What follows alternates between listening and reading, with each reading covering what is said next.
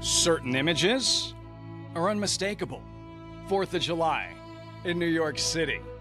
Fireworks to light up the sky. If you're a horse racing fan, that image is unmistakable. Saratoga Racecourse in Saratoga Springs, New York. A symbol of excellence and tradition in the sport of kings. And this weekend, these summer traditions come together. And the best part, the fireworks show starts early. Luminous Beauty opened up from the start and dominated. Extending his stride, it's Antiquarian here in the Grade 3 Westchester. Wins beautifully. West End Kid, sharp in the Pennine Ridge. Welcome to the 4th of July Racing Festival at Saratoga. And they're off at Saratoga.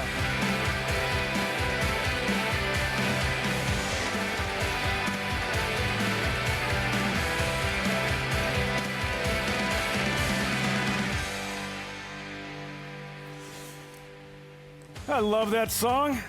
So much to celebrate this weekend. Our nation's 250th birthday. Look at that shot, and all the while celebrating a brand new season at Saratoga. One of the best days all year. It's opening day at the track they call the Spa. 4th of July Racing Festival. That gate will be in place before long as we welcome you just outside the paddock. And so glad you could join us for this first day of the 158th season of racing here at Saratoga. In less than 10 minutes, the first of about 475 races you'll see this season, most of them right here on Saratoga Live. Now you know what to expect. It's racing at the very highest level, the best horses, trainers, and jockeys. But this is what brings Saratoga to life. The fans, the crowd, the heartbeat of Saratoga moving rather quickly, perhaps seeking a seat on this very warm 3rd of July, but they'll make their presence felt. Horses in the paddock for the first. These fans, just like they have for more than a century and a half, another million expected to attend this summer. As I welcome in my friends and colleagues, will decide who is who throughout the course of the next 3 hours. Handicapper Jonathan Kinchin, New York Racing Association analyst Andy Serling. Guys, great to be back with you for another opening day at Saratoga. Andy, the last longer than typical season of Saratoga.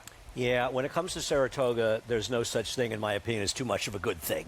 It's just great to be here. It's the greatest place in racing, in my opinion. A great summer to be here. And, Jonathan, if the first weekend's cards are any indication of what we have to look forward to, it's going to be one heck of a summer.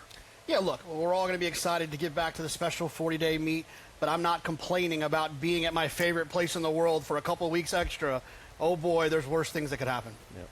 And this weekend program is just next level. And we talk about the stars of the sport and some of the very best in the business. Flavien Prat, the champion jockey, 2-time Eclipse Award winner. Jose Ortiz, 3-time Saratoga riding champ. Yeah, safe to say he's had a big year thus far. And trainer Chad Brown, who has won 5 straight training titles up here and 8 overall, poised for another big summer at Saratoga. Todd Pletcher, make it 15 overall training titles here at the Spa. Locked and loaded for the summer with the horses in the paddock. Race number 1 as we welcome in Acacia Clement to the broadcast. Acacia, very happy opening day to you. We just saw a clip of Jose Ortiz.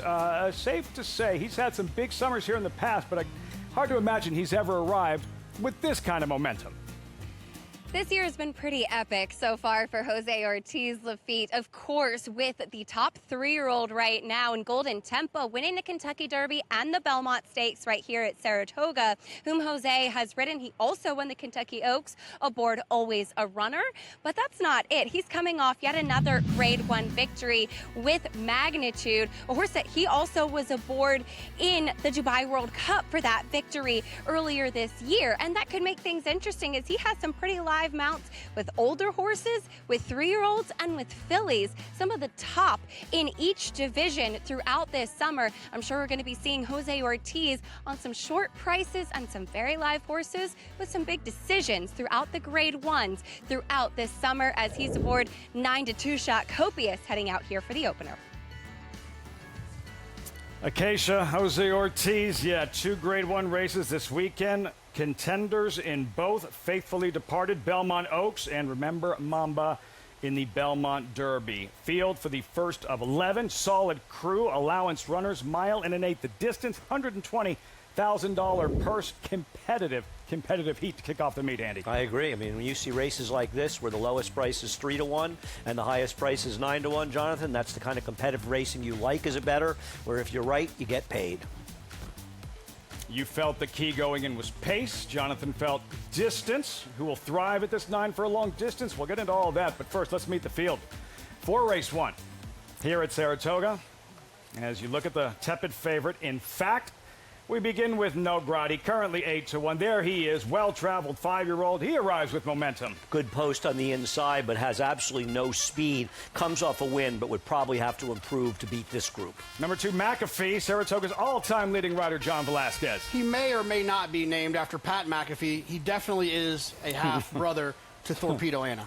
Chillax, second in both starts here last summer. Yeah, well, he's been second 5 times in 12 starts with 1 win, and boy, has this horse burned a lot of money now with David Jacobson. Fact, Flavien Prat, 10 Grade 1 wins last 2 summer meets. I'm wondering if this horse will be the horse that goes wire to wire to start off this summer meet at Saratoga. Pretty Boy Maya, last seen chasing Napoleon Solo in the Preakness. Yeah, the first horse that could make a difference in the pace here because he does have a lot of speed. How far does he really want to go? Followed by Founders, Manny Franco, 9th rider in as many races. I wish we were doing this show from the Founders room. There's air Is conditioning it in there. cooler in the Founders room? And there's food. Sign me up. Aforementioned Copius, who graduated here Belmont Week. And he may have the most speed of anybody in here, but problematic post on the outside, especially with potential speed from the 4 and 5, and how much speed they show will go a long way to what kind of trip he gets. But he did win stalking last time, and I think the big question, you mentioned those ARTs, who does he ride in the Whitney? Nitrogen or Magnitude? Those are rough choices, but it's a good choice to have to make. Good problems to have, Jose Ortiz. By design, they'll break right in front of the fans, a tradition to officially kick off the new season at Saratoga. It's opening day, a gorgeous day. There's an early pick 5 to play. What better time to get involved? Sign up today, NYRABets.com. When you do so, you're going to use that promo code SPA200. Enjoy betting on over 300 tracks around the world. Start winning today. Join now at NYRABets.com.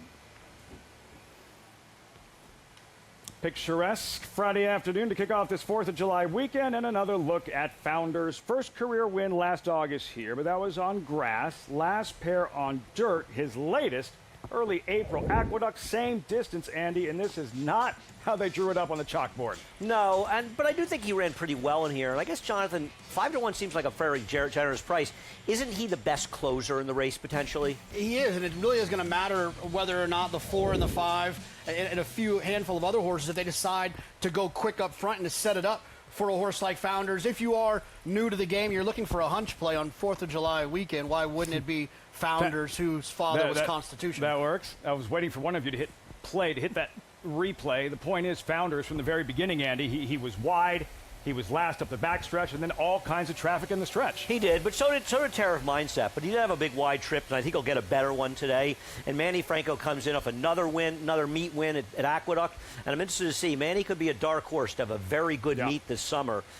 I wonder how much speed, guys, we're going to get from the 2 McAfee. I also wonder whether or not he's going to be competitive. Who is he? Who is McAfee now compared to who he was last year? Well, if he runs the race he ran the Peter Pan last year, where he finished second, he's probably going to win here.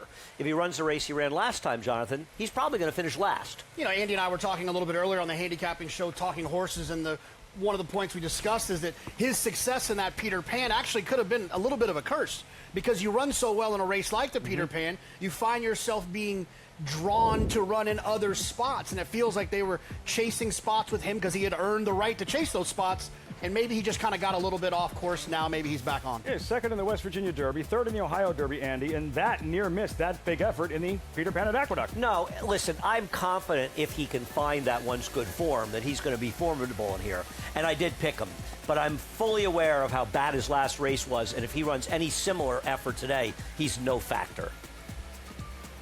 McAfee, first 8 starts with Rick Dutrow. Today, second start with George Weaver. As we say hello to Maggie Wolfendale, standing by trackside as we get close to the post time. Maggie, for the first race of the brand new meet. That's right, Lafitte. In the first race, always 9 furlongs here at the spot to kick off the meet. A ceremonious occasion, that's for sure. As we'll take a look at a few runners in here. And number 4, Founders, has been holding steady as your favorite. He's a horse that when you watch his replays, I noticed that he's one that you really have to keep engaged. Last time when he graduated in that other than Indiana, he was went straight out to the lead. Then he got off the bridle down the backside, and the rider had to really stay after him. So it's up to Fabian Pratt to keep this horse engaged. I do think that he is one that hopefully he can be forwardly placed. I think that gives him his best shot, but boy, is he a good-looking type, very classically put together. And obviously, Will Walden needs no introduction. He wins at a high percentage, and his horses seem to always look that way, too. McAfee's interesting, right? Last time, he was a well-beaten favorite, never involved. He did go 4 to 5 wide into that stretch, and he got steady back on the first turn, and then he just totally lost interest. Now, he's done well since I last saw him, which was last year as a 3-year-old. He's really gotten taller, longer, a more mature-looking individual. So we'll see, can he get a better trip this time beneath John Velasquez for a second start for George Weaver? Founders for Safi Joseph, he comes off a bit of a layoff. He is one that is a big, brawny, good-looking horse. I love the way he looks. I just wish he looked a little bit tighter here, Lafitte, as he sits at 5 to 1. See if he can find clear sailing today. About time to get this 46-day party started. To the voice of Saratoga, 4th summer. On the mic, Frank Miramati with the load-in call. Race 1, Saratoga live on Fox Sports 2. Thank you very much, Lafitte. In Tom Durkin's new book, A Life's Calling, on page 157, he talks about the tradition that he started that all announcers have followed, and that is very simple. Let's light this candle, ladies and gentlemen.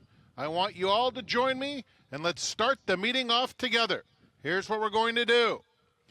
As soon as that gate opens, you say as loudly as you can, and they're off at Saratoga. We've got 2 more left to load. Founders and Copious. Get ready, fans. Let's say it together. They're in the gate. And they're off at Saratoga. And Pretty Boy Mia was out alertly, but there's a real scramble for the early lead. Chillax is flashing speed along the inside. Copious came away in top flight. And down at the rail, it's McAfee. And McAfee emerges with a narrow lead. Pretty Boy Mia is right up alongside in second. A length and a half back to a 3-wide Copious. And Chillax is racing in 4th, 3.5 lengths off the pace. They're followed by Fact, Nograti, and Founders. The first opening quarter in 23 2/5 seconds. And so they run down the back stretch behind McAfee, who leads it by a head, pressed by Pretty Boy Mia, and Copious snugly in hand, a length back third. Down at the rail, it's Chillax racing in 4th as they come toward the half-mile pole. Fact is 5th at this point. He's got 5 to make up. Nograti is next, and Founders at the back, 47 2 as they run past the half-mile pole. Johnny Velasquez lets it out a notch on McAfee, trying to spurt away, leads it 3/4 of a length. Pretty Boy Mia is asked to keep pace second, and Copious continues a 3-wide journey in third. Chillax has had a nice trip along the inside, gets a nudge now to go after the top pair, angling to the outside. Nograti is in 5th, under a drive, 2 clear of Founders. And at the back comes Fact. They turn for home. Pretty Boy Mia, 3/4 in 1:10 4/5 seconds. At the rail, McAfee battles right back, repels that bid, and opens up a length and a half with Chillax on the outside. They're in the final furlong, and McAfee has dug down deep and widened to lead by 3. And it's going to be McAfee opening up, wins it by 5 lengths. A photo for second went to Chillax in front of Pretty Boy Mia, and Nograti checked in 4th. Who is he now? He's a winner of the first race of the 2026 season at Saratoga. McAfee for winning trainer George Weaver and Johnny Velasquez, 4 to 1 in the end. leading rider, leading trainer right now. And McAfee, you got to love that Johnny was aggressive with his choice, taking advantage of that post, and I think it really made a difference. And it's nice to see him get back to his good races. Absolutely. It's a great way to start the meet for Black Type Thoroughbred, Swinbank Stables, and the other owners, George Weaver, Johnny Velasquez, like you mentioned, and to do it on a horse that had shown so much promise, but just kind of couldn't find his way through the end of his 3-year-old year, comes back, runs poorly to start his 4-year-old year, and then you get that performance that shows you that everything that you thought you had, you actually do have in McAfee. Easiest of winners, John Velasquez, Andy, August of 1990. August of 1990, his first ever win here at Saratoga. 36 years later, still competing, still riding with, and still beating the very best in the game. He's like the Mick Jagger of racing. And that's a good thing. To occasion with winning trainer George Weaver. I think that's a good description, as I'm so happy to be joined by George McAfee. We know that he's had talent right from the beginning. George, just your second start with him has to be rewarding to see him do that. Yeah, our head was scratching down in Kentucky. You know, he came in, it looked great, but he just wasn't breezing like we knew he was, how good he was. And they did some chiropractic work up there. Church was coming to an end. I wanted to bring him up here, and he's worked great every time that we worked him here. Like, it was going to surprise me if he didn't run well today. Do you think that we might see him in some deeper waters again after this? The way he ran today, I would think so, yes. We look forward to seeing that. But of course, kicking off another summer here at Saratoga, 1 for 1 so far. So no duck this meet. No, it's a good way to start. We'll try to keep it going. Congratulations. Thank you. Lafitte?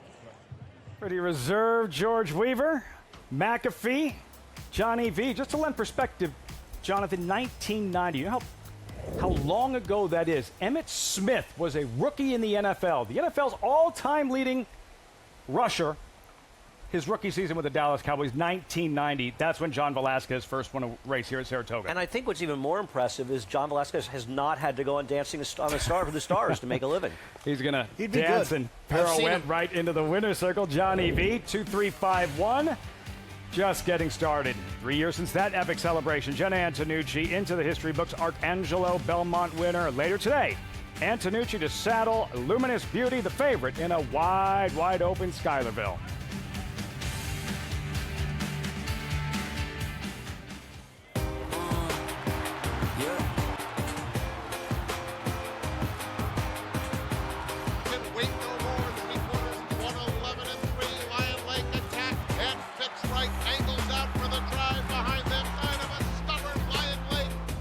Charlatan is the leading second crop sire by stakes winners, graded stakes winners, and graded stakes horses.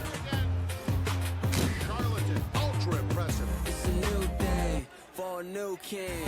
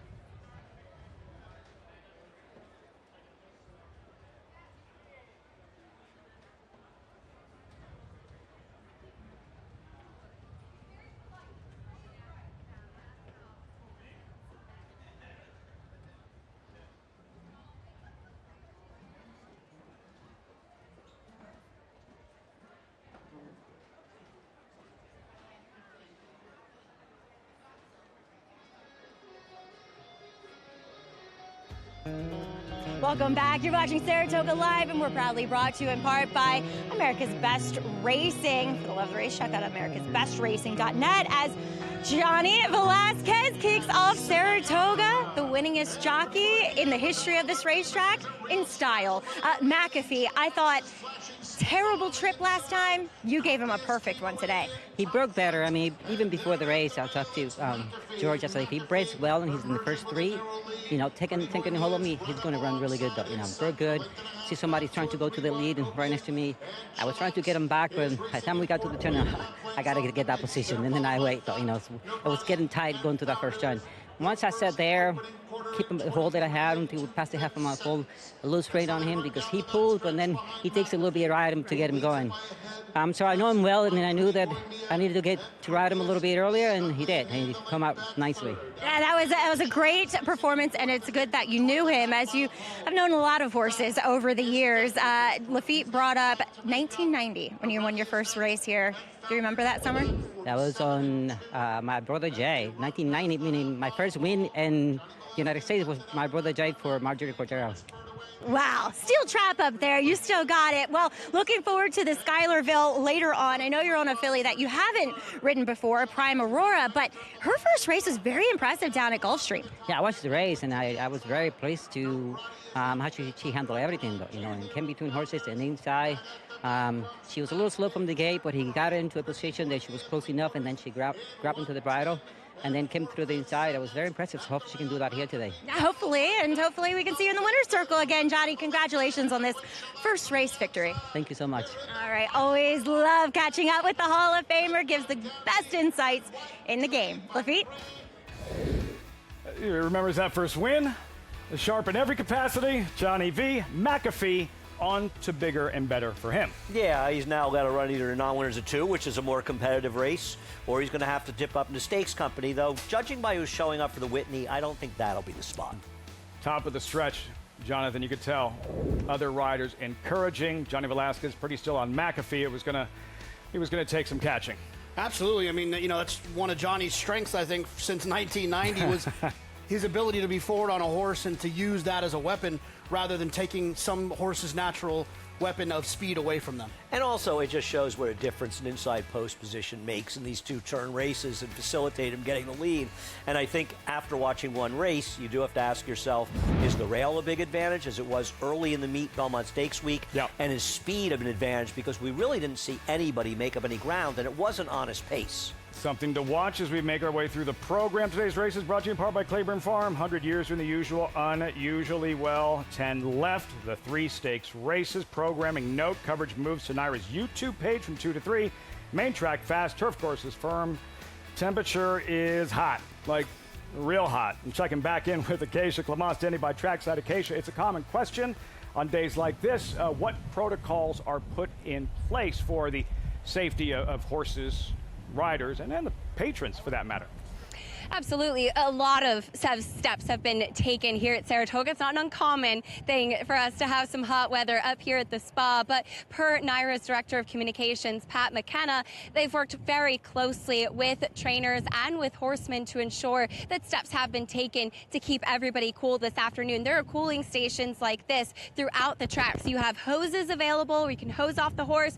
These buckets are filled with ice as well. So you have access to these throughout the track on the infield by the turf course as well. Now, each and every horse that runs at NYRA also undergoes a veterinary exam before they are allowed to run, and the vets will be looking closely for any signs of agitation or distress by heat, and they will also be very closely monitored following their races as well. So keep an eye out for the cooling stations throughout. Luckily, the weather has moderated throughout the weekend here. We are well below the heat index, keeping a good eye on it as well. There's actually a pretty good breeze out here, which does help a little bit. But of course, stay hydrated. And as mentioned, plenty of steps in place to ensure that horses and humans are well looked after and kept as cool as possible on these warm days, Lafitte.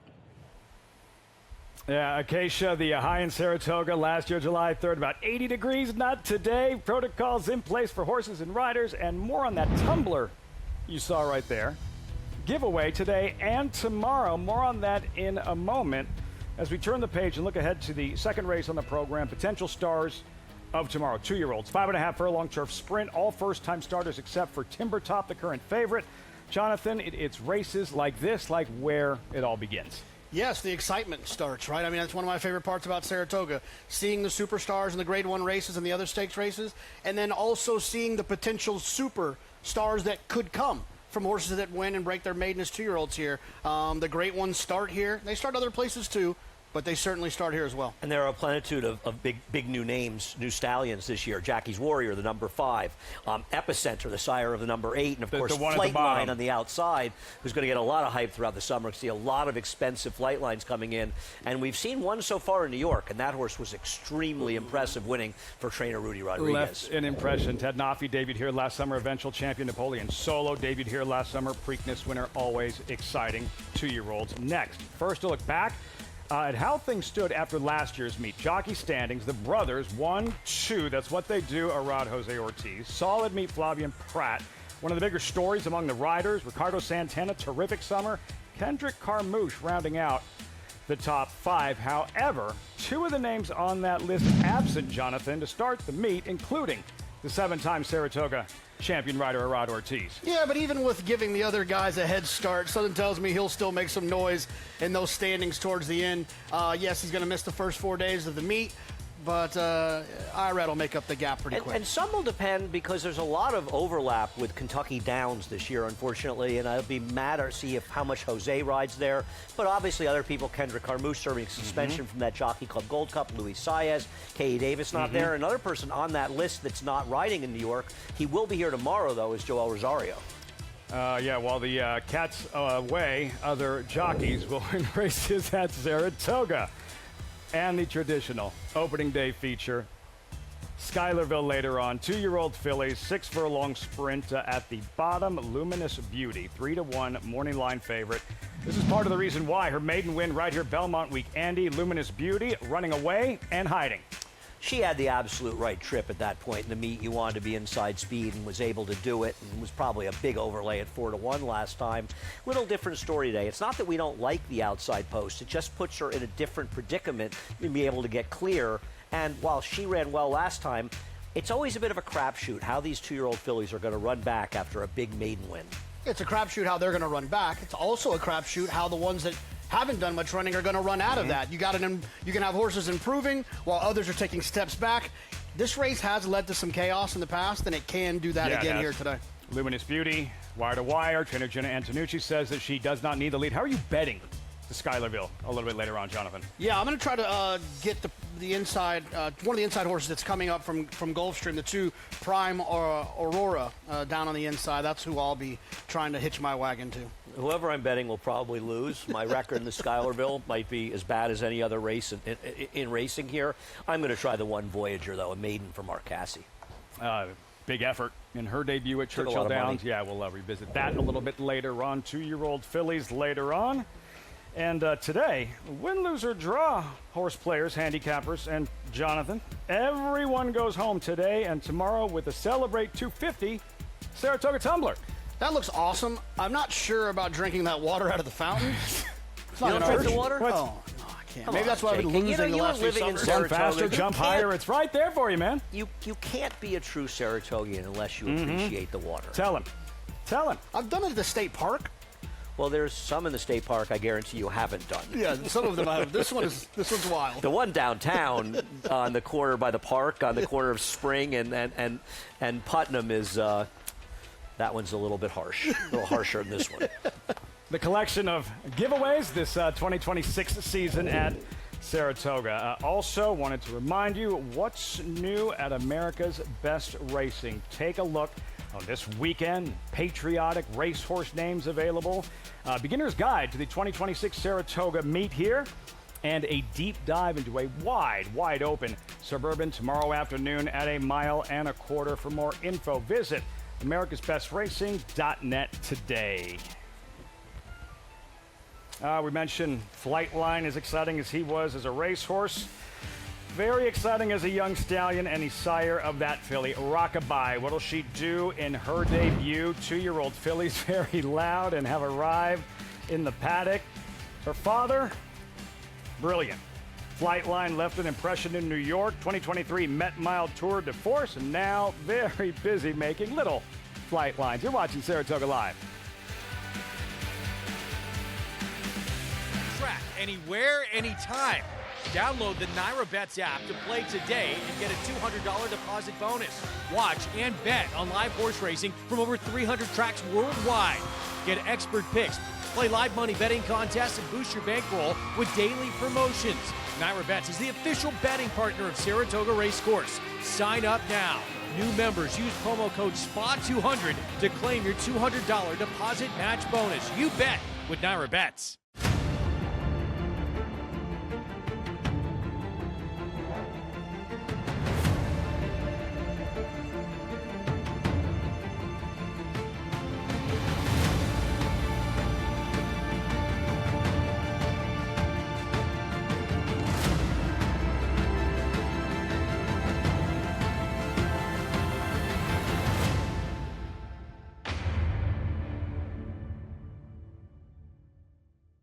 Get with the New York Bred program that supports farms across the state and puts more babies on the ground.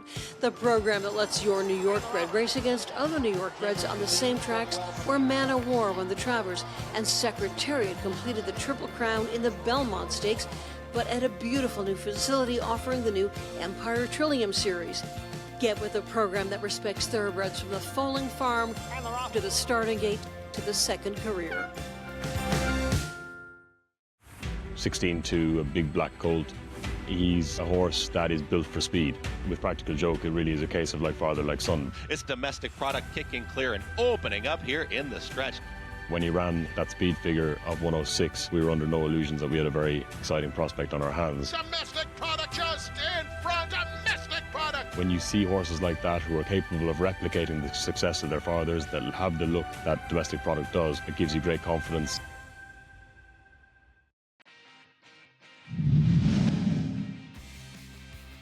Flightline just moves right by. Life is good. Flightline has the lead. He's got it by 2. He's got it by 3. A furlong to go. Life is good is second. Gap of 5 back to Taba. Flightline, a 16th to go. World-class racehorse, world-class performance, and a world championship event. Flightline has won the Breeders' Cup Classic. Never lost. Flightline 6 for 6, devastating Breeders' Cup Classic winner Andy and 2022 Horse of the Year. His Breeders' Cup Classic was an all-time remarkable performance, chasing that wicked pace set by the incredibly talented Life is Good and winning the way he did, Jonathan. There are a lot of accolades for him, but he was one of the good ones, that's for sure. Yeah, I mean, obviously this race we just saw, his Breeders' Cup Classic, was sensational. Pacific Classic, one of the best horses, best performances I've seen. That was the Who Invited the Alien performance at Del Mar, Flightline. Frightening. Yes. His Met Mile, he didn't break Awesome. and broke the heart of Speaker's Corner. He was a fabulous, fabulous racehorse. Suffice it to say, lots of excitement regarding Flightline as a young stallion. The sire of Rockabye, Andy locked in on Maggie locked in on Rockabye. Maggie, what are you seeing in the paddock? Yeah, Rockabye, interesting because we have not seen the flight lines on the turf yet, though he is 2 for 4 with his progeny here, 1 in Japan, 1 winning in the States. But there is turf pedigree in Flightline's bloodline. His dam was the greatest stakes winner on the turf, and looking at Rockabye in here, her dam was a greatest stakes winner on the turf. This is her first foal, but there's plenty of turf pedigree if you go back a generation as well. And as Acacia and I were talking about off air, the Flightlines are kind of an interesting group, at least early on here, with the ones that we've seen, because they don't necessarily look like him. They look a lot like their dam sires, or their dams for that matter. And so it's always interesting to see that, and you know, what that carries through with how they perform on the racetrack. Now, I do think that Rockabye, obviously well spotted. She has had all the accoutrement to make sure she is well behaved, the pony, the training saddle, and she has responded beautifully, as well as the cotton in the ears. And she looks very, very fit, which Miguel's horses do tend to be that way, especially these 2-year-olds coming over for their debuts. Moving on to one, though, that has experience, Timber Top, who I did see in that debut back on May 24th. does take the blinkers off because she just she broke slow, honestly. And two, Aqueduct versus Saratoga, that day versus this one, a lot more awake here for Wesley Ward. And furthermore, it was a race that was rained off. She does have somewhat compromised feet. She has those 4 white feet that I worried that the wet track was going to sting her. Wonder if it did. And now she gets back onto the surface that she was intended to run on. And she looks like a turf horse. She is big, strapping, and strong. And I do think she will be tough in here because I think experience speaks volumes. I liked her first time, questioned the racetrack. I like her against this crew. Moving on to number 6, Pavlova's Palace, daughter of Palace Pier, whose progeny are best turf sprinting, mostly in Europe. And the dam, while she was 0 for 3 in France, she has had 4 winners from 8 to run, including a Group 3 winner as a 2-year-old. Your Time Is Now. So she's well spotted in this affair, I think, going this 5.5 furlongs on the turf. She's been a pro too. She's a little bit smaller, but that's okay with turf sprints, but she's very athletic and appears to be well prepared here for trainer Bill Mott. She did only cost $86,000, the equivalent at the Tattersalls full sale. But that's okay because she was just a weanling. You often won't see those prices that high. So an interesting group here, Lafitte. Pavlova's Palace, Maggie, Andy's top selection. Over to Acacia. Charlotte's Beach did not cost $80,000. Acacia, Charlotte's Beach, the $750,000 live oak plantation filly. Yeah, she was expensive, and in large part because of her sire, Not This Time, who has been absolutely sensational with pretty much every type of runner. And I actually remember speaking to trainer Mark Cassie, interviewing him right after he and Charlotte Weber of Live Oak signed the ticket for this filly for $775,000. And she has really done well from her yearling season up to a 2-year-old. She's grown a ton. She was always very attractive and powerful. Now I do wonder if she might appreciate more distance, but she is quite sharp in here. She was one that was definitely a bit more on it, and you can say the same about the 4 Girls Wear Pearls, where Flavian Pratt does land. Jenna Antonucci's been strong this year with her 2-year-olds in New York. They had to saddle this one with the pony outside, and she's been held by a pony rider throughout because she is very energetic. And however, she's been working on the turf and outworking an older horse, albeit a maiden claiming, Lafitte. Antonucci with the lukewarm favorite later in the Schuylerville. Girls Wear Pearls here. Acacia touching on Charlotte's Beach, trained by Mark Cassie, has to be thrilled to be back at Saratoga. A Belmont week to remember, highlighted by Nitrogen, Andy, the champ, running a hole in the win in the Ogden Fifths. That was one of those crazy performances that even though she was obviously a heavy favorite and expected to win, I don't think, Jonathan, you could have come close to expecting her to run the kind of race that she did. No, I think you said going into that race, if the real Nitrogen shows up, she's going to win the race. I don't think anyone said if the real Nitrogen shows up, she's going to run off the screen and run one of the fastest figures of the entire weekend. I don't think that was the expectation. She was incredible. Look how wind-up Tway out there. I mean, she was really remarkable. It'll be interesting to see if that's kind of a one-off or she can keep running races like that, because if she can beat the best 3 older boys in the country. It wasn't just Nitrogen. Counting Stars, brilliant Acor winner, Alabama bound. Classic Q, wire to wire, just a game winner to face the boys in the 4-star Dave. Acacia with that gentleman live. Mark Cassie. He has a very strong barn, particularly with the fillies, and an exciting filly coming up here, Mark, with Charlotte's Beach. Boy, she has really grown so much, and she was on her toes today. Yeah, trying to just keep her calm, but she can run. I've never had her on the turf. Her pedigree says turf, but one hole's a little tricky, but she breaks run. She can run. She has a lot of size to her, but she has that sharp demeanor that really seems to suit these conditions. She's fast. She is. So I'm excited to get her started. As I always say, winning first time out is not always our goal. But if it happens, that's good too. So she breaks good. She's going to run really well. She's a talented horse. Looking forward to seeing her. But as mentioned, you have a very exciting barn with some really good fillies. Was announced that Nitrogen to be potentially taking on the boys in the Whitney. This crowd, I think, would go wild to see that up here. Well, you know what? I kind of feel like she's done about all she can do against the girls. And that was the same thing we had with Tepin. We stepped back, looked, and said, let's take on a challenge. And I think it's good for racing. I've said all along, I think Tepin is in the very good stage for her to be great. that would be a big step. So we're going to give it a try. We absolutely cannot wait to see that, but best of luck with your runner here. Thank you so much. Lafitte? Bring on the boys, nitrogen. On to the Whitney. Jonathan, to the Victor go the spoils. And yeah, it looks something like that when you rack up 3 Grade 1 wins here at Saratoga. Some guys want one blanket in their entire such a lives, cool 3 image. in one weekend. And I'll say this, Andy, I know you'll agree with me. Too often, I think people want the girls to run against the boys, girls to run against the boys, and it doesn't make any sense.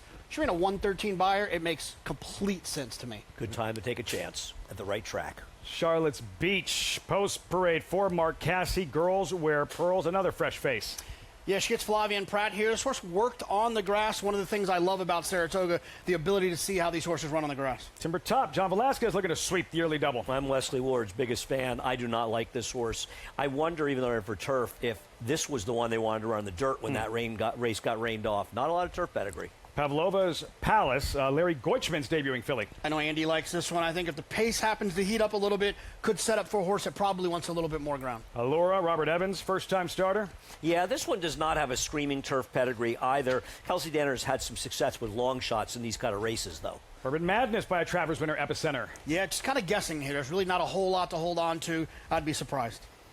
Rockabye to the outside. Jessica Steinbrenner's homebred, George Steinbrenner's daughter, late Yankee owner. There is plenty of pedigree for this one. And as we were talking about, well, it's the first flight line to start on the turf here in the States. He did have a fall win on the turf in Japan. A massive part of what makes Saratoga. 2-year-old fillies winding up. Start of the early pick 4. All that great news, and even better news for New Jersey horse players, Andy. Now can play the racing here, now able to play the racing via NYRA Bets. It's been a long time coming getting NYRA Bets available in New Jersey. So if you are in New Jersey and want to sign up for NYRA Bets, you finally can. We're very excited to be adding them. For all our friends in the Garden State, sign up today, get a new member sign-up bonus and a $200 deposit match with code NJ200. JK, your ticket, your double. Yeah, I'm going to play a little double here. I'm going to get started using the 3 and the 5 into the 3 in the next race. The 3 is Anyway. I'm hoping that Anyway ends up being the second choice in that second race, or the second leg, excuse me, of this double. Scan the QR code and ride along. Could be the best $20 you ever spent. Jonathan's double here in race number 2. Andy, your top selection. There she is. Another look at Pavlova's Palace. Yeah, I mean, listen, it's a guessing game with these horses, and you try to look at the trainers that do well in these situations. And Belmont can win with a firster going short in the turf, and he's done it before. He's done it here as well. This horse has a lot of pedigree, and Palace Pierre was an exceptional racehorse. Big, great Group 1 winner over in Europe. Maggie was talking about how his foals have been successful going shorter. I think this is an interesting alternative, but it's a bit of a guessing game. Over to Maggie. And my goodness, Andy, she by far looked the best on the racetrack. I kind of noticed her movement with her walk. She had a really nice, elegant, fluid walk to her. And then when she broke away from the pony with Junior Alvarado, my goodness, she exuded class, confidence, and just athleticism, to be honest. So I do like the 5 Timber Top, but I think she will ultimately be my pick in here for a good alternative at 6-1. Now, don't make a liar out of me. Behave yourself with the pony, young lady. As we'll take a look here at Jenna Antonucci's charge. Seems as though Jenna has a good deal of nice 2-year-olds that she has prepared very well for this season. Girls with Pearls, Flavian Pratt aboard. Now, there isn't an abundance of turf. I'm a little bit concerned about that. I mean, if you go, there is a half that, excuse me, the second dam, she was a 2-time turf winner, but it's not a real whoa, the 5 is being very bad out there. I'm glad I went with the 6 now. But it's not an abundance of turf, and she doesn't really scream turf. And with hard spuns, he's not a win early sire. He only hits at 8%. I usually like them because they tend to be big, mature-looking individuals, but I feel like she might need a start just mentally, physically, but I'm going to watch her because when they look this mature, Lafitte, they usually have some talent this early on in their careers. Ahead of the curve, we'll see Miguel Clement looking on, anticipating Rockabye and what she does in her career debut. Look, these fillies are on grass, and I know it sounds like a stretch, but fact is we have been introduced to some absolute superstars on opening day in the past, going back to My Miss Aurelia, an eventual champion, Echo Zulu, just a few years ago. No, I agree. I mean, two tremendous horses, won many great ones, and I don't know that you're going to necessarily see it in a turf race going forward. And one of the fun things, I mean, we love seeing the 2-year-olds get unveiled, but also watch the races carefully, because you'll see horses that didn't finish that well that you may want to bet on the next time. Yeah, you know, just a lesson I have to get taught every time I get here is that there's these impressive maidens are at a bit of a disadvantage with the horses that have experience. That experience goes a long way in these big spots. So maybe it's the second time you're finding a horse that runs well here today, and you'll bet that horse the next time they come back. Remember what Flightline did in his debut as we were looking at Rockabye? It's in California. 13 and a quarter length romp out west at Santa Anita. Mark Casse doesn't want to see any of that. Miguel Clement would love to see that from Rockabye, the Flightline filly. 2-year-old fillies, the first freshman event of the season. Frank Miramati with the load and call. Race 2 opening day live on Fox Sports 2. Allura right up to the gate.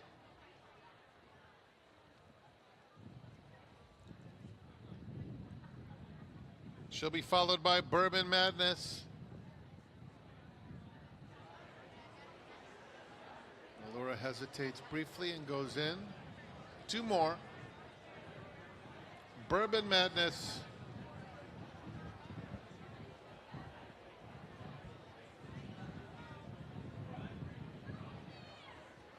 She follows the cue of the previous filly, Allura. Takes her time going in.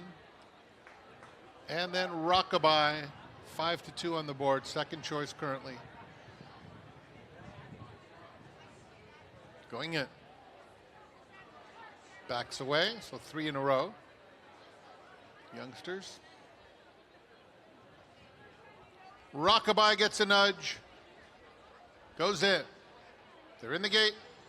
And they're off in a very even start. Bourbon Madness is one of the first. Allura, though, is quickest, and Allura takes command. Rockabye is now in second, and down at the rails, Charlotte's Beach third. Girls Wear Pearls, a close-up Fortress 3 lengths off the lead.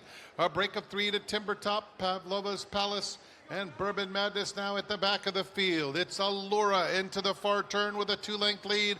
Rockabye is a clear-cut second, has to get closer, but Allura is doing it kindly on the front end. Widens, 3-length lead, 21-4 for her opening quarter mile. With Rockabye in second, they're followed by Charlotte's Beach, angling into contention far outside. Girls Wear Pearls, 1 furlong left. Allura's just in front, holding on by a length. Rockabye, Girls Wear Pearls, Charlotte's Beach is in between them. Now Rockabye set down, coming after Allura for a final surge. Allura or Rockabye? Allura, Rockabye, Allura has something left, and Allura takes them all the way. Rockabye was second in front of Girls Wear Pearls and Charlotte's Beach. Driving finish. Allura at a price turns back the bid of Rockabye. Allura 12-1 in the second on opening day. And when Kelsey Danner wins with a 2-year-old first-time star in a turf sprint, they are big prices. She's just 3 for 26 over the last 5 years, now 4 for 27. But before today, 2 of them were 25-1. This one was 12-1 and was ready to go. Popped away from there, made the front. Breaking well in turf sprints is very important. The 9 Rockabye just seemed a little goofy in the stretch, was kind of in and out, and just kind of hung a little bit. I think Rockabye is the type of horse that you'll like to have a chance to bet next time out. Yeah, I don't disagree. She'll benefit from the start, but I feel like she should have won today. I mean, maybe this horse is pretty good. We'll see. I wonder if Mark Casse will go to the dirt next time with Charlotte's Beach after this effort, because I thought it was a disappointing effort by her. Rockabye to her throat latch. Couldn't reel in Allura. 7-9-4-3. Timber Top, your concerns not unfounded. Andy for the only filly with experience going in. Listen, Wesley is dangerous a trainer in these turf sprints with 2-year-olds, dirt sprints also. But this one just didn't seem like one of his good ones, and she wasn't. Allura, Tyler Gaffleone, Kelsey Danner. Robert Evans, first-time starter, strikes at a price. 7-9-4-3. Results, reaction, Allura in the second of 11 on opening day at Saratoga. You're watching Saratoga Live on FS2. We'll be right back.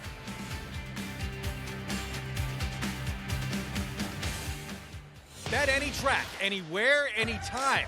Download the NYRA Bets app to play today and get a $200 deposit bonus. Watch and bet on live horse racing from over 300 tracks worldwide. Get expert picks, play live money betting contests, and boost your bankroll with daily promotions. NYRA Bets is the official betting partner of Saratoga Racecourse. Sign up now. New members use promo code SPA200 to claim your $200 deposit match bonus. You bet with NYRA Bets.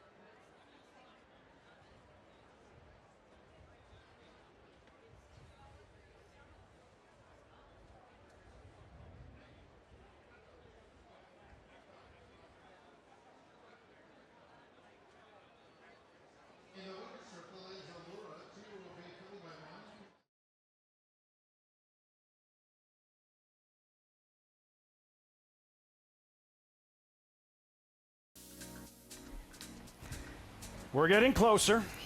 Next year, the Belmont Stakes returns home to the new Belmont Park, ushering in a new era for the Triple Crown finale. And to the pre-sale drawing today, or place a deposit on your preferred hospitality experience. Visit belmontstakes.com/2027 to enter. Brand new Belmont Park, not a bad opening act. Japan's Forever Young, Day 1 Jockey Club Gold Cup. Lots and lots of top-class racing between now and then. Just getting started, Saratoga. Welcome back, and welcome to the winner's circle. Allura, 12-1 in her debut. And I think a good reminder, Jonathan, to people with these two-year-old turf sprints, to me, are the place most likely to be able to get a price. I think a lot of times, people get caught up in the top barns and situations, and sometimes they're using these races to go further. And I know it's easy to say now is a bit of a red board, but they are the best two-year-old races to maybe get a price. Yeah, big opening day for trainer Kelsey Danner, standing by live with Acacia. That's right, as Allura takes them gate to wire. Kelsey, she might have been a little bit chatty before the race, but she was all business during the running. Yeah, she's always been pretty precocious acting, very professional about everything. They went quick. She seemed like she was doing it easily. It had to be encouraging to see her fight in the stretch as well. Yeah, she showed a lot of heart at the end there, but no, she's a nice filly. So, good way to start off the afternoon. Coming up later in the Wild Applause, you'll send out Lovely Gray, who gets back on the turf. What do you think is her best surface? She's been running well on the Tapeta. I know she has good Tapeta numbers, but she's better now than she was as a 2-year-old. So she got a little sick on us last fall. So I think she's kind of over that, and, I think grass will be fine. She's breezed really nice on it this year. Forward to seeing her. Best of luck later, and congrats here. Thank you. Lafitte? Acacia, that Wild Applause later on, one of 3 stakes races opening day. Guys, if you could have one of the 2-year-old fillies exiting that heat, that second race, who would it be? I don't know. It's a tough question. I might side with the winner. Everybody's going to say the horse was 12-1 and got lucky to win first time out. I don't think that horse got lucky. She was best. Yeah, I'll probably go with Rockabye, the horse that ran second. You know, you having a chance to have a flight line. A horse that would even appreciate going a little bit longer. Maybe that was just a starting point. Try this 5.5 today. First 2-year-old race in the books.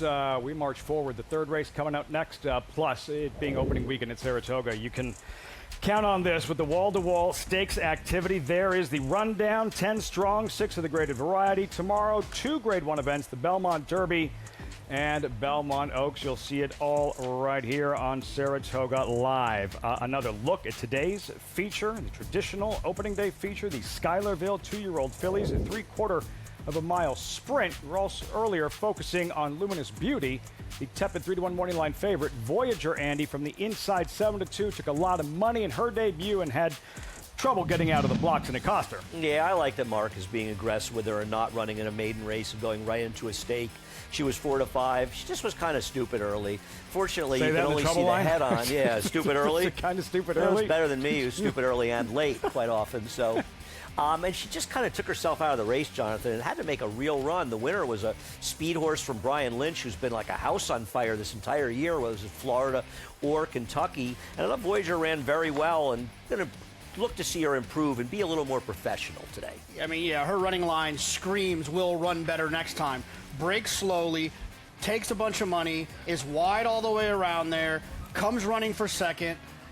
This is the type of recipe that if she figures it out this time around, she could be tough. And that's impressed you more than a horse that on debut has everything go right, and they're bred to be precocious, and they break good and the perfect trip and face no adversity and win, versus all the education that she just received in that one race. Well, I think one of the hard things about these races, the limited experience, is the majority of 2-year-olds that win first time in these short races, they do it wire to wire. Well, they all can't fit through the head of a pin and all be speed, and we've seen some steep closers like a Crypto Clearance years ago that was dueling in 45 and change to begin his career, and they're not necessarily speed types, so it's a long way from knowing, Jonathan, who they are. 100%. Yeah, I mean, now the devil's advocate there is that sometimes that's who a horse is that breaks slow, and maybe she does that again. From the rail. I don't think that's the case. It seems like she just kind of got caught a little off guard. Like Andy said, she was being a little silly. I said it the nicer way. I think she'll run much better here today. But you know what? What you say is true. I mean, sometimes you sort of take for granted they're not going to do that in the beginning of races, and they don't all improve in the second start. Crypto Clearance wind up like a stone closer, like ran in that 89 Breeders' Cup Classic Sunday Silent season ago. Yeah, second career start up here. Crazy. Hard to fathom. Crypto his 45 and change for his last half going mile, into not the his first way later back in his machine. And we'll be back here at 3 o'clock. But for the time being, over to NYRA's YouTube page and the Fox Sports app. We'll see you there for the next hour on opening day from Saratoga Live.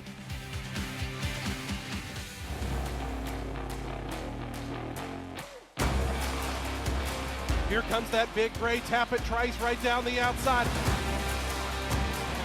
Tappet Trice wins the Toyota Bluegrass. Tappet Trice's 2024 debut was awesome. Tappet Trice is lunging. Tappet Trice wins the Woodward.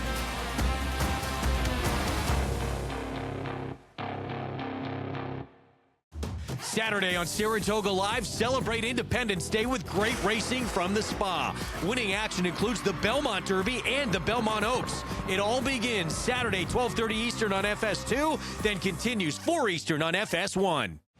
In commemoration of the 250th anniversary of the Battle of Saratoga, untold stories, living history events, and experiences are bringing America's turning point victory to life for new generations. Learn more at Saratoga250.com. This is what you get when all your wishes come true. Cody's Wish right alongside, down to the wire. Cody's Wish. The Horse of the Year Trophy. Cody's Wishes Horse of the Year Trophy. Start the quest for your award. Cody's Wish has rocketed past. Cody's Wish is drawing away. Cody's Wish. His first yearlings are selling now. Racetrack Television Network brings you every race, from every track, on every screen, every day. With monthly packages starting as low as $5, RTN gives you great value and access to more live HD streaming and race replays than anyone. Visit RTN.tv today to sign up and watch on almost any device, including Roku and Amazon Fire. RTN has packages that start at $5 per month.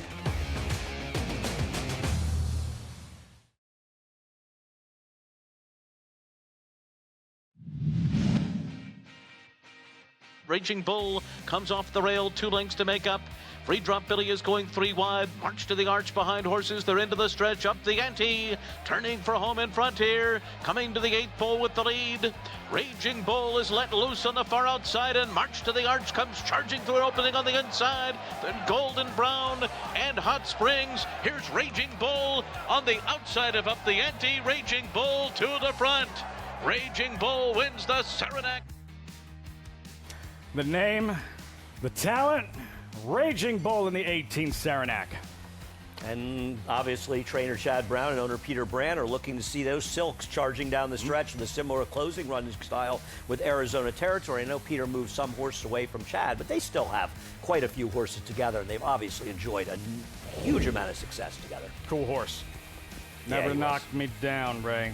Field for today's Saranac. Race 10, 3-year-olds, mile and a 16th. Those connections, number 11, Arizona Territory. Despite the post, 5-2 morning line favorite. Expanding a little bit, Andy, on why Arizona Territory is the Saranac favorite. Well, it's Chad Brown. There's that. But I think his last race, take a look at Print, the horse who finishes well behind him in second.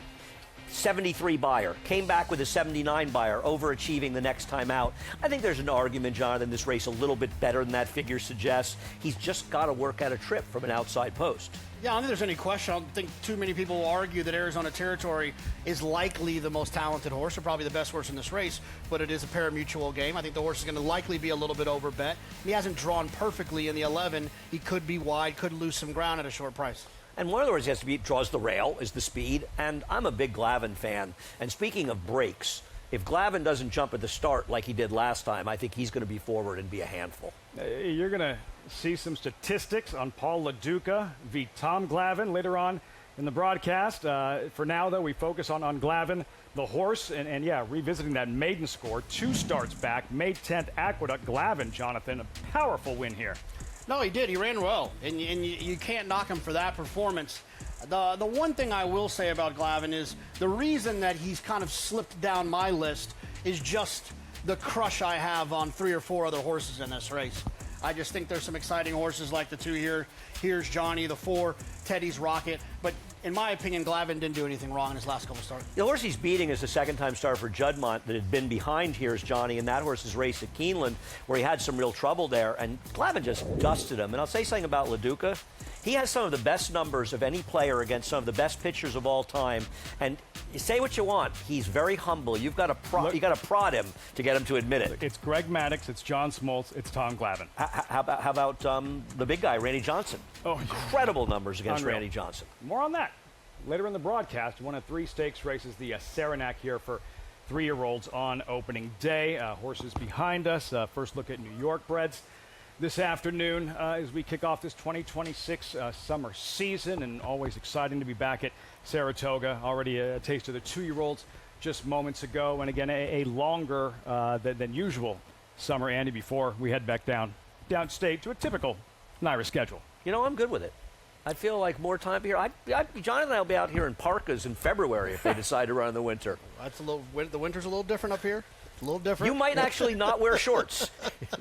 Might, I should say. I'm still hot. If only like every problem in racing could be answered with, we'll just do it at Saratoga. Right. We'll just do it at Saratoga. It's funny. It probably would solve a lot of problems. No too much is of a good thing up here. New York breds coming up. Flavien Prat to ride. Mofa the King, who you're looking at, Jonathan. And, yeah, no surprise when you shatter stakes records, as he did a couple of summers ago at Saratoga, you're going to be riding live stakes mounts. He could clean up on this opening day. Contenders in each. Absolutely. I mean, especially with the absence of Irad Ortiz. Look, Flavien is good because he's good at everything. He doesn't often make too many mistakes. You don't typically look up and a horse maybe you've bet and said, what the heck is he doing? I feel like I find myself saying that at times about a lot of other riders that are considered the top of this game. just doesn't happen that often with Flavien. No, I agree. I think his aggressive riding style has made other riders have to pay attention to what he's doing. And for Mo for the King, who he takes back in the cockpit of his most recent ride here, Belmont Week. Similar company, Andy. Mo for the King in contention, but under a drive. I'm not going to argue that he's a bit camera shy with the 4 seconds and just 2 wins and 13 starts, but he ends up chasing Longpour around the track, who had run a very fast race here last year, and he came back to his good effort. A little bit of moisture in the track as well. I thought he ran a better race than Anyway. I'm taking with Flavien, but both he and Anyway, and I agree with the public that they are the 2 horses to beat. Neither one of these horses has much speed. Does that worry you a little bit, given how the first race was run? It certainly does, but I would imagine that one of these 2 guys, whether it be Flavien with Mo for the King or Manny with Anyway, will be aggressive. Both of them are aggressive riders. My biggest issue with the 1 and comparing the 1 and the 3, who I think will likely fight for favoritism here, is the 1 Mo for the King. In his last 12 starts, the only one that he won, he was favored, meaning that things had to go his way in that situation. He was meant to win that race. We'll see. He's favored here to get started, but I'm not sure if he'll go off favorite. You know, I don't love picking these short prices with him. I just didn't really love anybody else. Tough to get here. By the top 2. You know, I mean, the 7 I know ran a big race last time, but that's the sort of one of those 1-number horses on a sloppy track. I thought Beat Provocateur was a little bit interesting, and he could be in a stalking position. And I've seen Fireball have a lot of chances. I'm not going to say he can't win it, and I wouldn't talk anybody off a horse at 6-1 in this race. He just wasn't for me. Gorgeous aerials and scenics, bird's eye view. The absence of Blue Roof Bow. How does that change the complexion of the race? Hang on there for a second, Andy, because we remind our viewers to get involved and sign up with us at NYRABets.com. You get involved, you're going to use that promo code SPA200. Enjoy betting on over 300 tracks around the world. Start winning today. Join now, NYRABets.com. Absence of Blue Roof Bow. I know, Jonathan, you like Blue Roof Bow more than I did in here. Potentially, he was the speed of the speed. Oh, he was certainly the speed of the speed. The question mark of who was going to the front would not have been a question if he was running in this race. And even with him out of the race, obviously, if you have a horse, you don't mind contenders scratching. But I think for both the 1 and 3, you're taking out a horse that has speed. And when you don't have much speed like those horses, potentially you're taking out a horse that even though he was good, he might have helped you. The interesting dynamic is that the 2 horses taking the money, the 1 and the 3, Manny Franco and Flavien Prat, are going to be basically making their early decision based off of what the other one does. And Manny is in the best position to do that, being drawn outside of Flavien. And both of them are riders that will get their horses more in the game. They're looking to be forward. Now, I don't think you disagree, either one of them is going to be the speed. But I think the point is you get them in a position where they shouldn't be that compromised by the pace. But I do think it matters that the 5 came out, because that takes out a significant speed, potentially. Fireball in there. He is. Some crowding at the start of his last race. I get the sense that you've seen just about enough of Fireball, though, Andy. I just, I don't like that race 2 back. He looked absolutely home, and he stopped in the late stages. Last time, I don't know what happened to him. I know he didn't have the best of breaks, but he showed no speed. Now, listen, he has run some very good races. And if he breaks cleanly and doesn't get a lot of pressure from the 2 outside of him, if you want to bet him at 6-1, I picked him 3rd, go ahead. Don't ever let anybody talk you off horses those prices. Somebody talks you off a 6-5 shot. Does it really matter? But 6-1s, you bet the horses you like anyway. Fireballing, name like that, he should be like Groovy fast, right? Groovy was pretty good. Groovy was real good. How about the Toy Canyon here at 10-1? Toy Canyon, and claimed from Brad Cox by Linda Dixon. No knock on Linda Dixon, who's had some success off the claim. Man, that is a tough barn to claim off of in New York, especially the ones owned by Sandy Goldfarb. I'm not cutting in line to bet horses claimed from Brad Cox, although at this current state I would cut in line for a milkshake from Shake Shack. That would be visit number 2 this afternoon. Well, that was supposed to be private, but it seems you've One, told everyone now. You've already had a milkshake? You're looking for No, second? I had a burger after talking horses. I sprinted over there. I thought about that going that too. If you had said that, I would have gone with you. Don't tell me anything you don't want repeated. Shake Shack here on the broadcast. Shake Shack is it great. hits different than anywhere else in the world. Man. It does. We can maybe get you a shake. Somebody out there want to bring John? What kind of shake would you like, Jonathan? No, I don't need a shake. I can't have a shake. I didn't say you needed one. It's not about need. It's about want.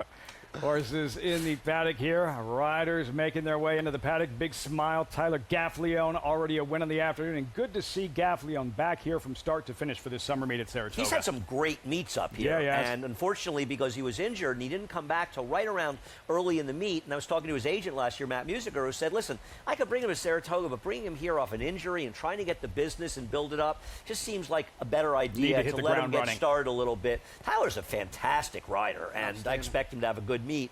I don't think he has the business to be the top rider, but it feels like a rider that's overachieved here. The one thing that I think helped Tyler a lot in the past was the fact that he was spent so much time in Kentucky. So when he came here, he got the Kentucky business and the New York business, that he was picking up. Reminiscent of Jose Ortiz. Yeah, and Jose does the same thing now. And no, I think Tyler's outstanding. I think he's an outstanding rider. But it's hard. You got to dig pretty deep into this colony before you start saying someone's not very good. It's really a tough place to do that. The great thing about the colony we have in New York is that you just don't get that many bad rides. You look through a race, and for the most part, at least, N-1 of the riders, if not N, are all incredibly talented riders. And I think as a horse player, you're just looking to have your best chance. And listen, riders are going to make decisions and make the wrong decisions sometimes. These guys make the right decision a lot more often than not. And when you see that bad ride around here, it sticks out like a sore thumb, doesn't it? Especially from some of the good riders. And listen, they're going to have to make split-second decisions. I don't care who you are. Every rider has given some bad rides. The best riders are not necessarily ones that win with horses they weren't supposed to win on. They win on the horses they were supposed to win on. They win the highest percentage. It's one of my favorite stats to look at is when, you usually can see it on Twitter starting up, is the ROI of riders throughout the meet. Obviously IRAD and Flavian are going to have a lot of wins, but you can find some really nice opportunities in riders who are hot who have that high ROI. That was one of the biggest stories last summer. He just exited your screen. Ricardo Santana, and the summer he had last season at Saratoga. And it's not the first good season he's had. He's had plenty of them. He's come up here at times with limited business, seemingly, and done extremely well. He can win on any surface. He's a very aggressive rider, and I think he's another rider riding more permanently in New York. He's added a lot of speed to our races because he's another guy who looks to be aggressive. And I think that's spending all that time at Oaklawn, riding on the dirt all the time. Speed, it's programmed in your head to be aggressive. And for Steve. He rode a lot for Steve Asmussen, another trainer who, you don't win a lot of races on the dirt in this country unless you're a trainer that understands the value of speed. You talk about Wayne Lucas. You talk about Bob Baffert, Todd Pletcher. All trainers never afraid to be aggressive with their horses. And dirt racing is conducive to speed. We have a dirt sprint coming up. These New York breds. And on paper, handicappers looking at this as a two-horse affair. Mo for the King, 7-5. Anyway, 3-2. Quickly, Andy, just to remind our viewers who watched Belmont Week at Saratoga, what were the trends that we saw on the main track that week, and what are we keeping an eye on today? It's interesting. I thought that especially the first 2 days of the meet, the inside was very good. I think it mitigated as time went on. Most of the two-turn races, and people will look back at the Belmont Stakes and know this, actually, speed didn't do particularly well. We saw a lot of closers. Now, we've run dirt race so far today, and inside speed dominated. Nobody made any moves. I don't know necessarily that the result necessarily says that speed was really good. I think the problem is that nobody made up any ground, Jonathan. Yeah. The tricky part is that that's inherently what dirt racing is. Yes. So it has to be very, very distinct for me to jump to there was something. You want to see long shots that significantly outperform. They might be running second and third, but you want to see aberrational performances by short prices running badly or long shots running well. They're playing our song, Called to Post. There's a favorite. Another look at Mo for the King. I think if he can run his best race, he's going to win this race. He's got to get position.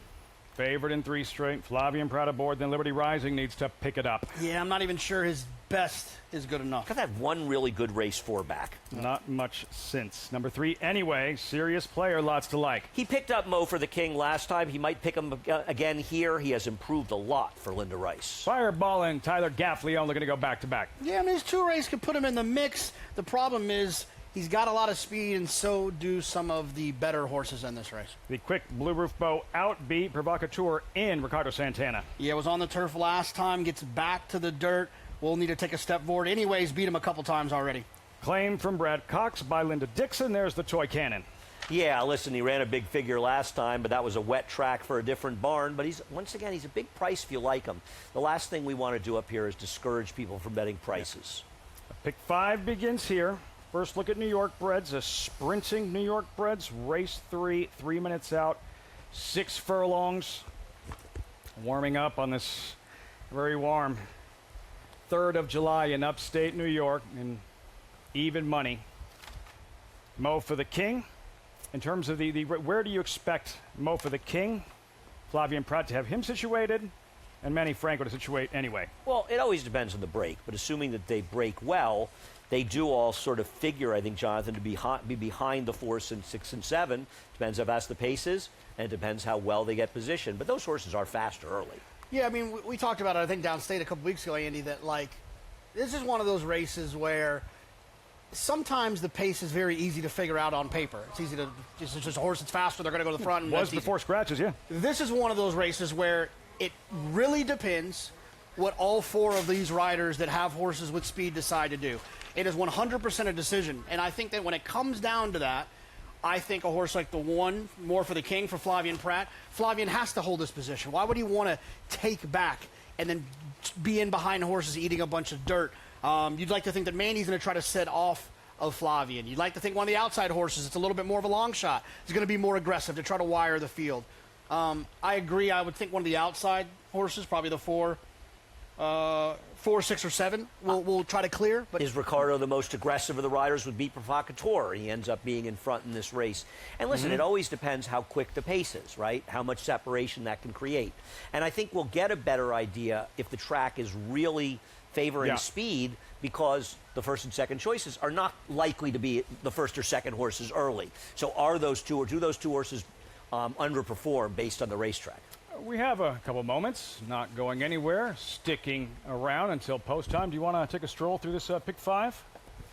You mean starting here, the Big 5? Well, you already, there's a Big 5 starting here. I think the 4th race. We have your opinion. Yeah, 4th race. Go ahead. Is a minefield. I mean, Jonathan likes the 7, who can certainly win. I like the 5, who can win, but the 2 can win. The 3 can win. The 8 can win as well. I mean, I'm interested in the 5th race. You like Paul as a star to wire the field. I like the 7, Oscar's Encore, and the 8, Kilby Girl.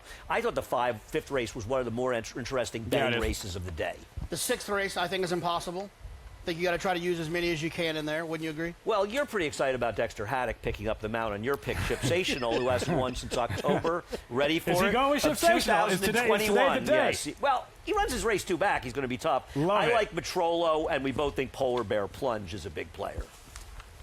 And the 7th, I mean, the 1 can win, the 3 can win, the 2 can win, the 5 can win, the 6 can win, the 7 can win, which means the 4 will probably win. Yeah. It's a tricky middle sequence. It is. It is.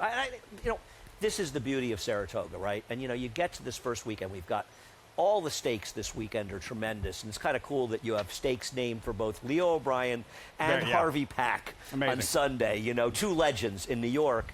And then even these other races, you look at the race like the 7th race, a 7-horse field. Absolutely contentious. Look at the first race, Jonathan, 7 horses. Incredibly contentious. No heavy favorites. And I think that's all you can ask for as a horse player. And then it's up to you to occasionally find a winner. Here at Saratoga for this opening day program, they'll be filing into that gate momentarily. These New York breds sprinting 6 furlongs. You know how you see the Triple Crown races this year, the Preakness really comes to mind. That the betting was next level, hard to get a grasp of. It was just wacky. What would you say is a common mistake made that you see? What is you used the word minefield earlier, a way to avoid those what is a common mistake when we get started here for handicappers at Saratoga? Well, I mean, I think it's a marathon. It's oversaid, but it's a sprint. It's not a sprint, it's a marathon. Don't feel like you have to suddenly start winning all this money early. Sort of take a broader view, be watching, seeing how the racetrack's playing, see some 2-year-olds for later in the meet. Don't dig too big a hole for yourself, but that's easier said than done. It's easy to get overzealous. Absolutely, you get excited. It's like, if you've ever been to Vegas. The first hour is real it's real dicey, and then you wake up the next day and you're like, oh my God, I have to leave. And the other thing here is, you have to keep your focus, because there are going to be a lot of long days, and there are going to be opportunities in there, but you've got to keep focused, and it's not that easy over a long time. When you get a little lazy, that's when you watch a horse pay $25, you realize after the race that you should have bet on. Yeah, I mean, our bosses aren't going to love this, but pick your spots. Frank Mirmati, focus with the call, race 3, opening day, Saratoga.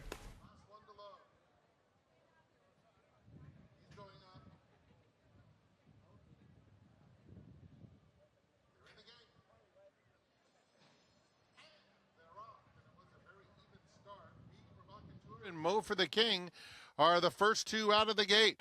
Anyway is close up. Fireball and Fort just 3 lengths off the lead. The two trailers, the Toy Cannon and Liberty Rising at the back of the field. Heading to the half-mile pole, B Provocateur leads the way by a length. Anyway and Mo for the King battling head-and-head for second.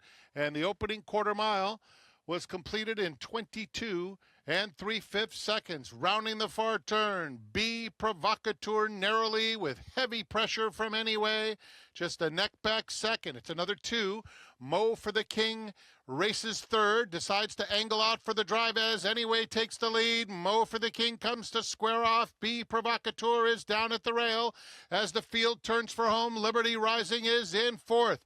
They're coming toward mid-stretch. Anyway, B Provocateur is not done, battling bravely along the inside, and Mo for the King in the center of the racetrack. These three dominating. It's Anyway. Manny Franco trying to finish the job on Anyway, and they've opened up late. It will be Anyway. Anyway proves best. B Provocateur very gamely holding second over Mo for the King, and behind that it was a photo for fourth. 315 Racing's Anyway.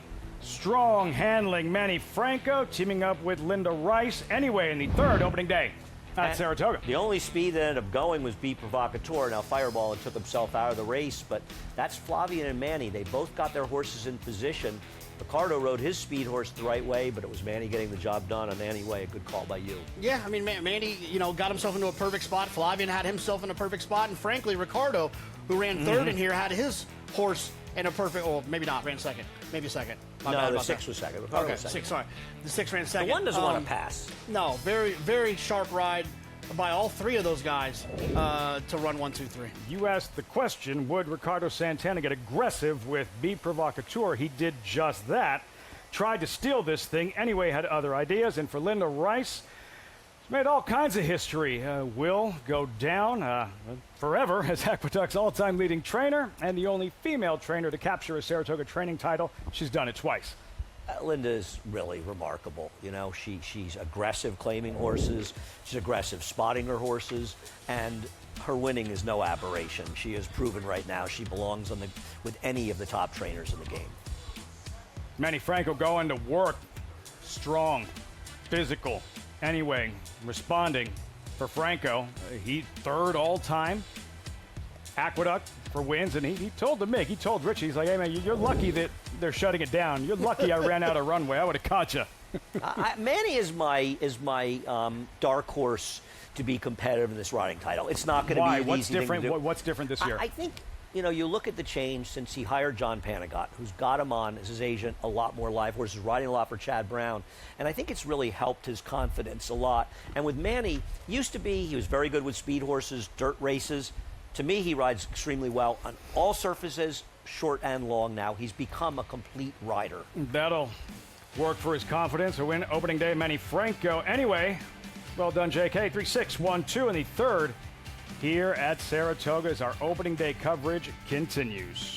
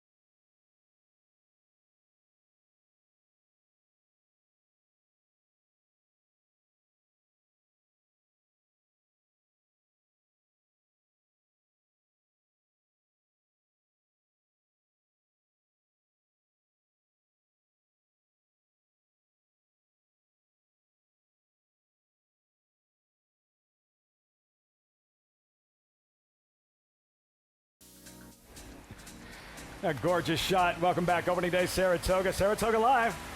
As always, brought to you in part by NYRA Bets. Bet any track, anywhere, anytime. Visit NYRABets.com or download the NYRA Bets app to get started. I don't mind when the tractors mess with you on the pregame show, talking horses. Now they're messing with the afternoon show. So suddenly you're feeling my pain. I actually love it. Make that clear? I actually love it. People just get so excited by it, and it's so much fun. See, I think it's a good laugh. Watching you now. Now it's a little irritating. Nah, it's fun. Saratoga, man, it's all fun. Especially in the winner's circle. Anyway, 315 Racing, Manny Franco winning pilot, trained by Linda Rice, as we welcome Megan Burgess to the broadcast, standing by with winning pilot Manny Franco. Megan.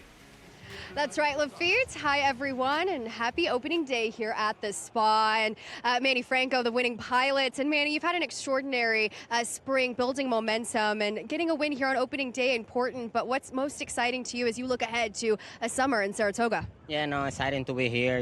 To be riding with the best jockey colony in the whole world. So, like I say, excited to be Saratoga and hopefully hope for the best. And I'm happy to get off the dog right off the miss or right quick, and I think that helped. Absolutely. Well, you've got a busy day ahead, and congratulations in this one, Manny. Thank you so much.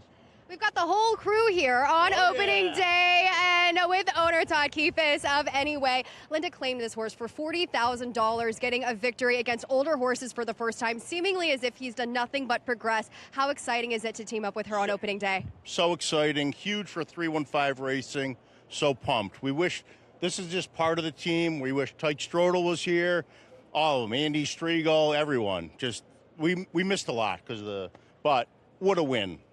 What a win, and you've got your entire family here, but what's the part? What brought you to this game, and what does it mean to get a victory here at Saratoga? Well, it's the nicest track in the country. It's just unbelievable. It's unbelievable to win here. It doesn't happen often, I'll tell you that much. Special moment indeed, Lafitte, as it is always important, but also memorable for everyone involved to get a win here at the Spa. Whether it's a claiming race, a stakes race, regardless, that much more special. You can feel the excitement anyway as the 315 Racing team looks on. Anyway, and Manny Franco for Linda Rice, and makes his second start at Saratoga, winning one. And this is Manny, and this is one of the ways he's improved as a rider. He's looking at the race, and he's not thinking, I'll just let my horse do what he does and work it out. He's thinking, I got to worry about the pace in this race. I got to be forward here. I don't have an abundance of speed, but I'm going to take it to whoever's up front, and it really made a difference in here. That was much the best, Jonathan. And the other thing I'll say is this is a great example, starting earlier this meet, that Irad and Flavian are typically not always overbet, but they can occasionally be overbet. I didn't see why the 3 wasn't favored over the 1 in that situation. You switch the riders, you just mentioned why. Prices. Yeah. So that was the third race. You guys said going in, kind of felt like a 2-horse race. This fourth race, a lot deeper, very competitive $20,000 maiden claimer. We're looking at doubles on another screen. The 3 is favored at $7.78 for $1, and the 8 is $19.25 as the 5th choice. So, as we said before, the 2, the 3, the 5, the 7, and 8, they are all potential winners here. Who graduates? This is a tricky one. I picked the 7. It's 7-2 right now. I'm happy with that position. I picked Ryan Shadow. I'm hoping Manny can win back-to-back, but I have no confidence in that horse. Get that opening day momentum going. Manny Franco, $20,000 maiden claimers next. And then tomorrow's program, pair of grade 1s plus the grade 2 Suburban. How about Antiquarian? How good he was in the Westchester. Doesn't have to deal with the likes of Nice Shows this time as he did in the Met Mile. And Hit Show, Rich, former Dubai World Cup winner. The Suburban tomorrow, day 2 at the Spa.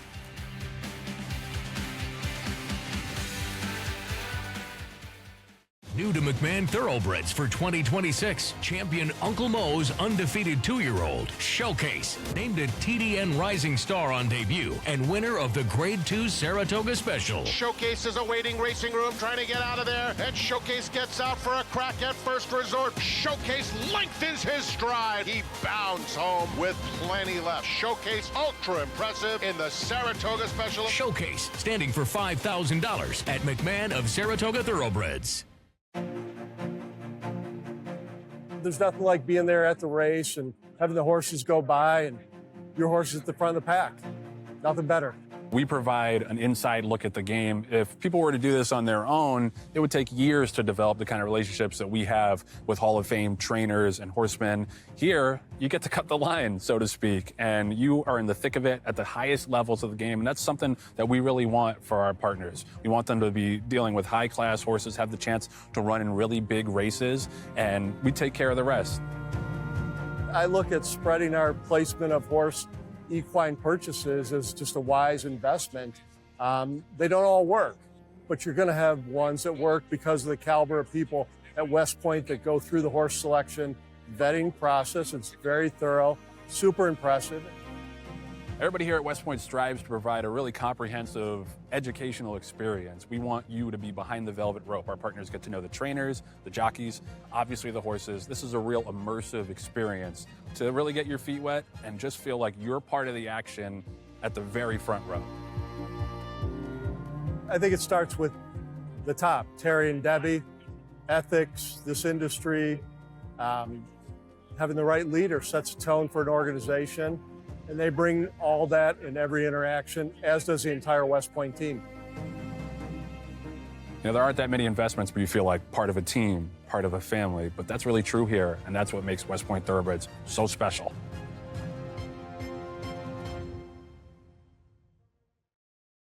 Upsets in Saratoga go hand in hand, but it's bigger than you think.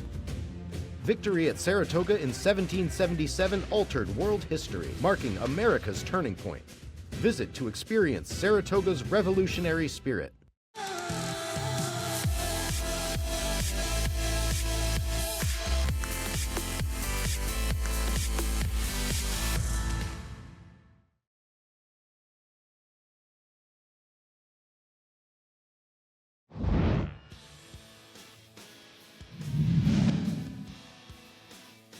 And Phileas Fogg saying, "Catch me if you can." Antiquarian is suddenly 4 lengths back in second, and Locked is down at the rail. Mid-stretch, Phileas Fogg in complete control. Antiquarian 4 lengths back. Then it's Locked and Ben Doog. They're coming to the 16th pole, and Phileas Fogg still full of run. And Phileas Fogg by 2. Antiquarian trying so hard, and it's going to get close. Phileas Fogg, Antiquarian, here's the line. Phileas Fogg held on by the narrowest of margins. The rematch tomorrow afternoon in the Suburban. Phileas Fogg with a title to defend. Antiquarian out to turn the tables. And Phileas Fogg has shown the ability to rate in these races and still run well. And with Ford Steele in here, he's not going to have an easy time on the front end. There is some irony in the Kendrick being allowed to ride Phileas Fogg despite being suspended as a designated race, given he's the horse that Kendrick got suspended on. Story within the story. Look at the field. Suburban presented by Suburban Life. Deep, competitive. Antiquarian. John Velasquez, 3-1 morning line favorite. That big win in the Westchester. But when did he get so fast? You know, when did he get so fast? He is a horse that's probably better at the longer distances, but he's always had talent to win in those races. To going a little bit shorter, obviously not good enough in the Met, but he broke so well, he ended up in an unfortunate position of being too forward in that race. I think 3-1 would be a big overlay in here. The funny thing about Antiquarian is he's never going to get a whole lot of fanfare because he's probably like the 8th best horse in the country, but that's still pretty darn impressive to be the 8th best horse. It's just he's not quite to the standards of some of the other big horses, but he is a very good horse. He got a 108 buyer when he won the Jockey Club last year, and that's a figure that has won some of the biggest races many, many times. It just happens that the division is extraordinarily tough this year. They might even be tougher than last year's division. Yeah. Megan Burgess is with us. Megan, for Hit Show. The biggest moment of his career at this 10 furlong, mile and a quarter suburban distance. That's right. And Hit Show is kind of an anomaly, as Andy alluded to, being a Dubai World Cup winner, but still a horse that we question is at the top of the division domestically as Hit Show comes out of that Grade 3 blame, where he did finish 3rd under Irad Ortiz Jr., and I thought he got an interesting ride and trip that day. It seemed he just didn't get out in time, and I wouldn't say overconfident by Irad Ortiz, but you could also use that word to describe that ride, as I didn't find he was moved into position position to get in the clear to really do his best running, as he does come from mid-range to off of it. But Hit Show in tomorrow's Suburban does look to get plenty of pace to chase at for trainer Brad Cox, I should say, is second off of the bench here. He's been training at Churchill Downs, where if you go back and watch one of his works, Lafitte, he actually was on terms, whether it be by design or not, with crude velocity, and an interesting video there where he did look fantastic. And I do find he will be able to hold his own in a very competitive rendition of this Grade 2 Suburban. Hit Show, Andy, what'd you make of his most recent effort? He ran okay in there. I think he's a nice horse. I just don't think he's good enough to beat these horses. But Meg's right. There is going to be pace in here, and he's a closer. I thought Stars and Stripes might be a little bit interesting as a horse that could improve. But Antiquarian, to me, is way the horse to beat. For the sake of timing, I was quite literally going to say the exact same thing Andy did. So, efficient. Probably want to reevaluate things. Mid-season form on opening day. Being that it is opening weekend of the summer here at Saratoga, Jonathan, we'll start with you. What are you looking forward to most over this 4th of July racing festival?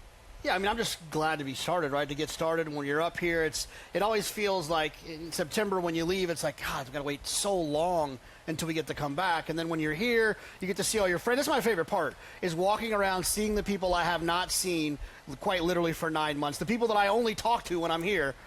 Some of my best friends, I literally don't speak to them until summertime. So that's the part I'm most excited about. Get over to the paddock bar, check out the Doogie and some of the other people with wild nicknames. I agree with Jonathan that just being here is what makes it so magical. I think the fact that the stake races this weekend came up incredibly strong, big fields in almost all of them. You go even through the Kelso on Sunday, a super race. The Harvey Pack is a super race, and that's what you want to see. You want to see horses showing up for the big races. So obviously, looking forward to seeing good horses in big races run. But being back in Saratoga is what makes it special. Looking at that Suburban field, we've grown accustomed to seeing 5, 6, whether deep, competitive, and like you said, that's what we want to see. Tomorrow, the Suburban, pair up Grade 1 events, Belmont Derby, and the Belmont Oaks. Horses in the paddock for the 4th. $20,000 maiden claimer. Who's ready to graduate? Perhaps Mr. RT, 9-race maiden. Currently second choice, 3-1 on a warm but gorgeous afternoon in upstate New York on this 4th of July weekend. Happy opening day, everyone.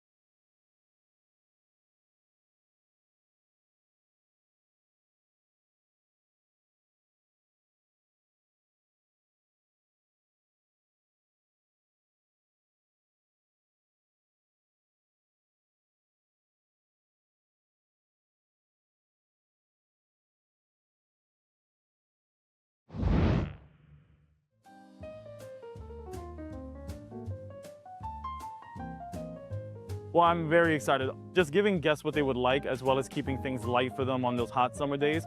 Some highlights that we have is our signature turkey sandwich.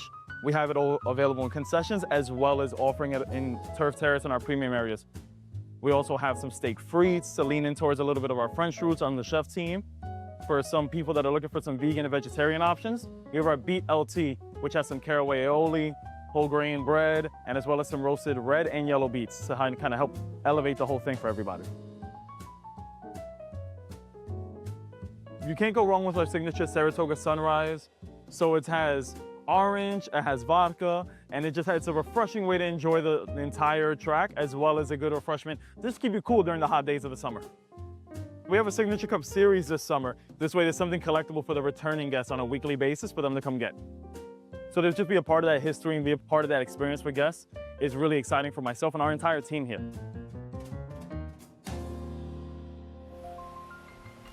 Something for everyone.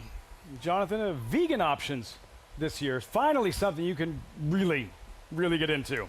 Honestly, I thought about not coming this summer if they weren't going to have a vegan option. But now that they do, I am here. I think the Beets LT seems like a good idea. I like Beets. No, Andy, what's that little spot with the fried oyster, you know what I'm talking about? You mean Eddie F's? Yes. Eddie F's tremendous. It's awesome. over by the Karis, the Four-Star Dave bar, by where Hattie's was. I tell you, the not good for today necessarily, but their lobster bisque is to die for. Could you imagine? This is a lobster bisque day. If nothing else, I woke up and thought to myself, this is a lobster bisque day. I had to bring up a pint of it earlier. Any lobster bisque for you today, Megan? I think that seems as if, though, perhaps for a temperature cooler than this one, Lafitte. I'm going to go to the Shake Shack and get myself a milkshake or something cold. But we'll start in this pretty competitive maiden $20,000 claiming race with number 5, Ryan's Shadow, who is making the pivot back to the dirt, sprinting on a fast track for the first time since 2024. And I'm honestly surprised this horse isn't taking more money. Currently up there at 5-1, with these connections, trainer Brad Cox and Manny Franco looking for another victory. But this horse, just looking at him, I would suggest the dirt will be his fancy. He's more upright in his pasterns. He doesn't really give me the overt signs that he's totally meant to run on the grass or the all-weather, which he has done before. So I really do find he's going to be well bent on the main track, where going back to his best race on February the 7th, they went quicker. He was well back, continuing to make up ground on a big move on the far turn, second best where the winner wired the field. And the thing I liked most about this horse is when going through some of the form lines and the next out winners, Ryan's Shadow's best race, there were 4 next out winners from, and you couldn't really say that about many horses coming from this field, as I'm on the same wavelength as Andy on this one. As far as the current favorite in the 2-1 Private Flight, who is taking a cutback in distance, I can see why they stretched this horse out a bit. He does have some size and scope to him, but I do find it will be for his benefit the way he has run back on May the 16th. The fair track, well off the pace too wide, made a rally around the backside and ran on behind a more forward winner, dropping in class with 3 next out winners to come back. From there, I had no issues with him physically. He's cool, calm, and collected, and they've kept him moving out here in the paddock. As far as the 2, Trailblaze, a horse that's taller, scopier, I can surely understand why Linda Rice wanted to stretch this horse back, as we'll take the cutback in distance as the half to New York bred stakes winner Trail of Gold, who did best running on the grass routing, but incredibly sharp, will show hopefully some of that early speed as he's been shuffled back in some of his races. I do find he could move forward, and one that I would keep my eye on up there at 4-1, Lafitte. Trailblaze, to be ridden by Derby Belmont winning jockey Jose Ortiz, as Megan mentioned, 4-1. Linda Rice looking to saddle a second winner on this opening day program. This is Mr. RT taking it all in, and we're going to revisit his latest. This was June 12th, Aqueduct mile distance. Mr. RT in the stretch. Andy, wrong lead, head high, but battling in the stretch. And he ran a respectable figure. He's run some faster race in the past, losing to Jamie Ness horse. This is one, Jonathan, I know you like this horse. Do you feel like Flavian's taking a little bit extra money? He is. That is definitely a concern. I talked about it earlier. I can't act like it's not happening here. The one thing I will say about the horse as an individual, this is the shortest price he's been. So while he's 0 for 9, this is the shortest price he's been. But to your point, that might be partly because of Flavien Prat. Have to pay for his presence. Flavien Prat, Mr. RT, 3-1 Jonathan selection. Andy, Ryan, shadow for you. I have absolutely no confidence in this pick. It was more of an anti-pick than a pro pick. The only time he ran a dry dirt track was his debut, and he stunk. His best race was going short on synthetic. His other two synthetic races, one long, one short, were both bad. Who is he? Is he capable of running a good race? I wanted to give him a shot at a dry dirt track here for Brad Cox one time, but I have absolutely no confidence. I don't know how you can have confidence in this horse because most of his races are not that good. Why is Private Flight the favorite? Because he's run the fastest Beyer speed figures recently, a 68 and a 69 figure. And even though he was 3-1 and 2-1, he hasn't burned money at a super short price. He's just running the fastest races, Jonathan. I also think his 2 maiden special weight performances last summer are being chased a little bit by folks who are betting this horse because those numbers are way the numbers to beat, but he just hasn't necessarily been running those numbers. How do you equate and compare when you have Saratoga maiden claiming races here and horses coming in from other venues, Aqueduct or anywhere else, the races that they're exiting and how they compare with this in another claiming race in Saratoga? Well, I think that's where the daily race performance formulator is invaluable. I think for a Saratoga meet, if you're going to play this meet seriously, you have got to use formulator because of all the shippers. And it gives you the ability in formulator, you go to the PP, the running line, the last horse, and you can look at the chart. And from the chart, you can look up every single horse that raced in those races, and you can gauge for yourself, did horses come out of the race and run better in subsequent starts? Had they run faster races? Were there some winners coming out of the race? Judge for yourself, and attract it as a lot of shippers. Formulator is invaluable. And that's the advanced answer. I mean, I think that I completely agree with. I think that the even more simple answer to that is when Andrew Beyer revolutionized speed figures, the idea was to make a formula in which a number that takes place at Saratoga is comparable to a number that takes place in California. And so if one horse runs a 68 in California and a 68 in Saratoga, they're supposed to be the same, theoretically. Simplified, easy to apply, especially on your NYRA Bets account you just signed up for. And a reminder on this weekend, this most festive of weekends, the 4th of July contest where you can win a seated $10,000 BCBC seat plus pack cash prizes. In NYRA Bets 4th of July contest, visit nyrabets.com/contest to register ahead of tomorrow's 3rd race. So much going on this opening weekend. I think it's also very hard to know exactly how this race is going to be run because I think the speeds are the 7 and 8 on paper, but is Jose Ortiz going to be aggressive with the new Linda Rice horse, Trail Blaze? Can he be more forward? This is not an easy race to read in general, and it's not a lot of super reliable horses either.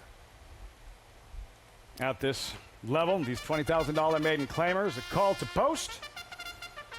8 strong, 7/8 of a mile, an extended sprint. We start with a Rumble, Young Man Rumble, posted inside again. Javier Castellano rides back. This horse is for fans of Muhammad Ali. Cold on the board, though. Then Trailblaze, Southern California transplant. Yeah, making his first start with Linda Rice. Typically, that's never a bad thing. Private Flight, second in his last pair, the favorite. He's got a plethora of numbers, including a couple here in Saratoga. They're fast enough to win this race. Jose Lascano aboard, and then number 4, Bellamy, who's just really one-geared, really one-paced. A horse is leaving Linda Rice's barn. Typically, not a great thing. Reflected in the odds, the wagering. Then number 5, Ryan Shadow, Andy's top selection. It's sort of a connections play, to be honest with you, and kind of taking an anti-approach to the others. 6 is out, 7 is in. Mr. RT, Jonathan's top pick. And I think that he's going to be forward in this race with Pratt, and I don't disagree with Jonathan. He's a big player. Restless Renegade, owned and trained by Linda Rice. 0 for 11, but the thing that jumps off the page to me is the last 6 starts has been under 2-1 in the odds and has not won. He is not under 2-1. A long shot, frozen on the board. United Steins, 35-1, first-time starter by Travers winner Key Nice. Yeah, and it's more of a turf route sort of dam side in this one. So if this horse is going to prove successful at something, it's probably going to be going longer in the future. There's Bellamy, looking to graduate in his 8th career start. The field for the 4th race of 11 on this opening day. Saratoga, 7/8 of a mile, $20,000 maiden claimers. Another look, Jonathan, at Trailblaze and Jose Ortiz.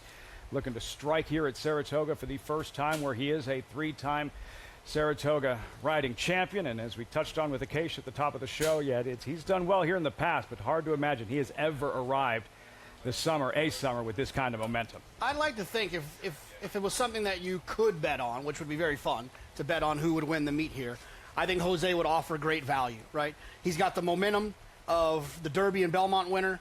He's got the big horses with nitrogen and magnitude. He's got the Kentucky business from being in Kentucky. He's got the New York business from being an established New York rider. He's got a lot of things going in his favor to set him up very nicely to make a run at the title. And keep in mind, last year, he was right on his brother's heels at the end, and he decided, and he had commitments, and he rides Kentucky more at that point, to go to Kentucky Downs, and he cost himself the chance to maybe win that meet last year. He was right there. Now you're going to go for the money. We'll see, obviously, what happens with a real overlap. I mean, I think they're running Kentucky Downs on Travers Day, which to me is ridiculous, but whatever. Listen, he could have a very good meet. He has won the meet before, and he could do it again. Jose Ortiz on Trailblaze. Megan, a Restless Renegade at 5-1. What are you noticing pre-race? Lafitte, this horse could be the big overlay as we look back on this race. In hindsight, cuts back in distance here for Linda Rice and does get the bar shoe off. Now, this horse was avoided claim before getting some time away and came back with that aforementioned bar shoe in that last race on June the 12th at Belmont at the Big A, where this horse just looked uncomfortable from the start, was in climbing mode, just did not look as if it was his day. And something that I'm pretty interested in, this is still a Colts by into mischief out of a grade 1 winning dam. So kind of surprised that this horse is probably not got the gelding status. But as you can see with Ruben Silveira aboard, this horse is pretty sharp on the racetrack. I find that will be a part of that speed puzzle in the early stages of this race. And that could be incredibly key, as I do find this is a horse you want out and in the clear as he continues to be sharp there on the track. But I thought he looked best in this group. The number 7, Mr. RT for Jose Jimenez, looking to just get the barn perhaps in a better rhythm. And that's why I was a bit hesitant. But hey, when you get Flavien Prat aboard, when you get the right situation, it could be coming to this horse, be the right mix. Now, taking another cut back in distance his last time out, just missed Ghost Army, where showed good speed, pressed off of a more moderate pace, and did the work on the front end, where the winner got the perfect trip in that regard. And I do find, as far as judging from Acacia's comments in the past, kind of run off his feet sprinting, we'll see if this is ultimately what he wants to do. I did pick him in this race, but very much leaning towards the number 8, Restless Renegade, there as well. 9-2, Restless Renegade. Mr. RT, and you typically like a good cutback. Slight cutback for him. Yeah, he cuts back to 7 furlongs. He should be forward. He could certainly win. I have no knock on him as a pick. I'm not going to take a big stand. Any of the 2, 3, 5, 7, and 8 can win this race. None of them are going to surprise me. I don't particularly dislike anyone, and frankly, I don't particularly love any of them. If the 1, not even the 1. I got respect for Dave Donk. If the 4 wins, I'll be shocked. The 9 wins, I'll be shocked. The rest of them won't surprise me at all. Just a mechanics thing, and it's probably going to bother others more than others. But Mr. RT, you saw that in the stretch. As hard as he fought, his head way up in the air, on his wrong lead, still making those mistakes. If he would bear down a little bit, if he would do the things you're supposed to do, the little things in the stretch, that can be the difference between winning and losing. Yeah, I'll say something else about him if you want to split hairs, and you have to sometimes split hairs. The best 2 Beyer speed figures he's run on the dirt are both wet tracks, for what it's worth.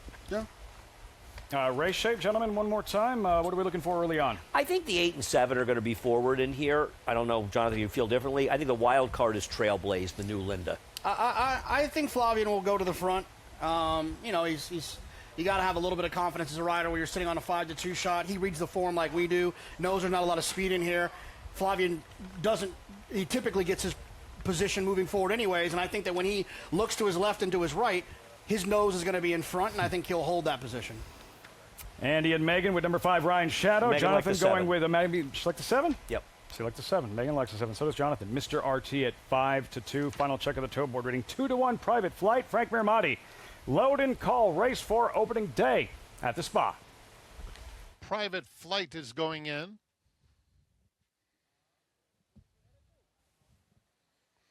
Here's Bellamy, the blue and orange silks. 2 more.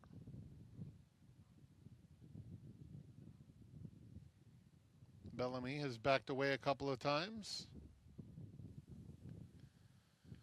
United Steins to the outside. Goes in. They're in the gate. And they're off. Rumble, Young Man Rumble is the quickest into stride. Mr. RT is up close, and Restless Renegade is third, 2 lengths off that pair. Bellamy races fourth as they get to the main track, a gap of 3 back to Trailblaze. On the inside of Private Flight, United Steins outside of them, and Ryan Shadow is at the back of the field. Rumble, Young Man Rumble went a quarter in 23-1. With Mr. RT just a length and a half away second. It's a gap of more than 6 to Bellamy as Trailblaze kicks through along the inside. Another 2 to Private Flight. Down at the rail, Ryan Shadow is starting to make some headway. He's doing just that. 2 lengths clear of Restless Renegade, and the distant trailer is United Steins. Almost 46 flat. With a quarter of a mile to go. Rumble, Young Man Rumble has been prominent throughout. Digs in, maintains the lead of a length. Mr. RT has been chasing him the entire way. 4 back to Trailblaze in third. Down the center, it's Private Flight. They're coming to the 16th pole. Rumble, Young Man Rumble just keeps on going. And will take them coast to coast. Rumble, Young Man Rumble by 2. Mr. RT was second, Private Flight third, and Trailblaze finished fourth. Where'd that come from? Rumble, Young Man Rumble does just that. 22-1 with 7-time Travers winning jockey Javier Castellano. Wow. And these are the kind of races that make you really feel strongly that you're dealing with an inside bias. Credit Javier Castellano with being aggressive with a horse that's never really had any speed. I'm just really glad that I almost said that the one would shock me, but then I saw Dave Donk's name and I backed off of that. I'm still a little shocked, to be honest, because on paper, this horse hadn't really run a race that emulates this. However, I will say that Dave Donk always strikes at this meet with horses like this that have been kind of just banging their heads against the wall, not getting anywhere, and then they get here and they can get a win like this at 22-1. I see finding him a little interesting off his 2-year-old form against some better horses. The problem is he's running 2 bottom-level races so far this year and just done absolutely no running, but putting the blinkers on, being aggressive on a track probably conduced to that running style against a bunch of horses that frankly do not want to win.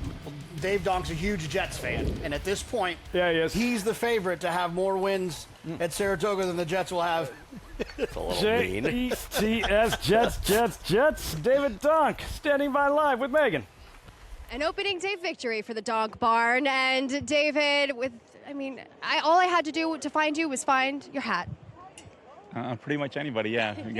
I said a green hat in the afternoon, yeah. So. Absolutely. The blinkers really did the trick, it seemed, with this horse. As you believed in him from the start, had some turf tries, tried stakes company, and now makes the breakthrough. Yeah, listen, I just got this horse a couple of months ago, but the last time Javier got off him, he said, put some blinkers on him. So, kudos to him, or a great call. Listen, I'm a little bit surprised, too. I got to appreciate the candor, but congratulations for getting a victory here on opening day. Yeah, it's a great way to get started, and hope everybody enjoys Saratoga. Lafitte, always a pleasure, and one of my favorite things to do is catch up with Dave Donk. I was going to say, he sounds as surprised as the rest of us. Well, obviously this is a very tough horse to make on paper, but the blinkers made a difference, and he showed the speed and got it done. And these are certainly good races to take a shot with the price if you like them. It's not going to work out that often, but how often does it have to work out when you're 22-1? To be honest, I would have expected a bigger price from this horse. Well, I think just the reminder for me over the next 10 weeks is if I look at a race and I continue to say how wide open it is, how wide open it is, how wide open it is, you're supposed to protect yourself, I think, from horses like this. Especially when you're talking about Javier Castellano and the form he's riding in, Andy. He's been riding very well lately. In this spot, he took no prisoners going to the front end, and it turned out to be the right thing. 22-1 upset. Castellano, Donk teaming up. Rumble, Young Man Rumble. We'll see you over on FS2 as our coverage here opening day at Saratoga continues.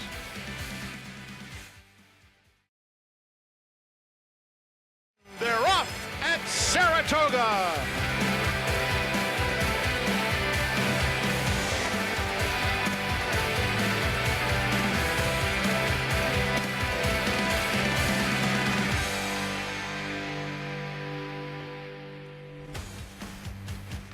Ah, what a sight every summer among the oldest active sporting venues in North America. Saratoga Race Course in Saratoga Springs, New York, where Jose Ortiz arrives with momentum, winning the Kentucky Derby, his first, winning the Belmont Stakes, his second. And he'll ride Voyager in the opening day Schuylerville. There she is, defeated in her debut, took a lot of money, had some trouble, but showed a lot of grit and trained by Mark Casse, coming off of Belmont Week to remember. 3 Grade 1 wins, looking to get off to a fast start here at Saratoga. Who could forget that celebration? Jenna Antonucci making history, first female trainer to saddle a Triple Crown race winner, Arcangelo. Today, Antonucci to saddle that filly, staring right through your soul. Luminous Beauty, tepid 3-1 morning line favorite in the Schuylerville. Happy 250th America Belmont Stakes Racing Festival on this warm, but there's a breeze here at Saratoga Race Course. Making our way towards the teeth of the Friday opening day program. Great to have you with us on Fox Sports 2, just outside the paddock, alongside handicapper Jonathan Kinchin, New York Racing Association analyst Andy Serling. I'm Lafitte Pinkai. Our viewers on FS2, they didn't miss much. They just missed a 22-1 upset that we will recap. But the headline event still ahead. 3 stakes races, Andy, in what is our final extended summer here at Saratoga. Right. I mean, we realize there are a lot of big races here on July 4th weekend. The Belmont Derby, the Belmont Oaks Suburban. And we ran at Aqueduct a couple of years ago with Belmont being, in construction. It just didn't work. And we suffered huge handle numbers, low numbers, and the races didn't come up well. So we moved here last year. It was easier last year because Labor Day was September 1st, so it was only 1 extra week. This year, with September 7th, it's 2 weeks. So we're going to start a little slowly this year and build up. And you're very happy about these 3- and 4-day weeks, I hear. I love it. I'm excited not about unhappy that. Yeah, I enjoy that. It's great for your work, too. You like to work ahead. You're the studious one out of the two of us. But I'll tell you, the crowd is bigger than I thought it would be, considering what the weather was supposed to be. And it's going to be a good summer, you can already tell.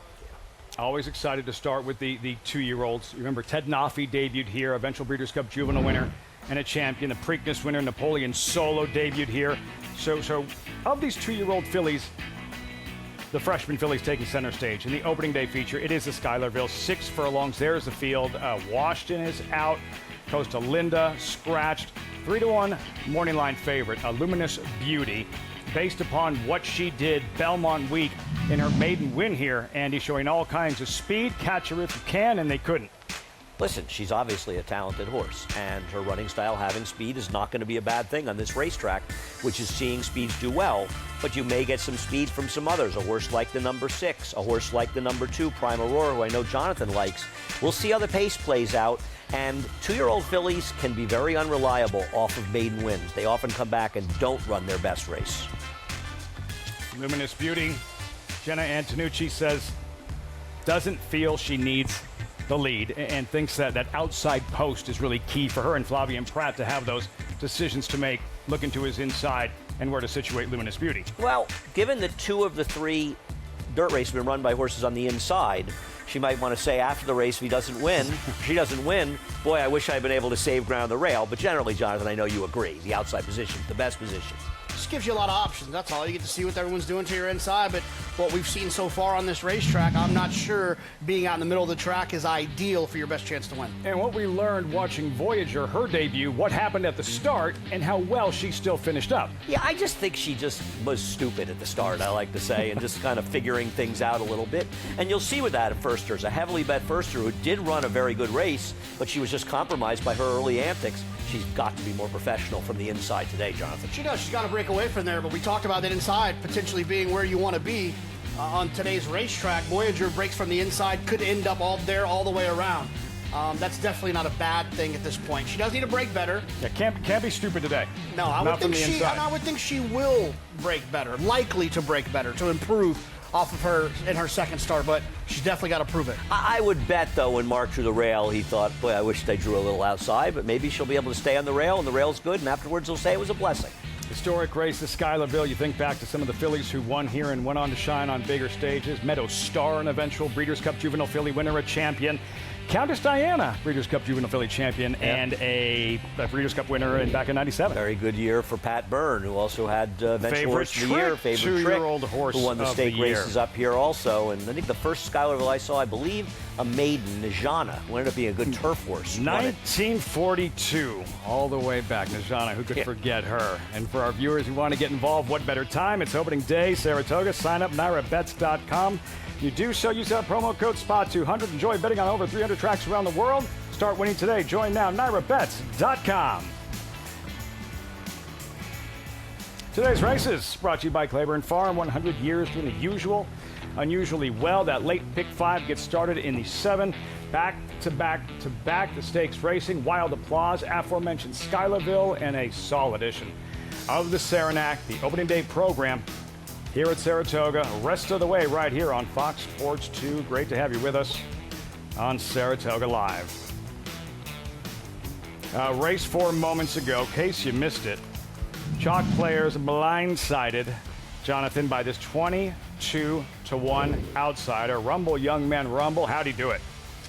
Got to the rail, went to the lead, went faster than everyone else did early. And then at the end of the race, he was still going faster than them. I don't know. I don't see it on paper, but that's racing, right? I mean, I think that one of the biggest recipes for an upset winning is wire to wire. I think some people think that it's races falling apart in closers. I believe it's horses that can wire fields, and where they let them go, they think they're going to come back to them, and they don't. And I think arguably the track probably did help this horse as well, but give credit to Javier, who told Dave Donk to put blinkers on and was aggressive. I know we've touched on it in the past. Two things can be true at the same time. Trite but true. But how important it is, Jonathan, for the horsemen to get off to a fast start at this ultra-competitive meet. Absolutely. I mean, I think for horsemen, the excitement around the barn, everyone shows up to work a little bit happier. You don't start to act like, well, what are we doing this for? We can't win a race. You start off with that good momentum. And obviously for riders as well, it's not as if Javier Castellano's an unfamiliar face around here, but for someone like him to win a race on opening day, it just helps with the momentum of getting mounts throughout the rest of the meet. The pressure wheel just keeps tightening up in Saratoga, and also for trainers, their owners come to Saratoga a lot, which adds a lot of pressure as well. And this is the race you've been waiting for, Andy, this 5th race, this scramble of a turf sprint coming up next. I agree. Now, I agree with Jonathan, who thinks the 3 is the speed and can wire, and I'm not going to disagree with that. But I like the 7 Oscars Encore getting back to a turf sprint for trainer Joe Sharp. I think her first race a lot better than it looks in a 2-year-old race as well. And I also think the 8 Kirby Girl for Wesley Ward is very dangerous. I'm going to hone in on those 2 horses. Jonathan? Yeah, I like the 3 quite a bit. I mean, I always joke it's my A-train horse. Back to Aqueduct, shout out Aqueduct. On the A-train, Andy knows you often get asked, who do you like today? Give me a horse, Andy, JK, a horse.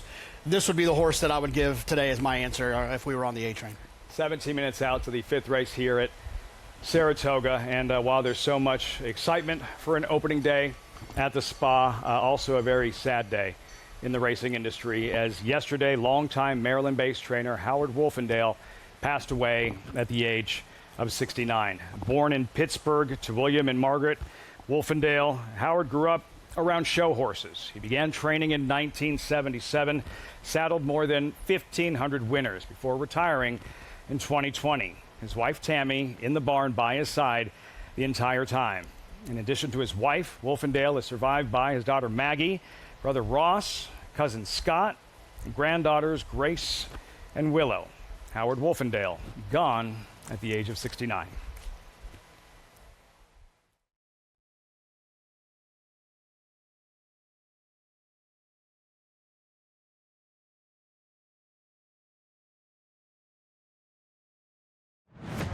In racing, bloodlines are kingdoms, and every kingdom needs an heir. Sired by Uncle Mo, Kingsbarns was chosen for greatness. An $800,000 2-year-old built like an empire. He defeated champion Arcangelo on debut, dominated the Louisiana Derby in his 3rd start, and achieved a defining victory in the Grade 1 Stephen Foster. Kingsbarns, where the line of kings continues.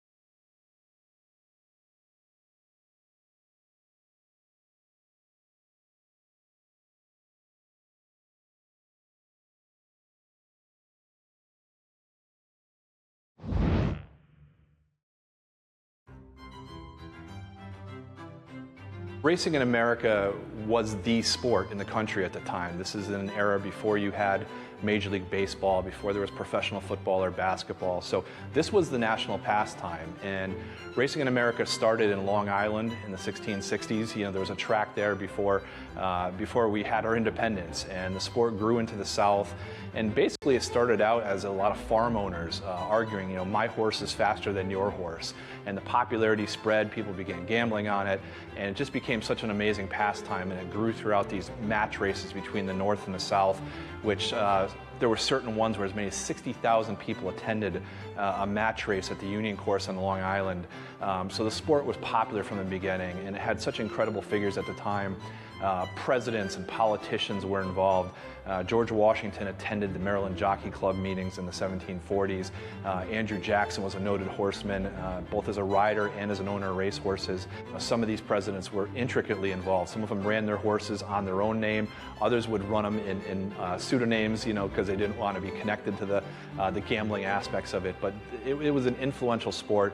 It was our first national pastime. It's still an amazing sport, and we're located in Saratoga, which is, you know, steeped in history with being the turning point of the Revolutionary War. And Saratoga was founded, you know, the first races here were in 1863, which was just a few weeks after the Battle of Gettysburg. So it's pretty amazing they were even able to pull this off, you know, because most of the horses in the country had been requisitioned for the war effort. And, you know, those 4 days of racing established the seed here in Saratoga. The track that we go to today was opened the following year in 1864, and it's been going ever since. So it's rooted in our culture, in our tradition, and it's definitely what we want to honor here at the National Museum of Racing. Right after the Battle of Gettysburg, the history, those stories, fascinating. The dawn of racing in the U.S. and the Hall of Fame, National Museum of Racing and Hall of Fame, right across the street here at Saratoga. From minute men to minute by minute pictured. Cold on the board, Jonathan. 5-1 currently. Third career start, her first on grass. For Chad Brown pictured his first starter of the meet for the 8-time Saratoga champion trainer. Yeah, look, I'd imagine this horse will come down a little bit in price, but I'm not also surprised. This isn't a typical move you'll see for Chad, where he feels like, you know, he's not one where he's switching surfaces because he's trying to figure it out. You know, he's pretty good at identifying what horses are going to do good on what surface. And this just feels like a bit of an afterthought to me. The dirt didn't work. I don't think the horse tricked him.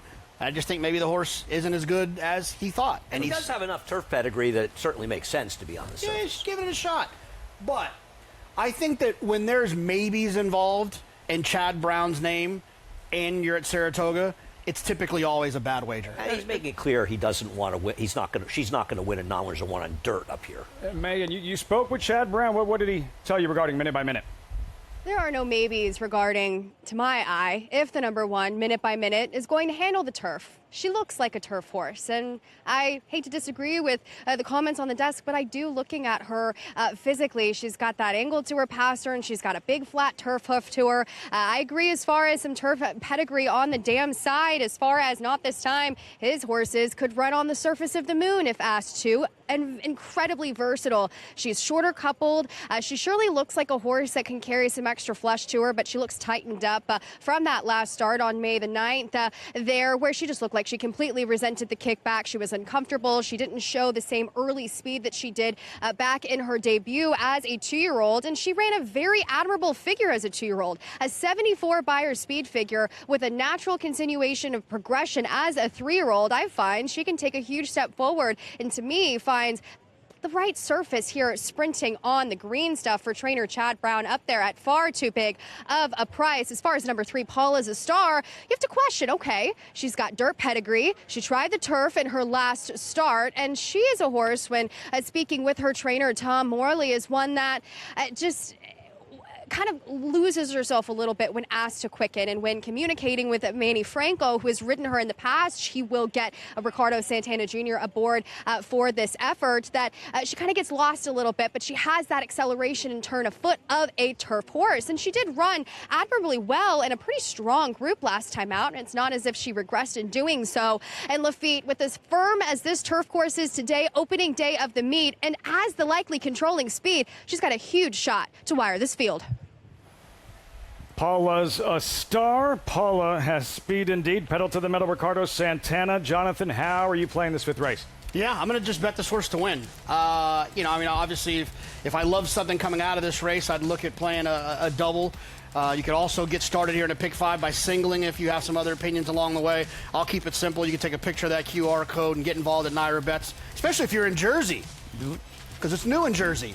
Get involved. Happy horse players are in Jersey. They can play now with us at NYRA Bets in this opening day Saratoga program. Andy, for you, an exacta in this fifth race. Yeah, I want to box the 7 and 8 in the exacta. Nothing major here. I like both of these. I do prefer Oscar's Encore, though at 8-1, maybe I'd rather bet the 8 Kilby Girl. I think they're both interesting players. Oscar's Encore's best race was her debut, sprinting. She has a chance to do that again. And Kilby Girl doesn't have a ton of turf pedigree. Wesley Ward has great numbers, synthetic to turf off wins. It's interesting. Here's some stats. Synthetic to turf on the dirt, in a sprint. 16 for 49, 33%, 328 ROI. Let me give you some stats on Chad Brown, who has some of the greatest stats for a trainer who always gets bet that I've ever seen. First time on the turf for non-maidens, horses that have already won the race. Chad is just 6 for 42 with a $1.51 or 56-cent ROI. In turf sprints, first time in the grass, non-maidens, he's 0 for 8 with 3 hitting the board.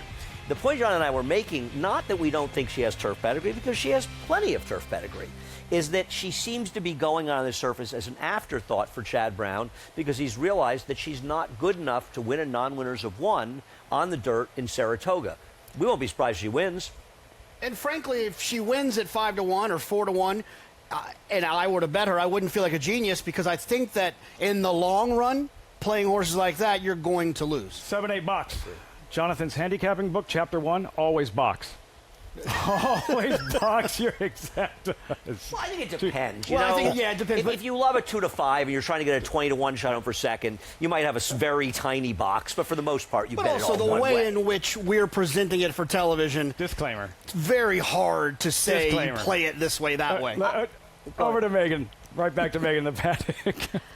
Well, I like this discussion because I do agree with it as far as the handicapping perspective. The number 7, Oscar's Encore, who was a forward type as a 2-year-old and ran well here to win on debut at first asking at Saratoga, where I really do find while she was incredibly impressive, I actually got to see her here as a 2-year-old. I think she's taken a step forward physically at 3. Now, she was hard to work with in green in the paddock and debut as, of course, a juvenile, but she still was tacked outside. She was sharp here in this paddock for trainer Joe Sharp, but she was much more negotiated and much better, you could say, as far as collecting herself. I find she is exactly where she needs to be, sprinting on the turf as she does get the cutback in distance, and find she's fit for the task in doing so, having not been seen since October. The number 8, Kilby Girl for Wesley Ward, always ever so dangerous. She's kind of a burlier, more robust, a very Wesley Ward-esque type. Though, last time out, she finally showed that Wesley Ward speed that was missing, you could say, from her debut there on the synthetic. Now, looking at her, she does not look like an overt turf or, honestly, synthetic horse as she debuted on the dirt. I can see why. She's kind of more upright in her pasterns. She does give me the indication she can be versatile, but I did like what I found from her physically. I just don't particularly love the race she came out of, Lafitte, as there weren't any next out winners moving forward. Not as productive a heat. Kilby Girl, Dylan Davis, riders up, post-parade shortly as racing fans all over the world excited about this brand new Saratoga meet, and especially racing fans, handicappers in New Jersey, where NYRA Bets is now live in New Jersey for our friends in the Garden State. Sign up today. Get a new member sign-up bonus and a $200 deposit match with code NJ200. Play Monmouth tomorrow afternoon. They can follow and play along with the Saratoga racing and long awaited for New Jersey horse players. Been hoping to get NYRA Bets available in New Jersey for quite a while. We're very excited to be there, and I hope people responded kind. Pretty good timing. I like a pizza place in Jersey. Yeah?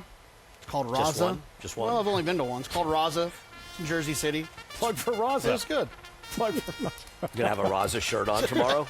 No, I was just taking if Frank was here, he's in the booth right now. He would want to talk about pizza, so I was just representing for him. He's kind of busy. Let's meet the field for this 5th race. There's a look at minute by minute.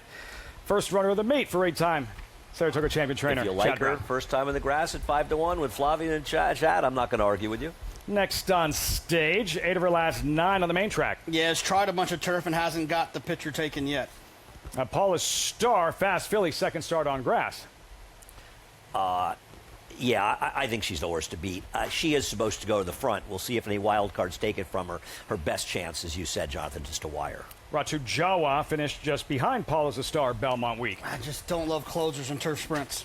Speed of the speed Jonathan looks for in these races. Oscar Bound, first career turf sprint. The best thing this one has going for it is that Mel Giddings has had a lot of success in the past in Saratoga. At big prices. Number 6, One Last Knock, first or second in 6 of 7. Has a lot of things I like in turf sprinters, just might be a shade slower than the top competition. Number 7, Oscar's Encore, impressive debut right here last August. Yeah, it's my top choice in here. I like this one getting back to sprinting on the turf. 7-2, second choice, followed by Kilby Girl, third surface in as many starts. Yeah, but Andy's made a compelling case for Kilby Girl, who is trying the turf for the first time, has taken money. Maybe that'll help. PPs can be deceptive with Wesley Ward. Yep. One More Guitar. Look out for her in the stretch. It's a barn that has had limited success at NYRA over the last 13 months, just 1 for 40. Obviously won a lot of race out of town, and this horse has a big win 2 back and was in tough last time out. Right on cue, here is that win, her maiden score at Fairgrounds, same distance, One More Guitar, far back, turning for home. Andy finding her best stride. I mean, this was some run. She made a huge run from the back of the pack, and I didn't think the race was completely falling apart, but it did have a fast enough pace, and she made a big run, but I just wonder if she can bring that form to New York. It has not been successful so far for this barn. Her best lifetime races have been with Lasix. She gets Lasix back today. I think it's a little deceptive. I think they were stopping more than she was running away from them, running them down. But I will say this, though. Some of my favorite silks in racing, those Glen Hill Farm silks. One horse in particular that comes to mind? Marketing Mix, I think, Marketing jumps Mix. out. Yeah. Nice horse. Talented West Coast turf female. One Dreamer for me in the 40-1 upset winner of the Breeders' Cup Distaff with Gary Stevens back in '94. Churchill Downs, those colors, decades of success at the highest level in this sport. There's Kilby Girl and her maiden win and her most recent on the synthetic Andy at Turfway. Yeah, you're not going to pick this horse based on the race that she ran against, based on her pedigree for grass. You're going to pick this horse and hopefully be right because of Wesley Ward. Because Wesley is so clever and he's so good at shipping horses to New York and being successful. And those numbers, 16 for 49 with a big positive ROI for a trainer's often a short price, are hard to resist. And here's the thing, too. At 9-1. Before her October 26th debut, October 17th and October 12th, she was entered to run on the grass at Keeneland. But those races, for whatever reason, also eligible, didn't get in the other one. From her on One More Guitar, right back to Megan. I like One More Guitar, the number 9, guys, and I can totally understand as far as Glenn Hill and Tom Proctor, some of their struggles of trying to get on the board here in Saratoga, but dating back to that impressive victory at the Fairgrounds, I also find while she did get a good pace, as Andy had alluded to, I do find she could definitely have benefited from that elongated stretch drive of the Fairgrounds configuration to kind of get her run together. My main concern is, can she get back to maybe perhaps a little bit more forward tactics as she did when she was, of course, routing? Not to say that she will.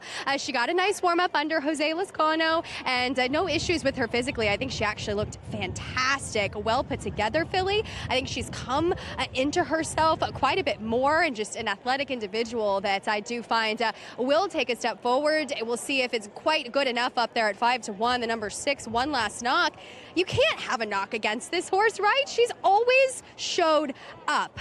I mean, she's never run worse than second up there, currently at 6-1, that I thought was a complete overlay of fork trainer Carrie Breon. Now, last time out on May the 8th, she had a perfect trip, once switched to the outside down the lane and came under a good run. 2 next out winners to come back from that race, and she was tacked on the walk and well handled. And Lafitte, I think that it would not surprise me a big price play. I did opt for the number 1 minute by minute, but I am incredibly intrigued and surprised One Last Knock is at such a price. You could count on her bringing her best. One Last Knock, Jonathan, but is her best good enough?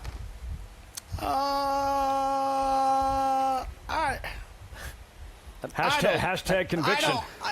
That's my thing. Like when I look on paper and I see her running style and I see she's right there. But if one of these horses, the 2 that Andy likes, the 7 or the 8, or the horse that I like, the 3, shows up, or if Chad's horse decides the horse wants to take the turf, The 6 isn't good enough if one of those 4 horses She's shows right up. at the morning line, a 6-1. I don't particularly like her, but I'm not talking people have 6-1 shots. Who's in front when the field hits the The far 3 turn? should be in front. If you like the 3 like Jonathan does, and she's not in front early, you're not going to be happy. Is that fair?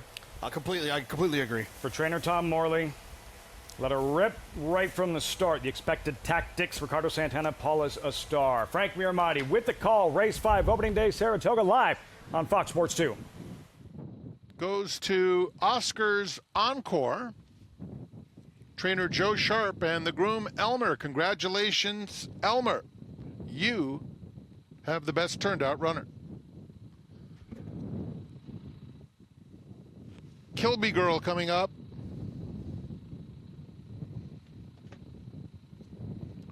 One more guitar in the legendary Glen Hill Farm Silks. They're in the gate. And they're off. It was a clean beginning. Shortly thereafter, Ratu Jawa took up ever so slightly. Oscar's Encore is going straight to the front. Kilby Girl has some speed in second. Minute by Minute is third. And One Last Knock is fourth. 3 lengths off the lead. They're followed by Next on Stage. Then comes Oscar Bound, who's trying to rally in traffic, having to tap on the brakes just a touch. One more guitar is next. The 2 at the back are Paula's a Star and Ratu Jawa, 21-2 for the opening quarter-mile fraction. And Kilby Girl ranges up on the outside to take a narrow lead. Oscar's Encore trying to keep pace in second. From the back of the field, Ratu Jawa launching a very wide bid. One more guitar is just inside of that rival. One Last Knock has a clear shot for the lead with 1 furlong to go.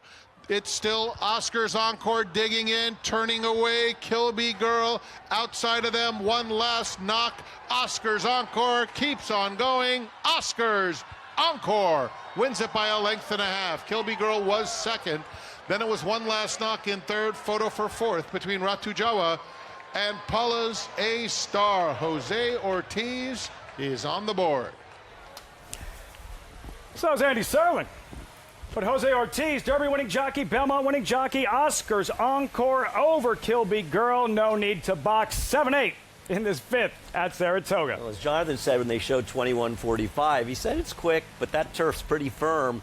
Perfect trip for the 6, who loomed up outside. One Last Knock, but the 2 speeds never stopped running, Jonathan. No, absolutely. I mean, they ran well, 3-1, 11-1. The 6 is exactly who I thought the 6 was just right there, but outside the top 2, top 3 or 4. The 3 had some trouble early, didn't really break, tried to run on late. We need to see the start with the 3 because she had to have significant trouble to be back in last. Deep stretch. Oscar's Encore, Jose Ortiz rode her sire to victory for his first Breeders' Cup win, the Juvenile Turf out at Santa Anita. Oscar performance. But yeah, the race looking nothing like we anticipated right from the start. Paula's Star anticipated speed. What happens? We know that the 4 didn't get out well. She was bounced around, just kind of got pinched. She didn't really have that oomph coming out of the gate, but once you get bumped like that, I mean, obviously, is when I said to you, if you're not in front, you'll be worried. Well, when you were last, you knew you had no chance. Yeah, worried, definitely worried. She's a better horse than that. Of course. That's racing, right? I mean, that's why when you get in the gate and they break away from there, you take a deep breath because anything can happen. I will say that a lot of things kind of paid off in this race. I think that betting Chad Brown runners, where he ran them on the dirt twice and then makes the decision to put them on the turf, Chad doesn't get that wrong very often. You're right. And he runs plenty of horses that don't look like have any real turf pedigree on the turf, and he's right. And this one had plenty of turf pedigree, but just wasn't any good. Had a good trip and didn't be able to get it done. But, actually ran probably pretty well is the 4 who had trouble at the start and did manage to massively outrun her odds and get 4th in here. Yeah. 7, 8, 6, 4. I remember the fast start for trainer Joe Sharp last summer.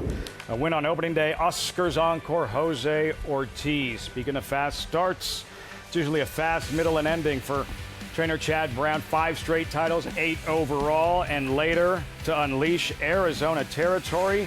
Lots of talent, tricky post in the Saranac. You're watching Saratoga Live, opening day from the Spa.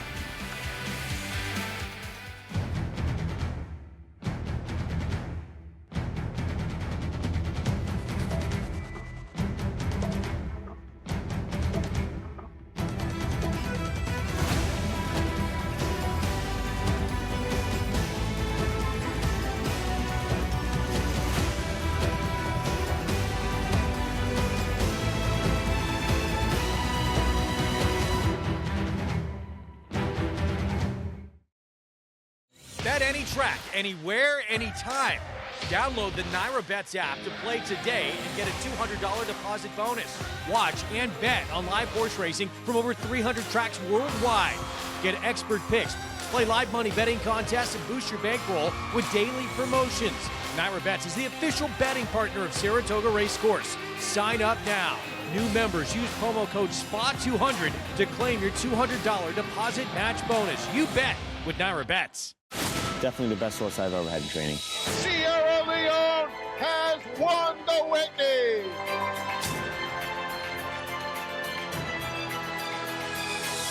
Sierra Leone, gun runner reaching for the wire. Sierra Leone does it in the Breeders' Cup Classic. Today was the day that he got it done. It was Sierra Leone.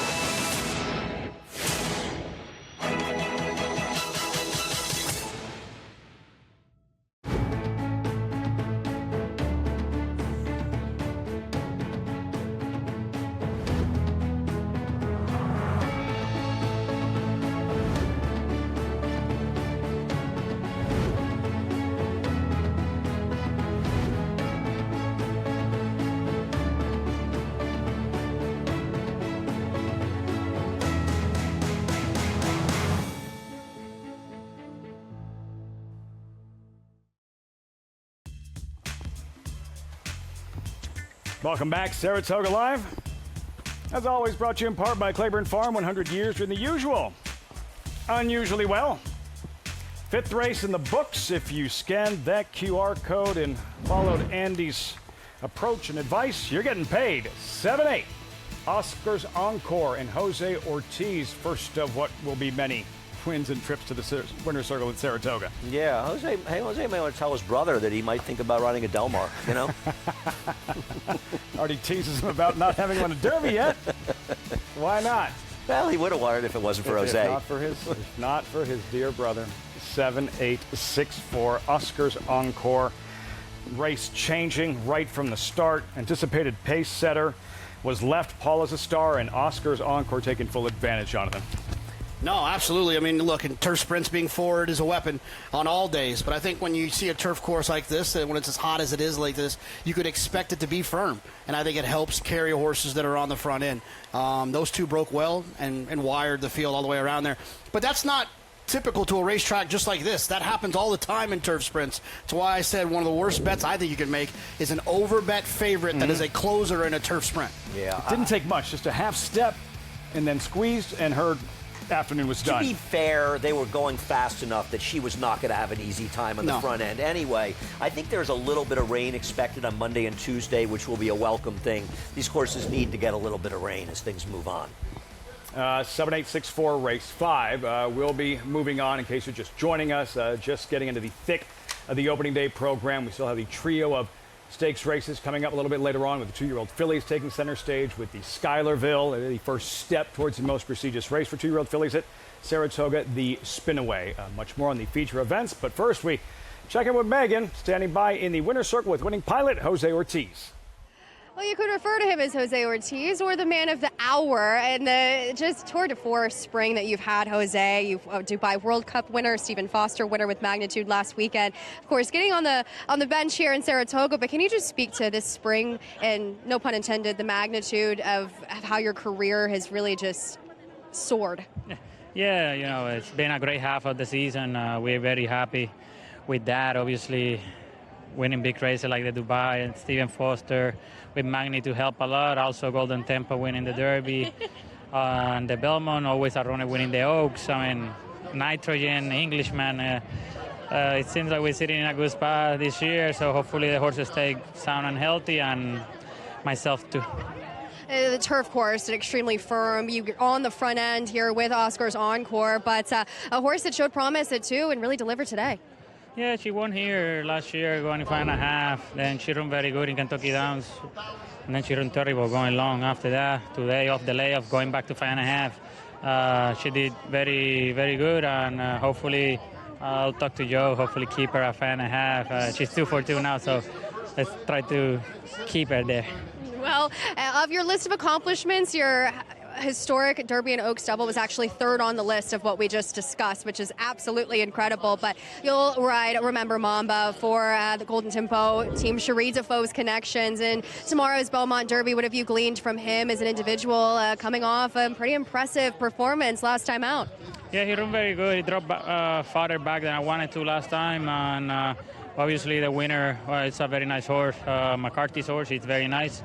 But no excuses, but I dropped a little bit farther than I wanted to. He put up a good run at the end, but hopefully tomorrow he broke better. He put me more into the race because I know he's capable of to be closer.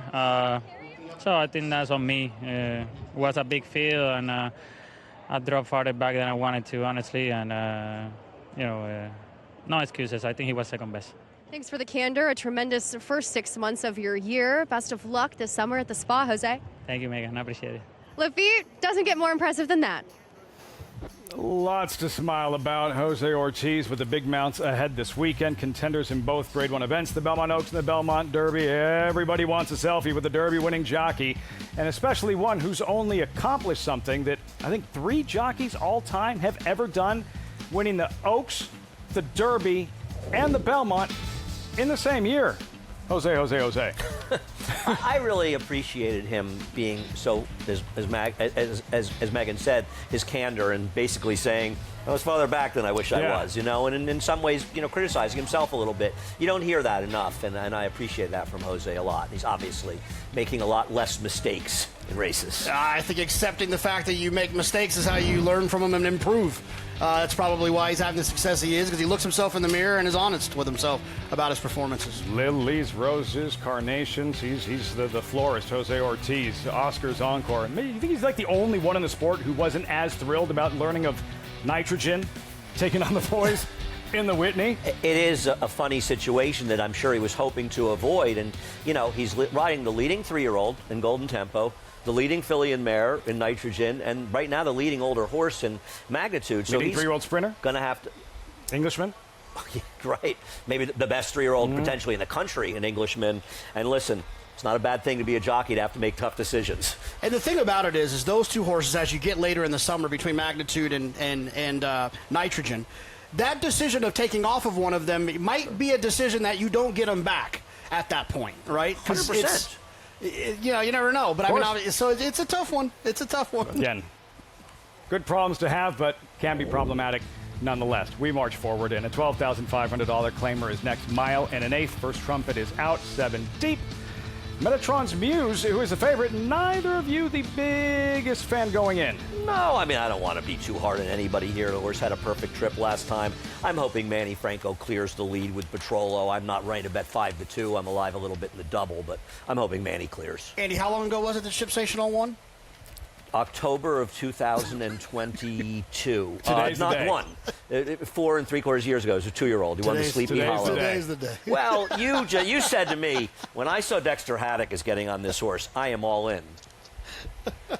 When everybody else zigs, you zag. Today's the day. The dry spell, the losing streak ends today. Featured event, stakes races just around the corner. Wild applause here with 3-year-old fillies.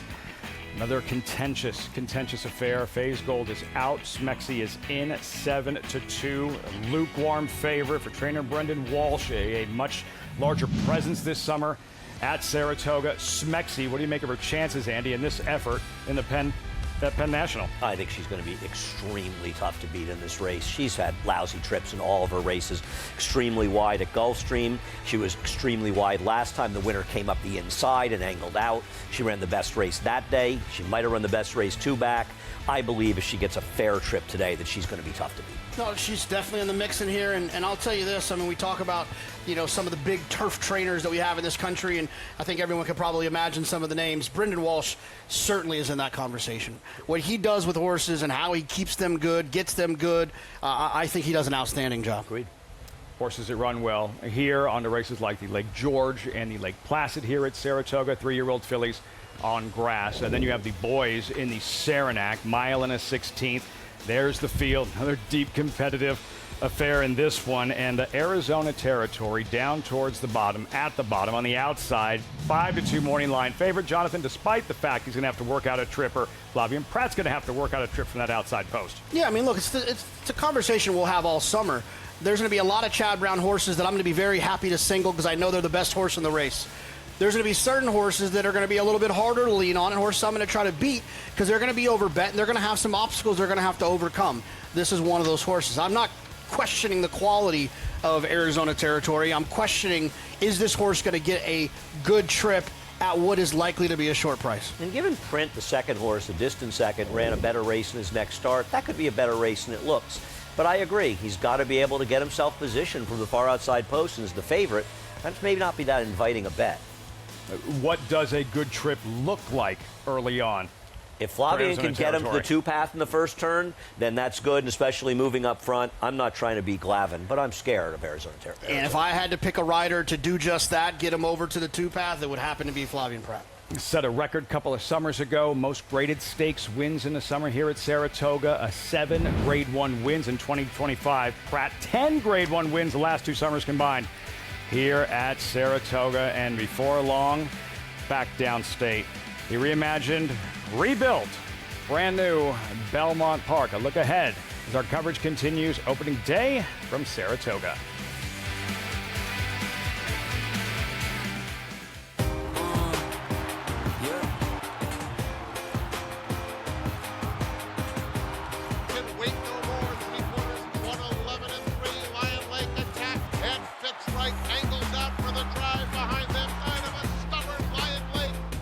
Charlatan is the leading second crop sire by stakes winners, graded stakes winners, and graded stakes horses. Charlatan, ultra impressive. It's a new day for a new king.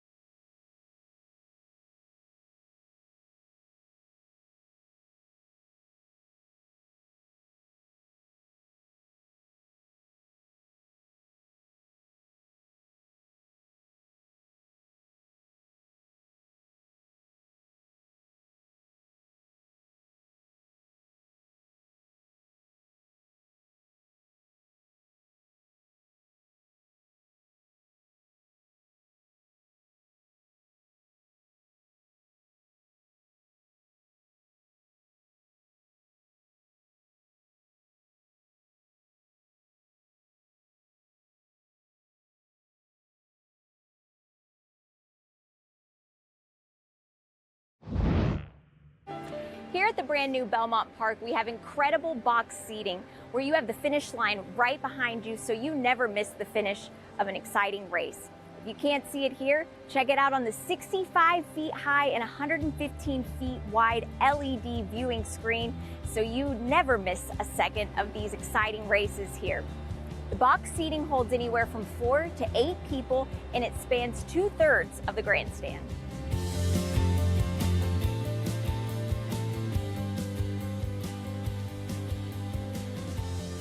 Next year, Belmont Stakes returns home to New Belmont Park, ushering in a new era for the Triple Crown finale. Enter the pre-sale drawing today or place a deposit on your preferred hospitality experience.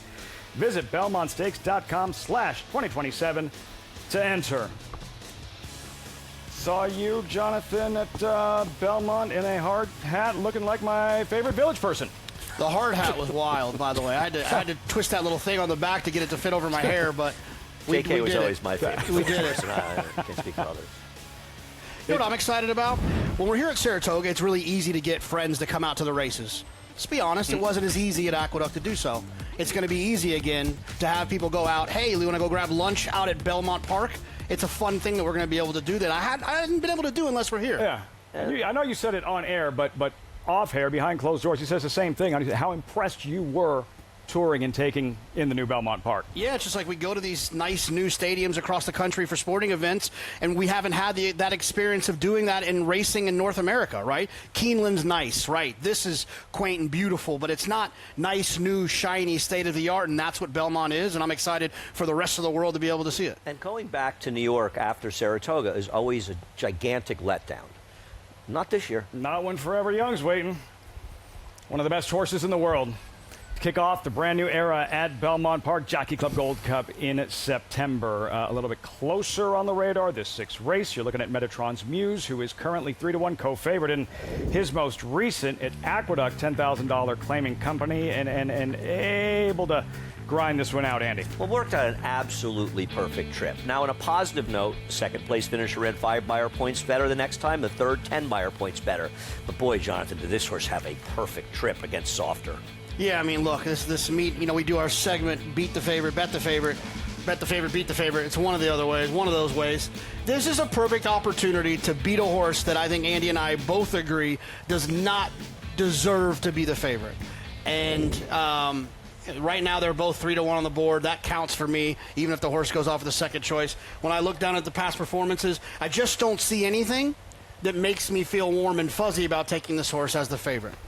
Of course, it was only a matter of time till we had this conversation in 2026, Andy. The AI wager, what's this all about? Something that Joe Applebaum, who is a very successful player over the years, has been talking about, where basically these are wagers we're going to give as suggestions to people. You'll see them on NYRA Bets.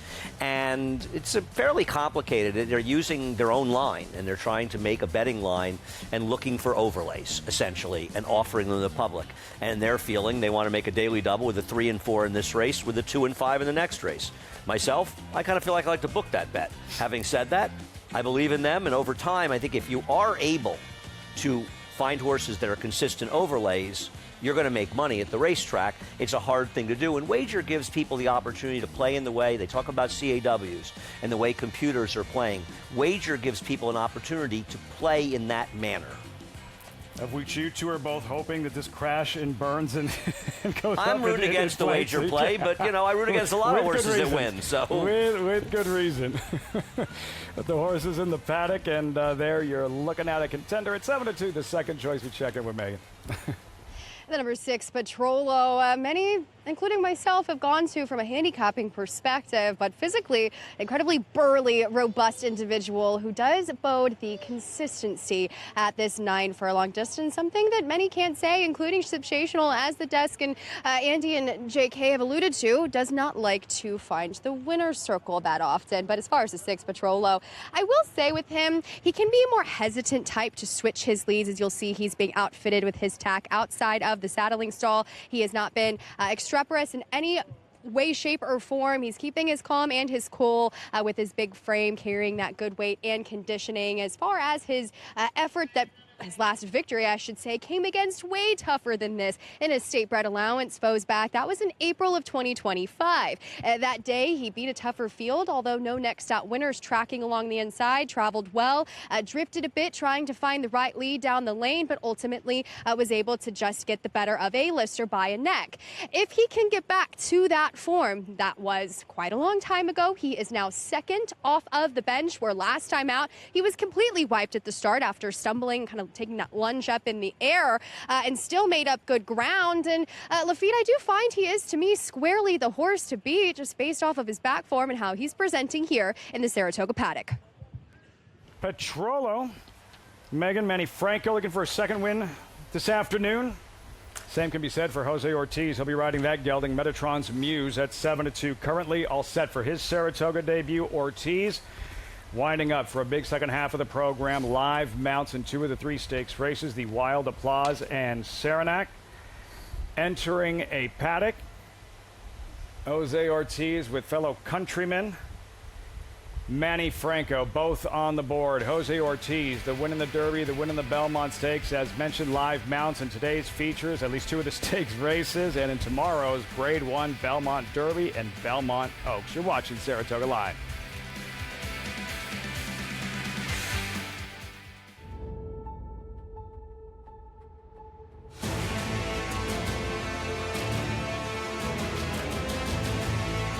They come on for the finish in the Pilgrim Stakes. Annapolis by a head. It is Annapolis in front. It is Annapolis to win the Coolmore Turf Mile.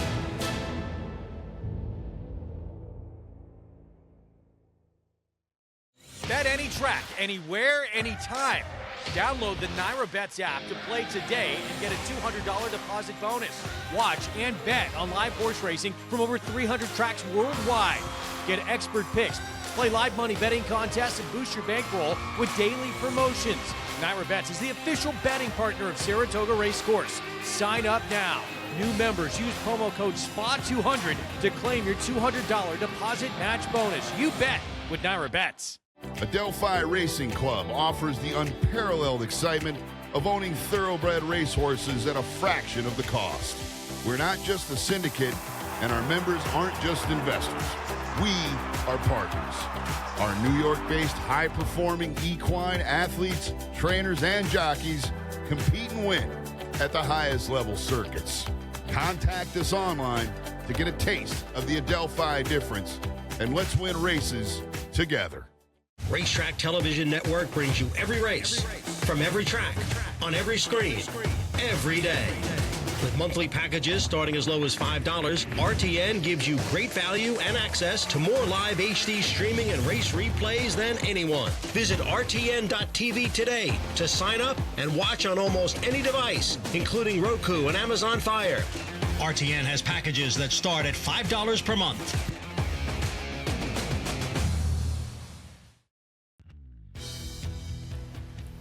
Happy 250th America, 4th of July Racing Festival. Great to have you with us on Saratoga Live. And naturally, on this weekend, the 4th of July contest. You win a seated $10,000 BC seat plus cash prizes in NYRA Bets 4th of July contest. Visit nyrabets.com/contest to register ahead of tomorrow's 3rd race. That's tomorrow's 3rd race, Jonathan, for NYRA Bets members, for our viewers. Like, why? Why should they play the 4th of July contest? The $10,000 seeded pool is huge. And these contests, typically, the players, whether it be the BCBC or some of the best in the world, the players put up the money for the carrot that we're all chasing. This is NYRA Bets putting up $10,000 into it. It is an absolutely awesome opportunity, and there's so much fun to play in. You should make sure you get involved. Take advantage. So again, register ahead of tomorrow's 3rd race, post parade, race 6, opening day. You're looking at Polar Bear Plunge. Yeah, an interesting horse going back to the dirt where he has run well before. He does not have a lot of speed, though, but Ricardo could be aggressive. Great name. There's Catch the Smoke. Yeah, he's gotten better since moving to Rob Falcone's barn. Let's see if he can continue to improve. He could be the speed. Proof worthy, number 3, last win at this 1.8-mile distance. You know, if you like him at 5-1, go for it. My problem is his lack of speed could be very problematic on this track. Metatron's Muse, number 4, Jose Ortiz, looking to go back-to-back. I'm not saying this horse can't win. I'm just saying I wouldn't bet him. Shipsational has the day finally arrived. Well, that Jonathan Kinchin selection has made this one 5-2. If you want to bet 5-2 shots that haven't won in 4 3/4 years, he's your horse. He's due. I can feel it. He's due. There's Petrolo Manny Franco looking for a second win this afternoon. Yeah, he's got some back numbers that put him in the mix here. I just don't quite trust him against some of these others. And finally, Laughing Boy, the 8-year-old in his 51st career start. Used to have speed. His recent form eludes him. 7 of them. Mile and an eighth, just a $12,500 claiming race, but a competitive one. Andy, who winds up in the winner's circle? I like the number 6, Petrolo. I'd love to see Manny be aggressive enough and clear. I don't know that can happen with the 1 and 2 in there, but he can be forward. It's a big rider change, second off a long layoff, and he has plenty of races at these distances that are good enough. Jonathan, he's favored at 5-2. All right, expand a little bit. Why does the losing streak end here? Well, I mean, look, I think the funny thing about Shipsational, which is why the horse has kind of become a punchline, is that he was knocking on the door as a 3-year-old as being a very good horse. Ran second in the Sam Davis and a close third in the Tampa Bay Derby behind Classic Causeway. And I think every race since then, whether it be me, whether it be Andy, whether it be thousands of others across the country, there's been spots in which he thought he was going to run better. Maybe this thing was going to help him. Oh, he's going to try that. Maybe he's going to wake up. And he simply hasn't. Yeah, this is the lowest level he's run in a very long time. His race 2 back would make him dangerous in here. Now, he did get caught in there, but he lost to Heavy Favorite, who did have an excuse in that race and ran better than it looks. But he did lose to Heavy Favorite. If he can find that form, obviously his last race, not good. Good time to sign up. NYRA Bets Pick 6 opening day starts here. 2 minutes out. We check in with Megan.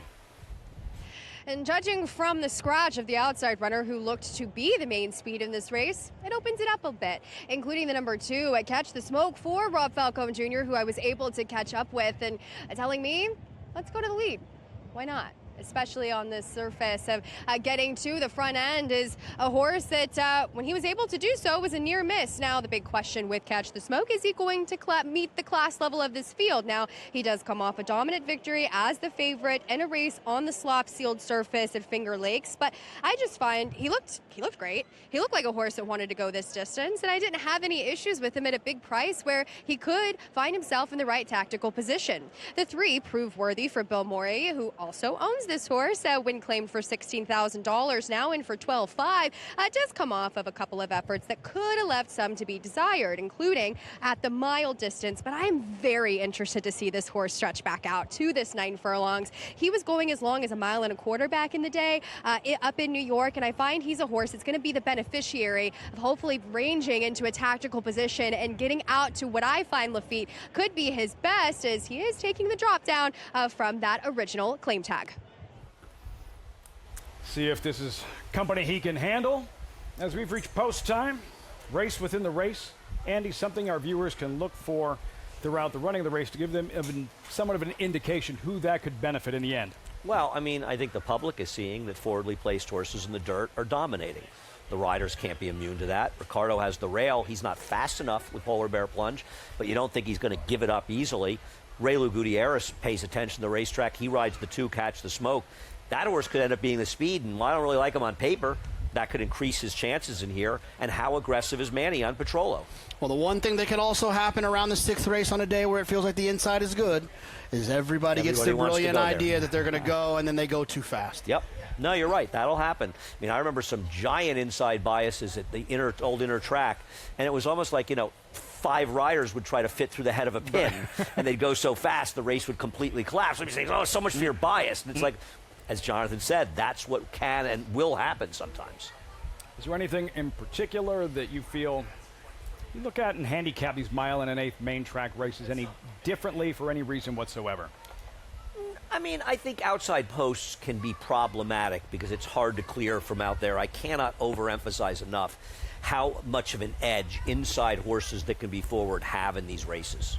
I'll tell you this, only one of these horses and their last start went 9 furlongs. Yeah. The one thing that I always remember when we get here is that although we do have the Wilson chute, we don't use it a ton, we use it. Yeah.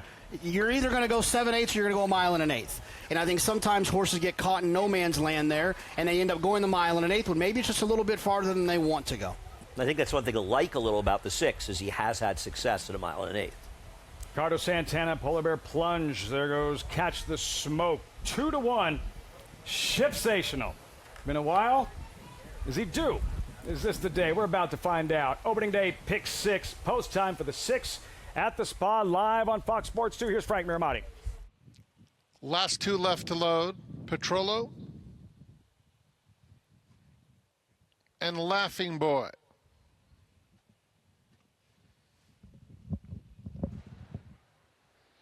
Laughing Boy right up to the gate.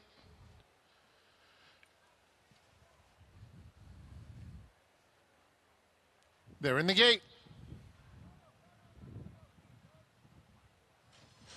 And they're off. Metatron's Muse had the best beginning. Petrolo and Laughing Boy are sprinting up, as our Polar Bear Plunge and Catch the Smoke as they move into the first turn. And so it will be Petrolo who gets to that front, and relatively easily too. Laughing Boy is on the outside second. Down at the rail, Polar Bear Plunge and Catch the Smoke third and fourth. 2 lengths clear of Shipsational, Metatron's Muse, and a gap of 5 to Prove Worthy. 24 seconds flat for Manny Franco and Petrolo, who run down the backstretch 3/4 of a length to the good of Laughing Boy in second, and the Flying P pair of Polar Bear Plunge and Catch the Smoke racing right together as one. Shipsational is 4 lengths off the lead.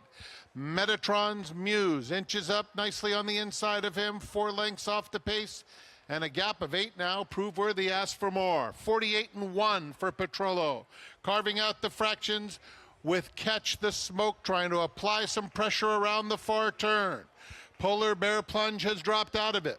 Laughing Boy is under serious pressure. Metatron's Muse on the outside of that pair, 3 lengths clear of Shipsational. It's been all Petrolo in hand, in command through 3/4 in 1:11 and 3, with Catch the Smoke a length and a half back second. Polar Bear Plunge is now coming back for more along the inside, and now here's Metatron's Muse coming with nice strides in the center of the racetrack. Metatron's Muse coming to Petrolo, and down at the rail, Polar Bear Plunge keeps on grinding away. They're coming to the 16th pole. Metatron's Muse on the outside, Polar Bear Plunge at the rail, and in between them, Petrolo driving finish. Here's the line. Metatron's Muse, a gradual mow down. Polar Bear Plunge, very game, and Petrolo in that photo too. Just grinding and grinding to victory. Metatron's Muse, Jose Ortiz back-to-back on opening day. This horse definitely moved up off the claim for his new connections, maybe drifting off the rail with Petrolo kind of hurt him in the late stages, however, as the one Polar Bear Plunge took advantage of the rail, but an exciting finish, Jonathan. Actually, it was a grindy thing. I looked like Polar Bear Plunge was going to get up on the inside. I thought for a half a second he was going to, especially if the inside was good, a good decision to go down there to try to do that. But the 4 who we basically put in the winner's circle saying what we didn't like gets their picture taken. Well, he did have a very good trip last time out, and he got another good trip and good ride here. At least he made a little up some ground here, closing on the outside, something we have not seen that often. Yeah, Mr. Snow, I was right there with you. I thought today was finally going to be the day he got back. He actually came running a little bit late. Completed, finished in just fourth. a little bit. Poor Shipsational. Too much abuse for a horse who has not won in a long time. But yeah, deep stretch. You can see Metatron's Muse going to work. Jose Ortiz, Polar Bear Plunge to the inside. Petrolo, but in the end, too much. Metatron's Muse, 7th lifetime win. Makes the Saratoga debut a victorious one. Surprised we couldn't hear his connections rooting from all the way out in the backyard. You would have if the tractor wasn't right behind us, man. Even with that, you could probably usually hear them. 6 in the books, off and running in the pick 6. Metatron's Muse at 7-2. Gentlemen, before we say goodbye, changing on the fly here, Saratoga Live, I wanted to get your best bets of the stakes race. And Jonathan, starting with you, the Wild Applause, Schuylerville, and Saranac. Yeah, in the Wild Applause, I'm going to go with the 7 to a Flame. It's a horse I just like on paper. I think the horse has run some sneaky good races along the way. Gets in here with potentially some easier competition. The Edgewood, the Appalachian, these races can be tough down in Kentucky during the spring. And look, this is not a knock, but the 8 Lovely Gray is owned by Dave Portnoy, is going to take money, probably more money than she deserves to take based on her accolades on paper. And it sets up nicely for a horse like To a Flame to be a nice price. Right. That's why she's 4-1 morning line. Lovely Gray decided being a 10-15-1 shot on paper. I like the same race. I like the 6 Smexy. Hopefully she can finally get a decent trip and get it done. She's been pretty unlucky. That was fun, guys. 1 show down, 45 to go. Isn't that many? Right back at it tomorrow afternoon for us. Greg Wolf and the crew moving in. Teeth of the program, all the stakes racing coming your way as we make our way through this opening day card here at Saratoga with the Wild Applause, the Schuylerville, and the Saranac, and Metatron's Muse 4165 in race number 6. Exciting first half of the program. It all started with McAfee. The real McAfee showed up. Johnny Velasquez, 36 years winning races here at Saratoga. First 2-year-old event of the summer. Allura in an upset. Welcome back to Saratoga. Tyler Gaffleone. Andy with the exacta in the 5th. 7-8, he said. 7-8 was the result. Oscar Encore, Jose Ortiz, 2 wins so far. Stay tuned. Much more coming your way. Opening day from Saratoga. Every racehorse has a beginning. For Bond Racing Stable, it all begins right here. At Song Hill Thoroughbreds, generations of horsemanship come together to breed, foal, raise, break, and train the thoroughbred athlete. From first steps on the farm to mornings on the racetrack to the winner's circle, every horse is cared for like family. Want to be part of Bond Racing? This is where it all starts. Visit Bond Racing Stable today.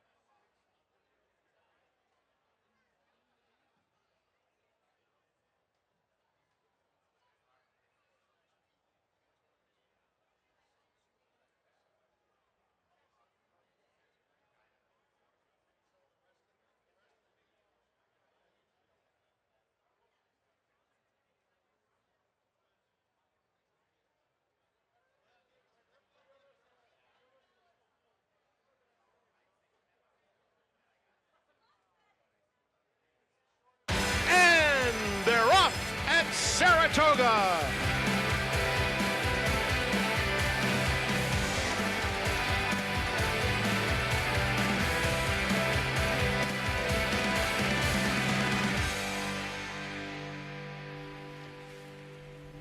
This weekend, as our nation celebrates its 250th anniversary, another chapter begins at America's oldest major sporting venue. Since 1863, racing history has been written at Saratoga. This year, another first. Opening day arrives on 4th of July weekend, an historic 46-day meet with 6 more days for memories to be made at a place that has spent more than a century reminding us of why we keep coming back. As we ready for fireworks across the land, this historic track plans to provide its own. Today, the future, with the traditional opening day feature of 2-year-old fillies in the Schuylerville, while Saturday, the stage belongs to the Belmont Oaks in Derby and a possible repeat winner in the Suburban. For more than a century and a half, racing history has been written here. This weekend, as America celebrates its past, this iconic racetrack begins writing its next chapter. Welcome to Opening Day at Saratoga. Welcome to 4th of July weekend and the official opening day of the premier meet in the country as Saratoga, for the first time in its history, conducts a 46-day meet. Hello, everyone. I am Greg Wolf. Great to be with you on our Fox Sports 2 coverage. And to be back at these historic grounds for a first of its kind, we will take it whenever we can get it, an extended stay here for the summer at Saratoga before the unveiling, of course, in mid-September of the new reimagined Belmont Park. And we open up with quite a bang. 3 stakes races to come on this card ahead here for opening day. Wild applause for 3-year-old fillies on the grass. The traditional opening day feature, the Schuylerville, and then the Saranac.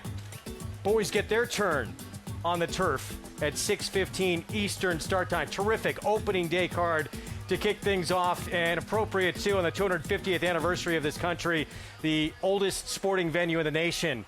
Back in action here for its official opening day. With me, the winningest rider in the history of the recently closed Aqueduct Racetrack, 4-time Major League All-Star Paul LaDuca. Terrific card, and great to be back for 46 days of summer here at Saratoga. Yeah, we're all dug in again, and it's a warm day, but it actually turned out pretty pleasant. We got a little bit of a breeze, Paul, and it seems like all the horses and riders, the human and equine athletes, are handling it just fine. Never gets old.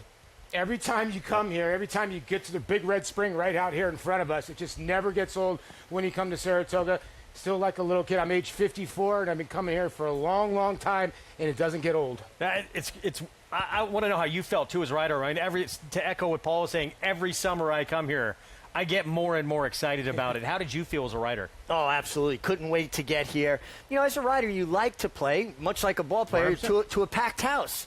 And there's a lot of racetracks. You don't get a big crowd, you know, especially during the winter months and stuff. You come up here, you're playing to a packed house every day, and the people are so enthusiastic, and they really appreciate it. Props to the creme de la creme. You're bringing all the best jockeys here, all the best owners, all the best trainers. So when you win races here, it's almost like you're validated. It's almost like you get a little bit more confidence moving forward. Listen, and you're in the bright lights. You're still in New York, and you're going to get scrutinized even more because these races are even more like knick-knack here and there. They're going to pick apart your rides, but those rides can help you between a win and a loss. As we've come to expect over the last century and a half here at Saratoga, big races to come over the next 46 days of this meet. Of course, today we mentioned 3 stakes. The Diana, July 18th, Coaching Club American Oaks, and then on to the Alabama for 3-year-old fillies. Jim Dandy, we heard the Kentucky Derby and Belmont Stakes winner Golden Tempo will pass on that race, but will show up for the biggest race of the meet. And the Travers and the Whitney, all of a sudden, just a couple of weeks ago, became maybe the biggest race of the entire summer, with the announcement that Nitrogen, reigning champion 3-year-old filly, who was off the chart, sensational in the Ogden Phipps, Belmont at Saratoga week, will line up against the boys. Well, she loves it here. Her best race has been here. If you're going to take a shot against the boys, why wouldn't it be here? She's run just out of her skin when it comes up here, upstate New York, and I think, you know, when you got to strike when the iron's hot, I think the iron's hot right now. Absolutely. Based off that performance we saw in the Ogden Phipps, I mean, right now, she's probably the one to beat in the Whitney. She runs that Ogden Phipps race. She is absolutely the horse to beat. And listen, Mark Casse has never been afraid to shy away from a challenge. I mean, he took Tepin to Royal Ascot and had success, and that's why he's in 2 Hall of Fames, the one in Canada as well as the one across the street here. Meanwhile, our 2 turf races, they seem stakes extremely wide open. As for the Schuylerville 2-year-old fillies, we have a couple of scratches in there. The 5 and the 7 come out. But, Paul, these 2-year-old fillies can improve so much race to race. How wide open did you feel that race was? I thought it was a wide open race. And when it comes to the Schuylerville, it's usually a good benchmark when it comes to the Breeders' Cup Championships. These horses come out of that race, usually run well in November. Wide open group. You always got to kind of look at some of the other runners in there. I like one runner in there. We'll get to that horse in a little bit. Luminous Beauty going to attract a lot of attention. Ran big Belmont at Saratoga week. Jenna Antonucci, Flavian Pratt will team up. And, of course, the Wild Applause. Lovely Gray. For trainer Kelsey Danner, had a win earlier in the card today for Dave Portnoy's Go Gray's stable. Has maybe the fastest race of anyone in the field. That was on synthetic, though. Can she do it on turf? We'll be back.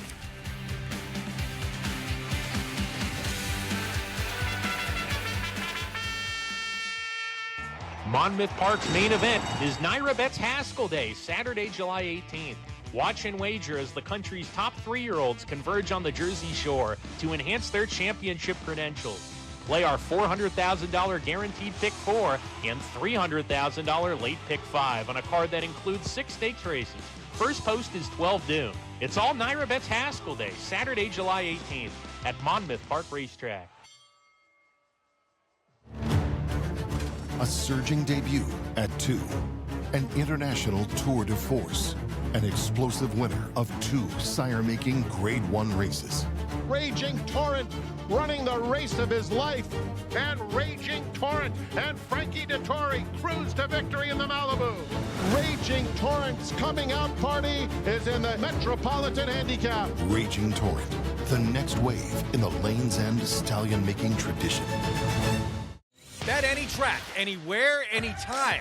Download the NYRA Bets app to play today and get a $200 deposit bonus. Watch and bet on live horse racing from over 300 tracks worldwide. Get expert picks, play live money betting contests, and boost your bankroll with daily promotions. NYRA Bets is the official betting partner of Saratoga Racecourse. Sign up now. New members use promo code SPA200 to claim your $200 deposit match bonus. You bet with NYRA Bets.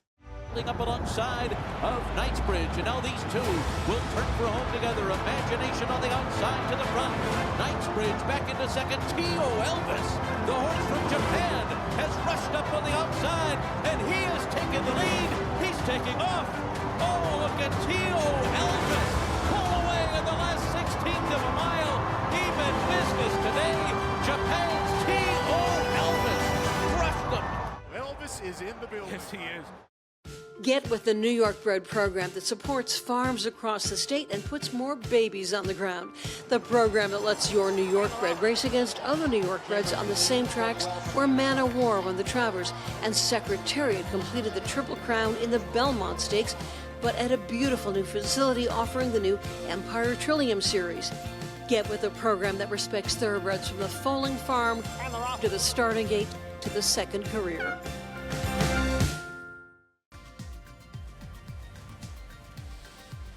Back with you on our Fox Sports 2 coverage. Opening day from Saratoga.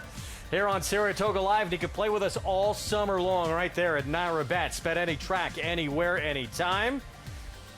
Of course, now live in New Jersey as well. Use that code SPA200 to get signed up, started, get that $200 deposit match, new customer bonus, and enjoy betting on over 300 tracks around the world and start winning today. No pressure on you two to give out some winning selections to our viewers. Here's what we get set for race 7 and the start of the late pick 5 here on opening day. 7 furlongs, first level allowance race. And Chad Brown, a Juddmonte homebred, obviously a power in this game. Flavien Prat, back-to-back two-time Eclipse Award-winning rider. From the rail, 7-2 right now. In the second start of his career, when he stretched out, he broke his maiden. Yeah, you know, his first start, he's drawn the rail in his first 2 starts. He didn't get off to the best start. He lost to a pretty good horse in Pretty Boy Maya, and then last time he conquered that, and I thought it was a really good win, now facing winners for the first time. Of course, out of a dam, who was pretty good. Yeah, right? Paula's Silver Lining. 7 career graded stakes wins, including a pretty good one here at Saratoga, the 2017 Honorable Miss. Yeah, 11 for 23 lifetime, Mig. Yeah, multiple Grade 1 winner and from a really good family. And she's already produced a horse named Artorias, who was a pretty good runner for Chad Brown. Yeah, Artorias, yeah. A very, very talented runner, Artorias. Yeah. Still, is this the power of this barn, this rider, that this one, and I realize she was 7-2 morning line, but I'm sure the morning line maker was taking that into account. Seemingly the way, even with that maiden win, she improved a lot. Has to step up quite a bit to tackle some of the big players in this race. But I think people are anticipating another move forward. Obviously, this horse broke poorly first time out and was well beaten, but showed some interest. Then put it all together going a mile. But this is going to be a much sharper pace than what he faced last time. Now with more on Silver Talent here in the 7th race to start this late pick 5. Let's go to Acacia Clement. And as you guys were mentioning, he does have that pedigree to suggest that he should be a good one. He was a horse that I had noticed last time out. Just really seems like mentally the light bulb is still kind of clicking on. You do see Chad Brown's assistant Baldo has been on his head here in the paddock while saddling. Last time out, he was off slowly from the rail and then was kind of in a chasing spot. And took a few strides. He was almost kind of idling a bit before he actually kicked on and finished impressively. He's just kind of one of those solid colts that he's very laid back in the paddock, much as he was last time out as well, that I think is still kind of putting it all together, a little bit of a work in progress. But he is a very imposing, solid, kind of crusty type of physical to him. So as he slightly cuts back to the 7 furlongs, I really like that for him, despite the fact that he won at the mile last time out. I do think that he is a horse, like I said, who's continuing to improve, and one that did get wired first time out. As we have a couple of horses bit spicy getting the tack on here in the saddling area. But taking a look next at the number 2, Belgian, who comes back off of a layoff to make his 3-year-old debut for George Weaver. Caught up with Maggie Wolfendale, who covered both of this horse's 2-year-old races, and she said that he really kind of looked like a horse first time out that would like and appreciate a wet track, and that he was a bit smaller, very athletic, very professional, and he was dazzling in that performance, though in an off-the-turf race, winning by open lengths. They tried the turf the next time, an in-graded stakes company to no avail. So now he's entered in a dirt race, and looking at him, he's not the biggest, but he does look like he's filled out in all the right ways. Watching some recent workouts over on First TV, he inadvertently, in the one you can see back in early June, linked up with a couple of unraced 2-year-olds for Todd Pletcher, and he was very professional there, as he's acting up now. Always horses like to make a liar of you, but he's just being a little bit girthy, getting the over girth on to tighten up the tack there. So a horse that, other than that, has not turned a hair, and I do think coming back off of a layoff at 7 furlongs sometimes can be a little bit of a tough ask, but he looks like a strong sprinter, and he does look ready off of the bench. Now, the horse with recency is the number 3, Hit the Post, who is a New York bred stepping up to face Open Company now. He was with the flow of the racetrack last time out when he won by 9. It was not immediately the quickest from the gate. It was a very smart move by Christopher Elliott to put him on the front end. Now you see him really on his toes and keeping him away from the rest of the field. That is very normal for Hit the Post. He is a sharp and energetic type of individual, but he has really done well now in the middle of his 4-year-old season, completely dappled out. This high energy type is very typical for him, and they should, I imagine, use his early speed once again, especially with Port Nelson turning back, maybe on this track, and a horse that is coming off of a big win. That could be a big feather in his cap, Greg. I think in a lot of ways, too, Hit the Post is the most interesting horse in this race. Is he like that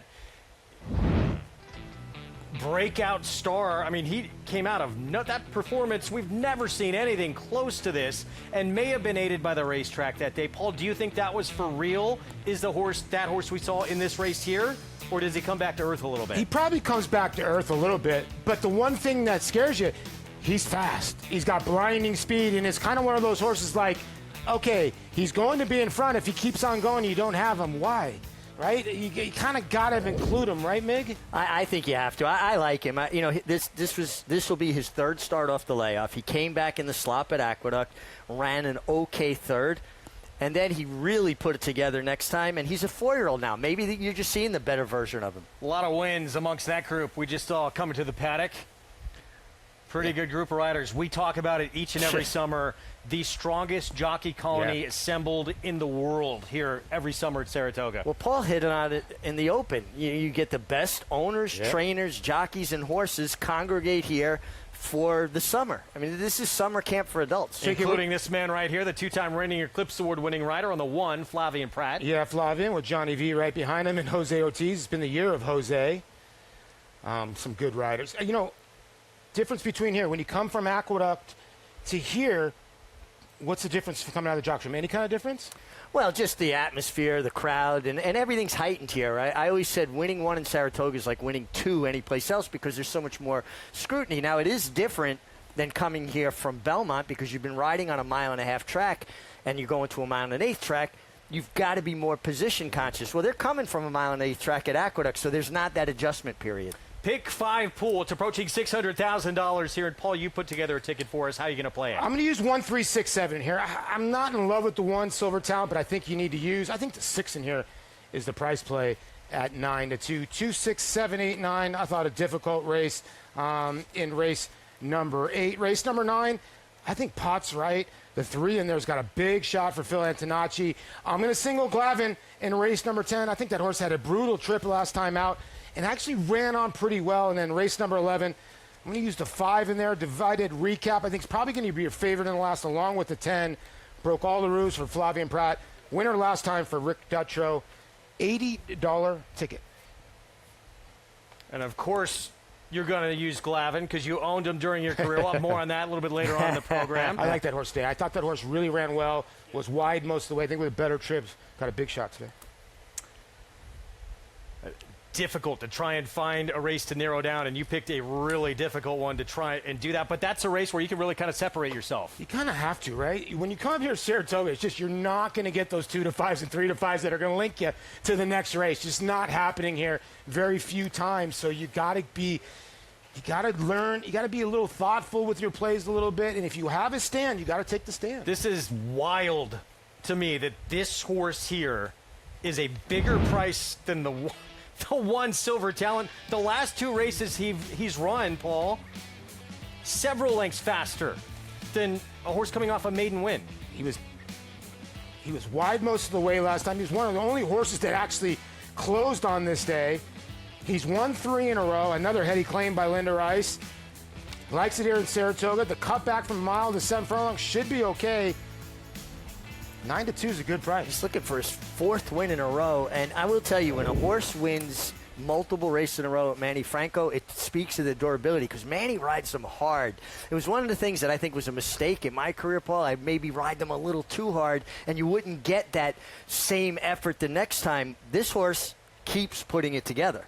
That's a fine line, obviously, right? Yeah. I mean, I've never been on back of a racehorse, but knowing how much you have in the tank for the next start, that's something I'll never know. And, us as bettors don't really realize that, you know what I mean? Yeah, and you just look how physically strong Manny is. He gets to the bottom of one, and sometimes you don't get that same effort back again. The fact that this horse has won 3 in a row at Manny leads me to believe he's just a tough individual. What do you do with the 1 here, Greg? I think this horse, I understand it's Chad Brown, it's Flavien Prat getting way over bet. And I think that's part of the reason why, if it was David Aragon, I believe, he factored that into this morning line. Connections are making this horse this price. He shouldn't be this price. Yeah. He should be a lot higher. And he draws the rail for the 3rd time in a row. But they can improve a lot out of this barn. Yeah. Obviously, one of the best barns in the sport. Chad Brown, of course, has won 5 straight training titles here, 2 of them shared. 7 of the last 8. His dominance here in Saratoga, having grown up not far away in Mechanicville, has been pretty imposing. It's just got to be such heady stuff for Chad, to grow up right here in proximity to Saratoga and have the success he's had. And you can understand why he talks about the Travers in such reverent tones. Yeah, listen, I can imagine being from here, and this is the elite meet that you have every year. Cherie DeVoe as well. I mean, the pressure that you have with all your family and friends here, it's got to be a lot more pressure on you here than anywhere else. And to Mig's point, that's the race he has said to Travers that he wants to win more than anything, even a Kentucky Derby. Here is Silver Talent for Chad Brown, homebred for Juddmonte with Flavien Prat. Obviously well-bred and a big talent. Whether he's put together enough to beat this field remains to be seen. George Weaver won the opener on the card. This horse won huge in his 2-year-old debut. This is his 3-year-old debut. That was in the slap and a rained off the turf race, and then he put him back on the turf, and it was just an okay effort, nothing like his dirt effort. That outlier performance, 1-number horse hit the post, but it came here in his last start. I'm wondering if he's just a better horse with Lasix. He's freaked 2 times with Lasix. Private Desire, the biggest price on the board, 21-1. Yeah, and he just looks like he has to get a bit faster to be contentious here. Linda Rice has 2 in the race. The 5, the first of those 2, Fort Nelson. And the man who won this year's Kentucky Derby and Belmont Stakes aboard Jose Ortiz. Always dangerous off to lay off his Linda. This horse needs to step it up, though. Magnanimous Max. I know he's 4-1 morning line. It feels like an overlay with his form. He's a major player here. He's found his form. He's been consistent, and he's stepped his game up in every subsequent start. And White Smoke Rising. Barely missed in his debut, and he came back off about a 5-month layoff, and he won impressively for Charlie Baker. Yeah, a ton of talent here. The son of Volatile been working great in the morning, too. These 2 starts have been good. He probably should have won his first start, and he's taking a lot of play here for just beating winners facing winners for the first time.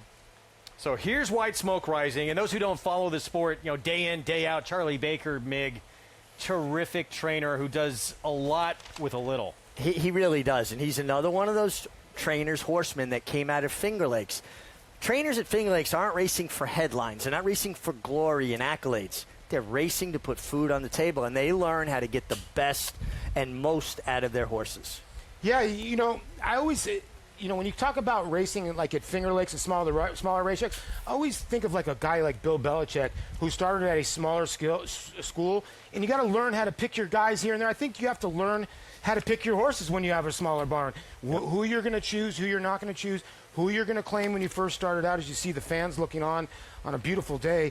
I think you got to compartmentalize a lot of your horses and where they're going to go here and there a lot smarter because you just don't have a lot of the volume. Yep. Now, this track this afternoon, we talked about Hit the Post, the 3. Who's the favorite right now? And that win, as we see, is this a couple... You don't need to go to Vegas. You don't need to go to Vegas. The Saratoga Well, they Chapel. climbed down from the Empire State Building and came up here and got married. Okay, there we go. Now, that happened, just the other day? As someone who's not a big fan of heights, I would have had to say so long. We're not meant for each other. I'm kind of with you there. Yeah, 100%. Minute to post in this 7th. Let's go back to Acacia. Yes, we do have the wedding party here in the winner's circle, which is a lot of fun. Taking a look at the number 7 to the outside in White Smoke Rising for Charlie Baker. This horse, as Paul mentioned, took a lot of attention last time out off of the layoff and delivered at 3-5 after running very well back in January. Horse with some good size and I thought was impressive last time. Never saw the rail in the running of that race as well and always seemed to be traveling best. Now, as he steps up to face winners for the first time, he is sharper and more intense coming out of that win, which I always like to see. I have no problems with the extra half furlong for him. He's a big, solid individual, and while clearly he was fit enough to get the win last time out, he looks even more refined second off of the bench here, too, as John Velasquez has opted to keep him with the pony because he was one of those horses that was a little bit spicy back in the paddock and got really on his toes in the post parade, but he's come back to his rider quite nicely. Now the number 6, Magnanimous Max, in tremendous form. He was claimed for 20,000, so he's steadily stepped up through the ranks and now will face even tougher company, but he was flattered last time out with 2 next out winners from that race, including Georgia Magic, who was really impressive and won with a 96 Spire speed figure in his subsequent start. This is a horse that I've always thought in his physical makeup is one that looks like longer is better. He's big, he's leggy, there's a lot of him, but he's been very effective at the 1-turn mile, which, as JK was touching on earlier with the Wilson Shoot, you don't really have the opportunity to run a 1-turn mile here, so I understand the slight cutback to the 7/8 here at Saratoga. He looks like he's continuing to do incredibly well, super fit coming back for Linda. We'll see if he can keep that good streak rolling, and with Manny Franco trying to pick up another one, Greg. Well, meanwhile, 5-2 favoritism, public settling on the winningest rider in the history of this racetrack, Hall of Famer John Velasquez, and White Smoke Rising coming off that maiden win for Charlie Baker. Really like what I saw from what I could ascertain on the TV, the way he warmed up. He just really looks like he's coiled up, wanting to be released. And I love when a horse bows their head and really uses himself properly like that in the post parade. I know we don't officially get fireworks until tomorrow night. How about this? Almost $1 million in this late pick 5 pool to kick off this Saratoga summer season. We already had one pick 5, paid $27,000 today. I bet you this late one going to pay every bit of, I'm going to call about $8,000-9,000. That's why we love this wager. Hit the post, the 3, back to favoritism. The best performance by a mile of his 10-race career on this racetrack, Belmont at Saratoga week. Can he back it up? Sean Bridgmahan aboard for Melanie Giddings. We send it upstairs to the voice of Saratoga, Frank Miramati, for the call on our Fox Sports 2 coverage. White Smoke Rising goes in.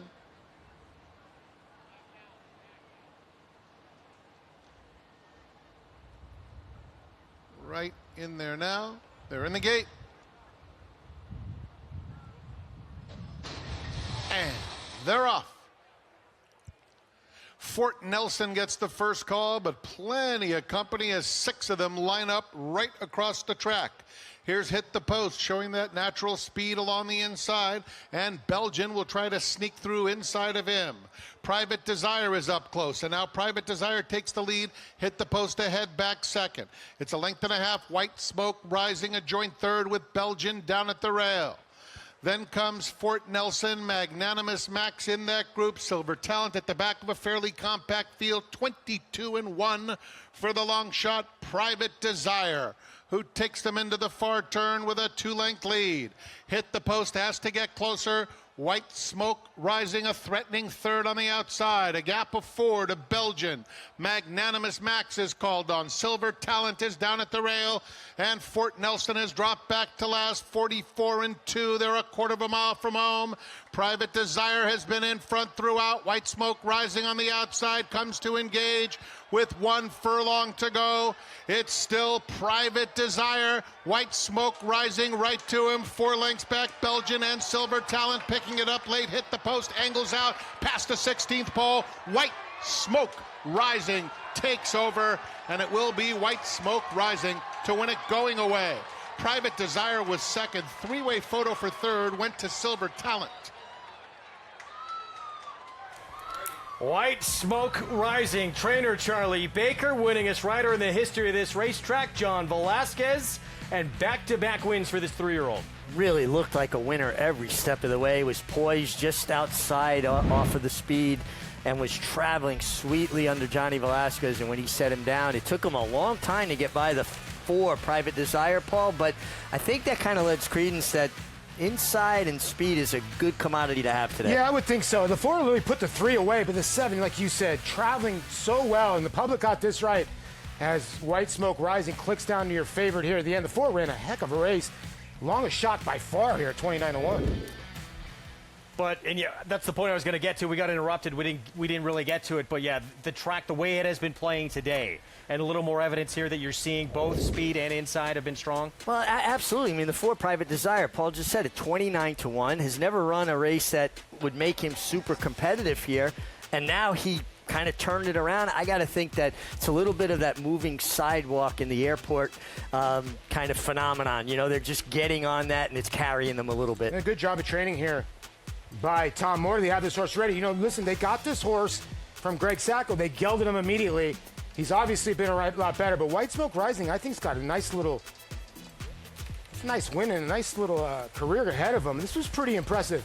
You know, when you win there's Charlie Baker, the trainer, when you win the first time against maidens, you're beating horses that have never won. So I always think this is the toughest, beating winners the first time. And Charlie had this horse ready, passed the test. He's done some great training jobs over the years, but particularly with sort of reclamation projects as well. Well, again, it goes back to they learn their craft by putting together horses that need a lot of help. You know, horses with less talent or maybe some infirmities. Great horsemen traditionally have come out of Finger Lakes over the years, and nice to see Al Freed with a winner. Al Freed, an owner for so many years here in New York, actually was an exercise rider for Sonny Jim Fitzsimmons, wanted to be a jockey before he outgrew that. 5-2, and a nice one here for the native of Jamaica. There's the Hall of Famer John Velasquez, and it's White Smoke Rising at 5-2 is the favorite. 7-4-1-2 to start off this late pick 5. Saturday, 4th of July, it is the Suburban, and it was a breakout win in this race last year for Phileas Fogg and trainer Gustavo Rodriguez. His first ever graded stakes win in this race. Can he go back-to-back?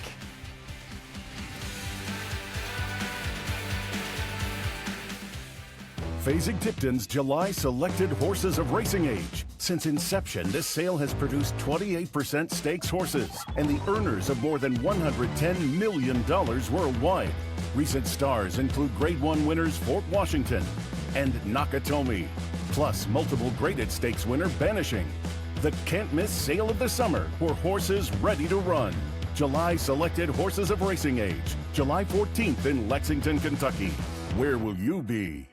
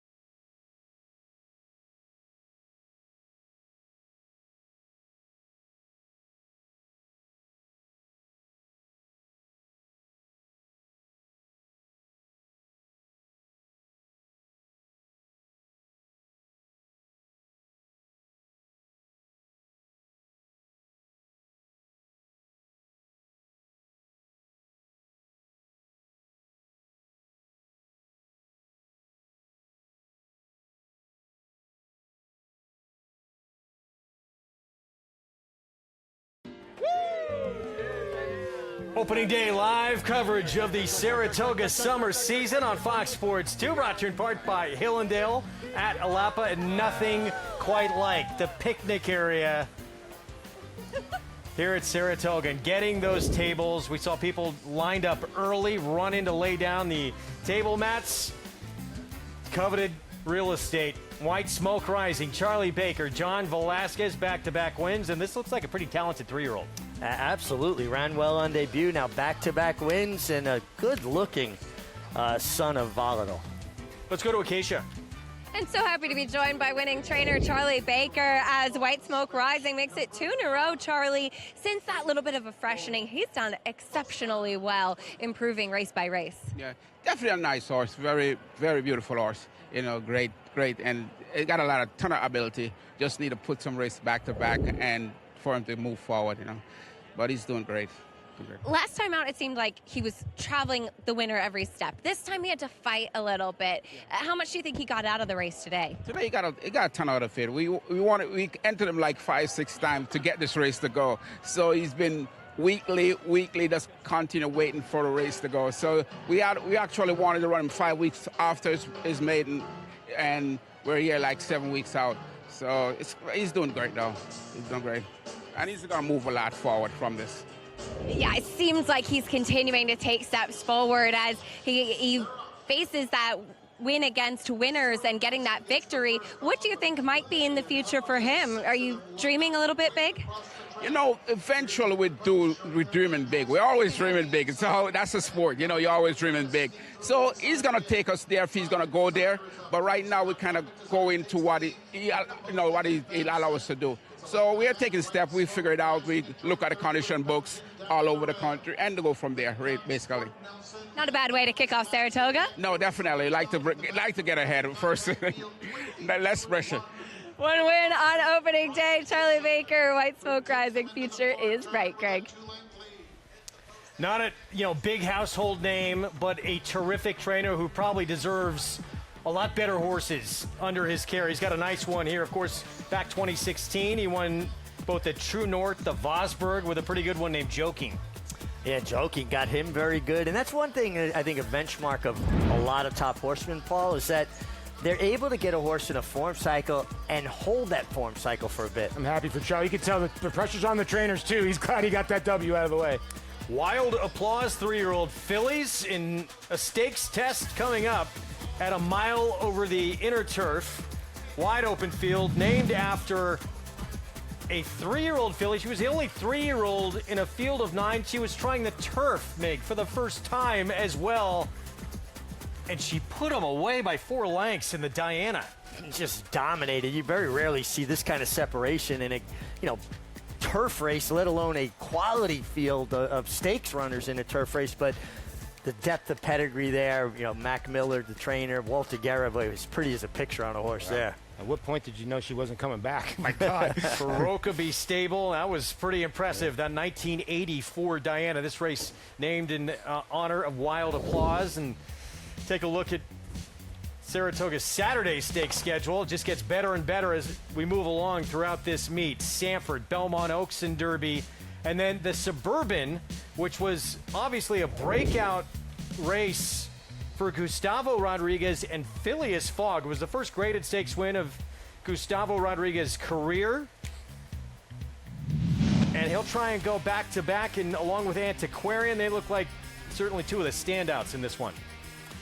Yeah, Phileas Fogg, he's got speed, and it always makes him dangerous, and it looks like he's doing really good coming into the Suburban to defend his title. Yeah, he kind of was going backwards, right? At the end of 2025, his race in the Stymie just was not there. But then he came up here he went to Aqueduct, won that race, and he's the kind of horse that if he gets confidence, he can keep on going. He can be dangerous on the front end. So the Suburban last summer on July 4th, and 1 year ago to the day, he'll try and do it again. He beat Antiquarian in that race, but Antiquarian since that time has had a couple of very good performances. Certainly that Jockey Club Gold Cup, I know it was marred a little bit with a spill early on in the race, but provided a big upset that day. Yeah, it did. And, interestingly enough, Kendrick Carmouche, who it will be on board, is serving a suspension right now because of that Jockey Club Gold Cup ride. But he's allowed to ride in this race because it's a designated race, a graded stake. They're allowed to ride, but they got to add 1 day to the suspension. Yeah. And you talk about Phileas Fogg. Paul, he likes to be forward. Forge Steele, the 2. He really likes to be forward. And they'll have Flavian Pratt for Saffie Joseph Jr. Yeah, he just went out to California, and usually you go out to California and you run into a lot of horses with a ton of pace. Well, he was the one with all the pace, and he just ran away with this Gold Cup in 2:01 and change. His best lifetime effort to date. He's only a 4-year-old. Maybe he is getting a little bit better. Trying to win his 3rd in a row. This was a win, at 1.25 miles. Pretty impressive.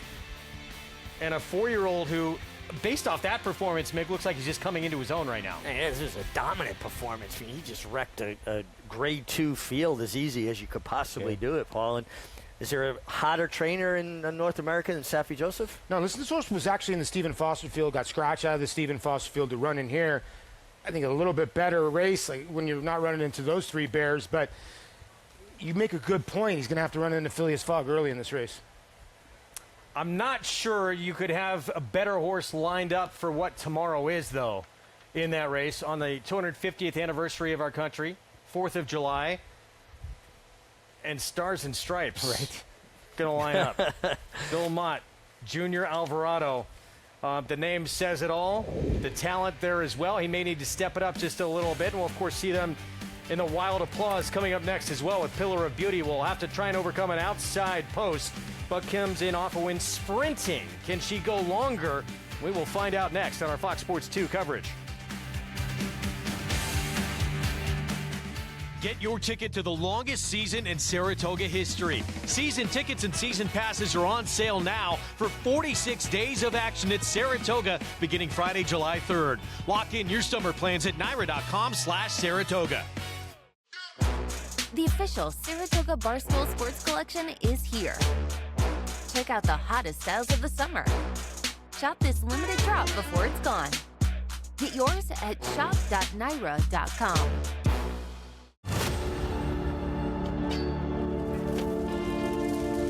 The 2 of them coming down to the wire. Forte on the outside, and Forte to win the Breeders' Cup Juvenile. Forte starts to gather in the top horses. This is going to be very close, but the champion prevails. Forte wins.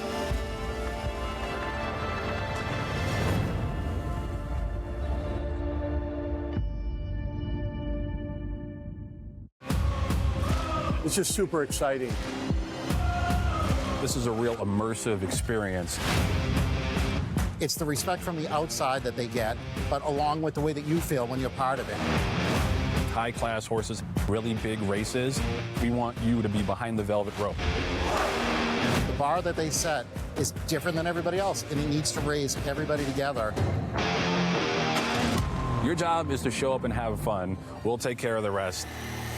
Perennial leading New York sire Central Banker, sire of a $325,000 2-year-old colt in 2026, and the leading New York sire of stakes horses again, including Hot Currency. Hot Currency up by 4, 5 widening lengths, approaching that final furlong. No catching a geared down, dominant winner of the 4-star Crook. Give it to Hot Currency. Central Banker, standing for $7,500 at McMahon of Saratoga Thoroughbreds.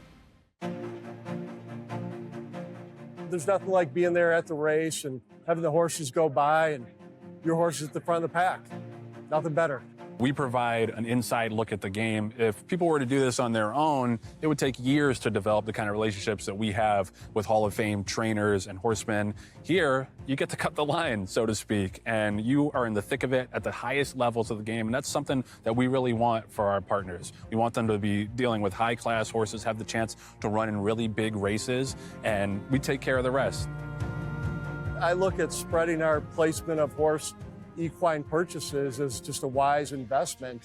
They don't all work, but you're going to have ones that work because of the caliber of people at West Point that go through the horse selection vetting process. It's very thorough, super impressive.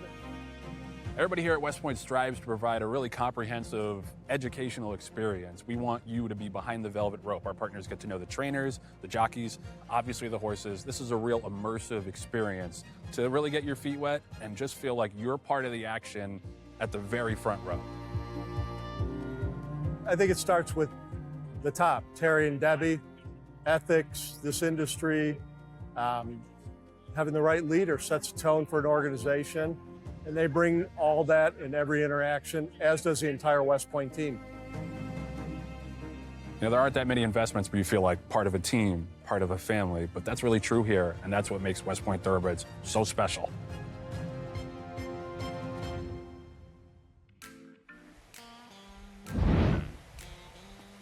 Pretty great success in this game. West Point Thoroughbreds, over $60 million in purse money, more than 55 graded stakes wins. I'll try and add another stakes victory here. This wild applause with Pillar of Beauty. We talked about Belmont Junior Alvarado. They will team up here with West Point. Can this one get the extra ground? To this point so far, Mig has only sprinted.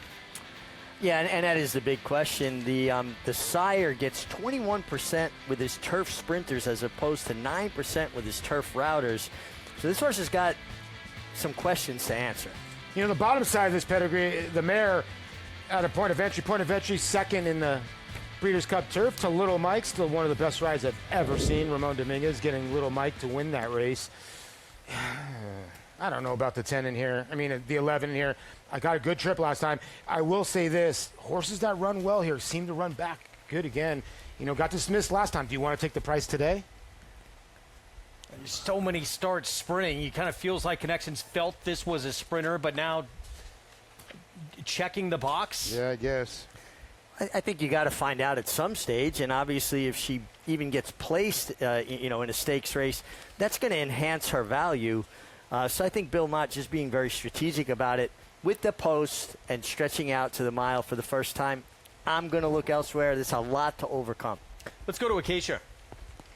And taking a look at a couple of the players in this race, beginning with the number 6, Smexy for Brendan Walsh, coming out of a try in the Penn Oaks last time out, and not the most ideal trip for her. She never really got a chance to save any ground. She was outside trying late in the running of that race and kind of a minor rally, but I think in large part because she was never really able to get her momentum.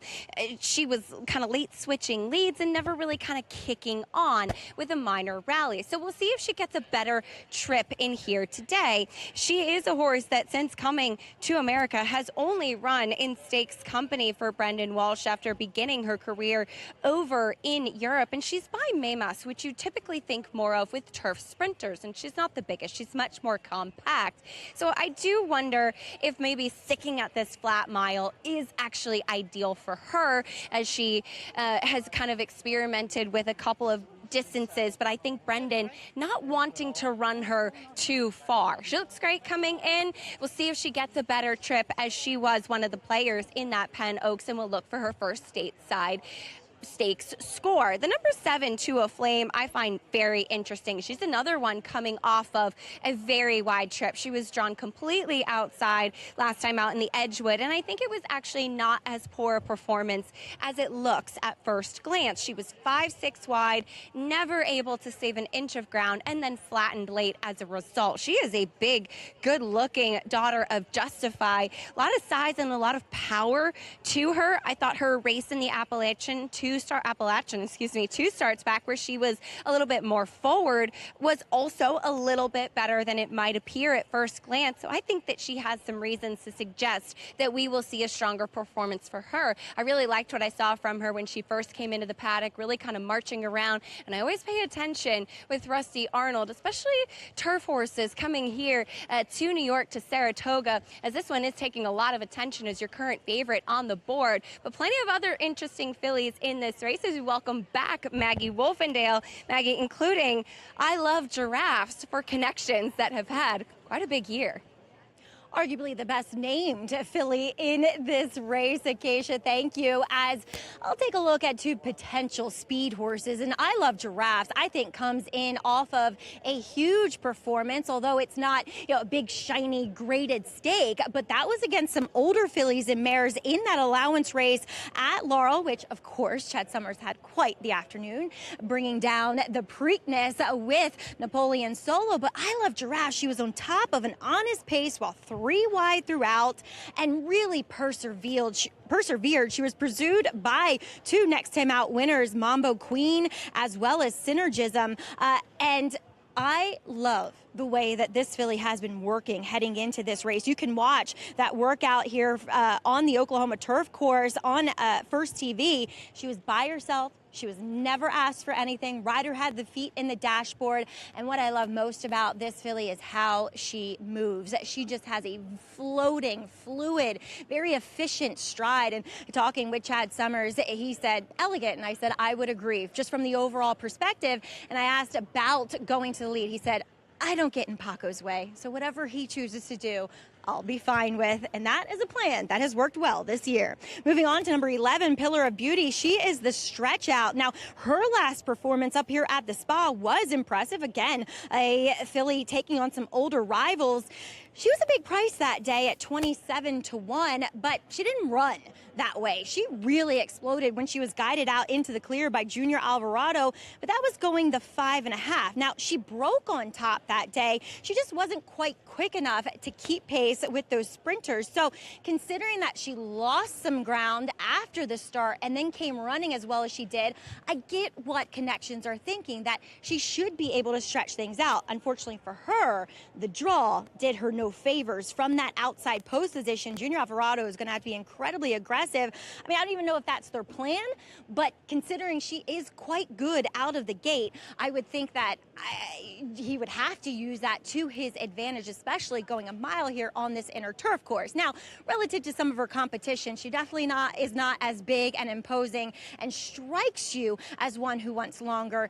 But sometimes these physicals, Greg, are the ones that really do take to the mile around these tight turns on this inner turf course. All right, Maggie, thank you. We'll see if Pillar of Beauty can do that. Meanwhile, here's Smexy, Brendan Walsh. He is going to be our first guest, or Jonathan Kitchen's first guest of Cart Talk in the golf cart a little bit later on in the program. Group placed in Europe in just the second start of her career. Yeah, and listen, I think she ran extremely well in the Penn Oaks that we're watching here. She was about 4 wide throughout. That's not a recipe for success on turf. That's not the turf trip you want. And I think today there's probably a better chance she gets covered up, more European, Paul, save some ground.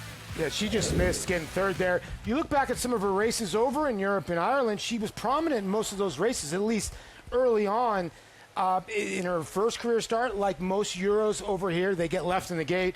Last time showed a little more speed. I think Tyler Gaffleon, who had a couple wins on the card, I think he gets this filly forward today. Back to ride, Mig, Saratoga full-time this year, as obviously he was dealing with an injury early and wound up going to Ellis. Yeah, it was probably a prudent move last year. He's coming back off an injury. You want to jump right back in to the middle of this kind of competition? No, him and his agent decided, let's go to Ellis, rebuild our business, get ourselves where we need to be, and we'll come back. A lot of people talk about Chad Brown, the leading turf trainer when it comes up here. Obviously, in New York, the Midwest leading trainer on turf is Brendan Walsh. So Tyler, Brendan Walsh will team up with a 6 Smexy, and there they are together. 9-2 on the board. Meanwhile, Lovely Gray, she tried the Kentucky Oaks. The race before that, it was on synthetic, but I believe that was probably the fastest race anybody in this field has produced. Can she do it on grass? Let's go to connections of Lovely Gray with Acacia. And she is a very intriguing filly in this spot, and happy to be joined by Dave Portnoy, Go Gray's stable, as Lovely Gray gets back on the turf. I checked in with Kelsey Danner earlier, and she said she's been able to handle pretty much anything. Yeah, and we always were meant for the turf, I think, when we got her, and then when the Oaks rolled around, it was too good to pass up. But I think we were always trying for the Oaks, so I expect her to run well. I don't know how the track's playing right now because she doesn't usually go to lead, but I think she's pretty talented. Her race 2 starts back on synthetic was really impressive. She did all the dirty work coming from off of it that day. Yeah, I mean, I was walking up to the window. Like, I thought we had it, and then she did so much. She had the best figure by far out of that race, and even the race before, she was similar. So if she gets pace and the track is remotely fair, I think she can win the race. I'm very excited. Got some other grays we should be looking forward to throughout the summer? I got a whole armada of grays showing up to the track. So when they get there, probably mid-August is when a lot of them will be ready, a lot of 2-year-olds. But yeah, I got a whole boatload of grays coming in. We can't miss them, that's for sure. Thanks for the time. Thank you. Greg? 5-1 on Dave Portnoy's Go-Go Grays stables. Yeah, goes exclusively with grays, limits you somewhat.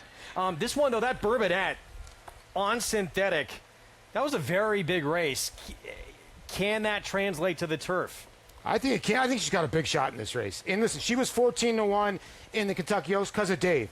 The Stoolies and his following, they're going to bet his horses here. But I just think that getting back on turf is where kind of she wants to be.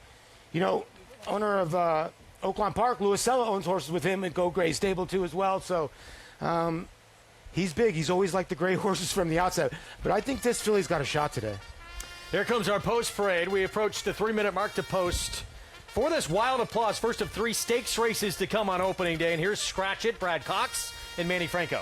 Yeah, winner last time out at 3-5. She needs to step up a little bit, but sometimes those horseshoe Indiana races are better than they look. Not just the 11. We have the 2 Paris Carvers stretching out off a turf sprint win.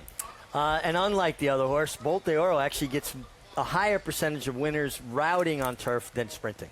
Cherie DeVoe, winner of this year's Kentucky Derby and Belmont Stakes with a lone time. Yeah, Johnny V looking for his 3rd on the card on this 23-1 shot. Candy Moonshine, some figures that match up against just about everybody in this field. Yeah, and she has speed, so she's going to be forward, but she is coming off a layoff. Smexy Brendan Walsh, Tyler Gaffleone, Group 3 placed in Europe. This is a horse that has suffered through back-to-back wide trips. If she can get a ground-saving trip under Tyler, she's a player. Alex Bregman and his family racing stable, To a Flame. Yeah, Philly by Justify. Governor Sam got the job done a couple weeks ago for Alex. To a Flame's got a big shot in here. Yeah, that's one of the good ones. He's had no-name Mets as well. Here is Dave Portnoy's Lovely Gray. Well, back to earth after trying the Kentucky Oaks and is a player here. She has a big shot. Maggie brought up a great point. I Love Giraffes. That win against older company when she beat entry-level allowance runners at Laurel. Yeah, Paco Lopez here to ride. No racing today at Monmouth. This horse is dangerous. Been working really well in the morning. Code has Flavian Pratt. This is way too big a price on Code. It is, but she does have to overcome an outside draw, but she has some natural speed. She also seems versatile. Yeah. And the stretch-out runner outside, Bill Mott Jr., Alvarado, Pillar of Beauty. Well, she was impressive last time out. Laid a little bit off the pace and got home. She's going to try to stretch out today. 27-1 last time, 8-1 today. So 2 minutes to post here in race 8 as we get set for the late pick 4. And a new AI tool for wagering by Wager, who makes recommendations entirely algorithmic, driven by value. They compare proprietary wager odds against the live track pools and then bet recommendations generated when the model identifies pricing inefficiencies, essentially finding patterns where the public has mispriced a horse's actual probability of success. So the suggested wager play a 7-8 exacta with 7-8 with 4-9, 10, 11. To me, Paul, and I want to see what your thoughts, but the 10 sort of jumps off the page as one that's just being forgotten in the wagering here. Yeah, he is. I mean, you look at this field, there's a lot of horses, but this filly by Tiz the Law was good last time. Two starts ago, she came from off the base. Then she showed pace last time and just missed. Can we go back to that wager real quick? I think we got it wrong. That was a $16 wager. So here's as we effort that, your favorite, To a Flame. And again, this one, Alex Bregman and Bregman Family Racing. And he was introduced at a very early age to this sport. His father, grandfather, great-grandfather, all deeply involved in the sport. They were big in, I want to say his dad was the commissioner of the New Mexico Racing Association. There you see Alex. Got a couple World Series rings with the Houston Astros, and obviously now with the Chicago Cubs, and believe me, this is on in the clubhouse right now. I love when you get athletes from other sports get involved and show an interest and a passion for racing. I think it shows the general public that, hey, what we do here is actually pretty cool.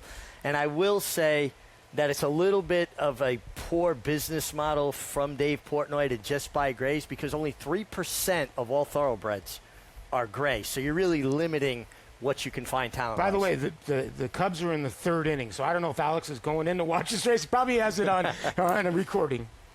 Second place in the Central right now, trailing just the Milwaukee Brewers. They're putting together a pretty good season. Let's go back to Maggie.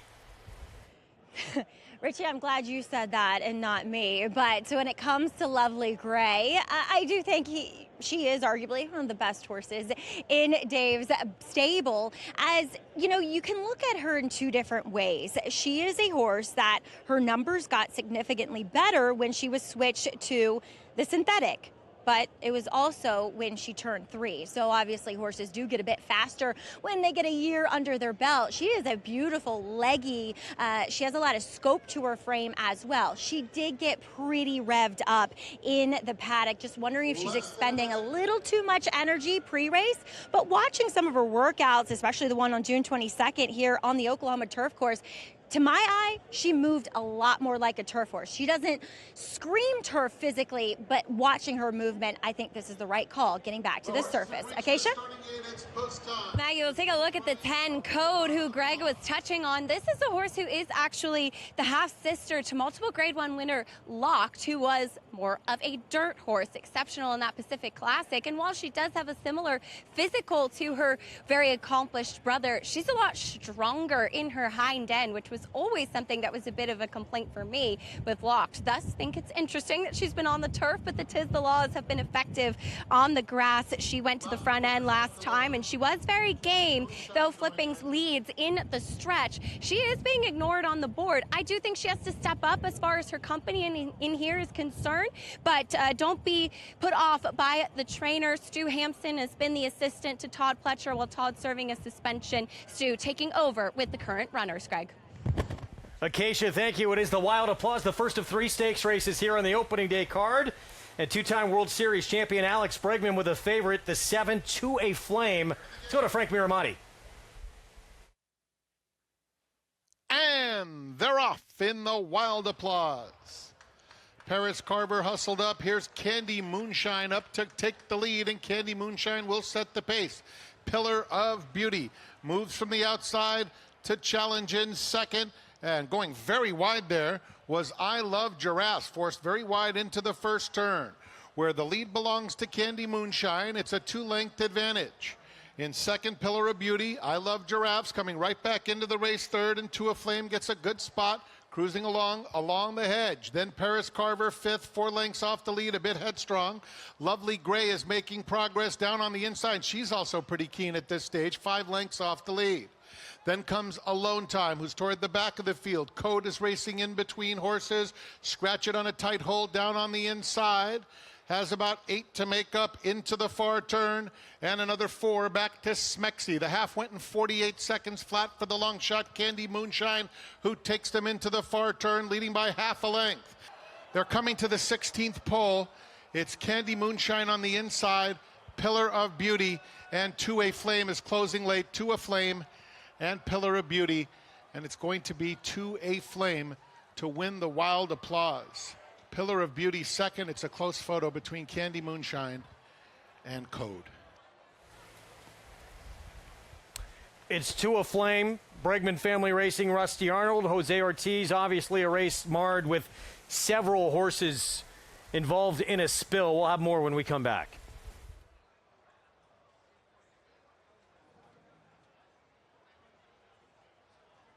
Racing returns to the brand new Belmont Park this September. Get paid to bring new horses to New York with the Big Apple bonus. Each horse can earn up to $8,500. Bonus eligibility based on the horse's prior start or workout location. Both new and existing owners and trainers are eligible. With overnight purses increasing this fall by 15%, there's never been a better time to race at Belmont Park. Take a bite out of the Big Apple bonus. For rules and eligibility requirements, visit NYRA.com/Big Apple bonus.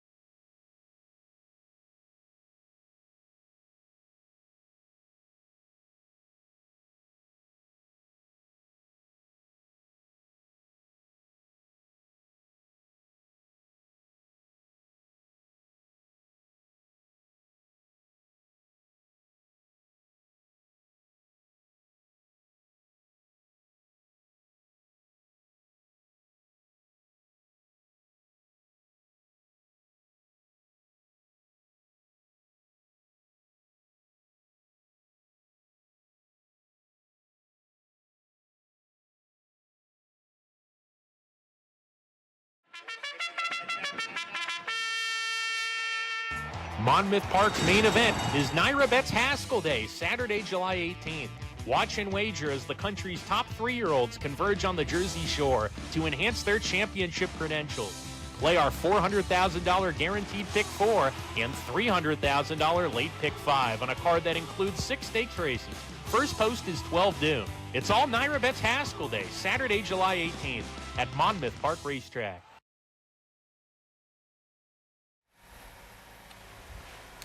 Back on our opening day coverage of the Saratoga summer season on Saratoga Live. We just conducted the wild applause, won by 2 aflame, but our thoughts right now with the fallen horses and riders in a multiple horse spill. Let's go to Maggie. Greg, I do at least have some good news when it comes to the horses. All 4 that were involved, which did include the first horse to go down, I Love Giraffes, which was followed by Lovely Gray, as well as the 2 Paris Carver in here, and look, it was scary. And the 6, Mexi. They've all been apprehended. They all got up from the incident. Scary moment. They did run the wrong way, so the alarm, the loose horse alarm, did go on to warn the other riders who were going the right way on the racetrack. But they all have been reunited with their team, and they are being walked back to their barn. When I have updates on the riders, Greg, I will be sure to deliver them. All right, Maggie, thank you for that report. We will be back with more information after a short timeout here on Saratoga Live.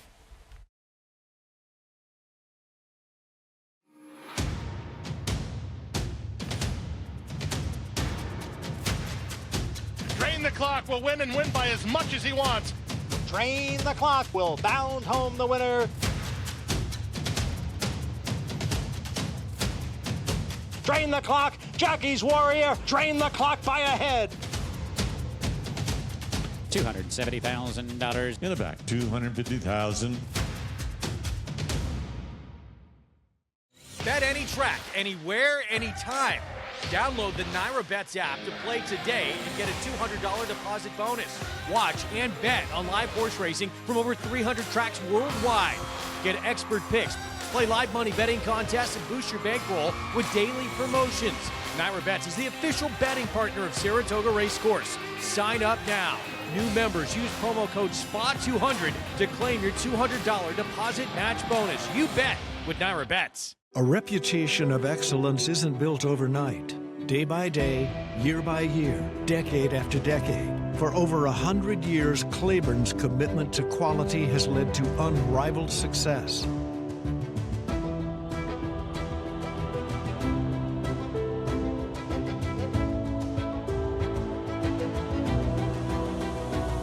Building on the past, building for the future.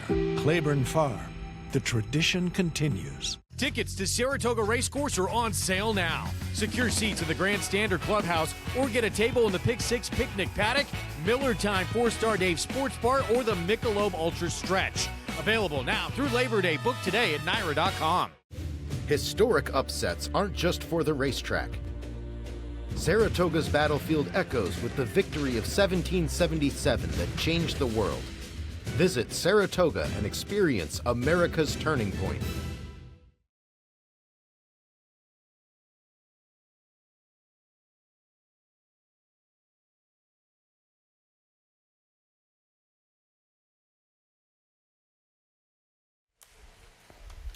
Back on Saratoga Live, we just had the wild applause. Run to a Flame wins the race, but again, a spill involving 4 horses in the race. We got a very positive report from Maggie Wolfenell involving the horses. Still waiting to hear on the condition of Javier Castellano, Tyler Gaffleone, Dylan Davis, and Paco Lopez. What are the protocols in place when something like this happens? Yeah, well, first of all, good news about the horses. As far as the riders go now, every single rider that was involved, whether they walked off on their own power or not, will have to go to the attending physician at the racetrack to be cleared to continue to ride or to be assessed to be sent on to the hospital.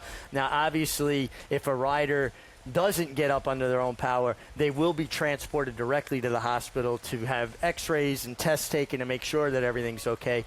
that was a tough one to watch, but thankfully, at least we know the horses are okay.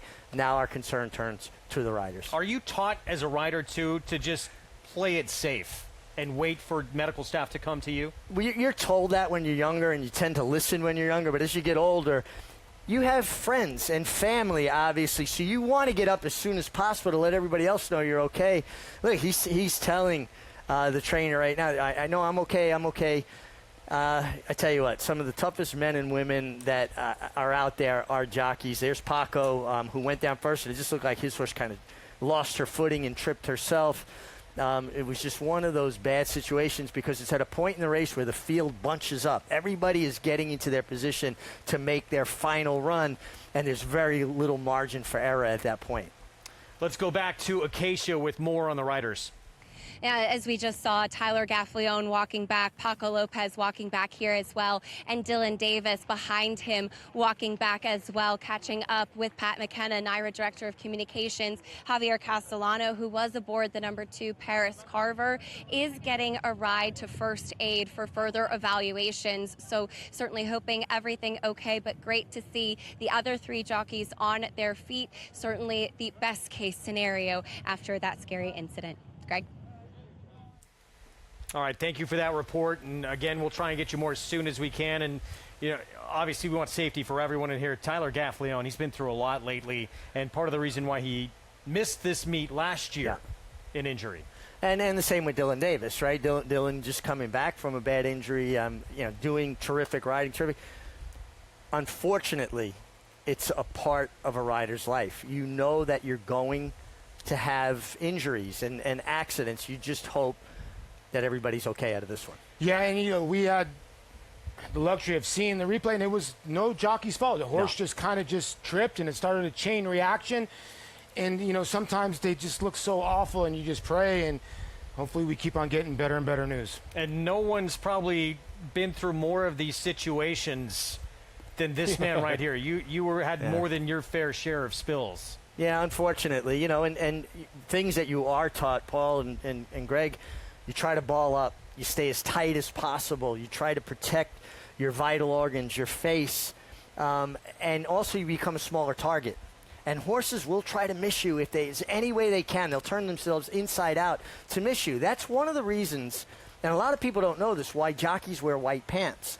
The contrast of the white against the brown of the dirt or the green of the turf allows a horse to pick you up quicker. Their sight line, their vision, and again, they will do everything within their power to miss you.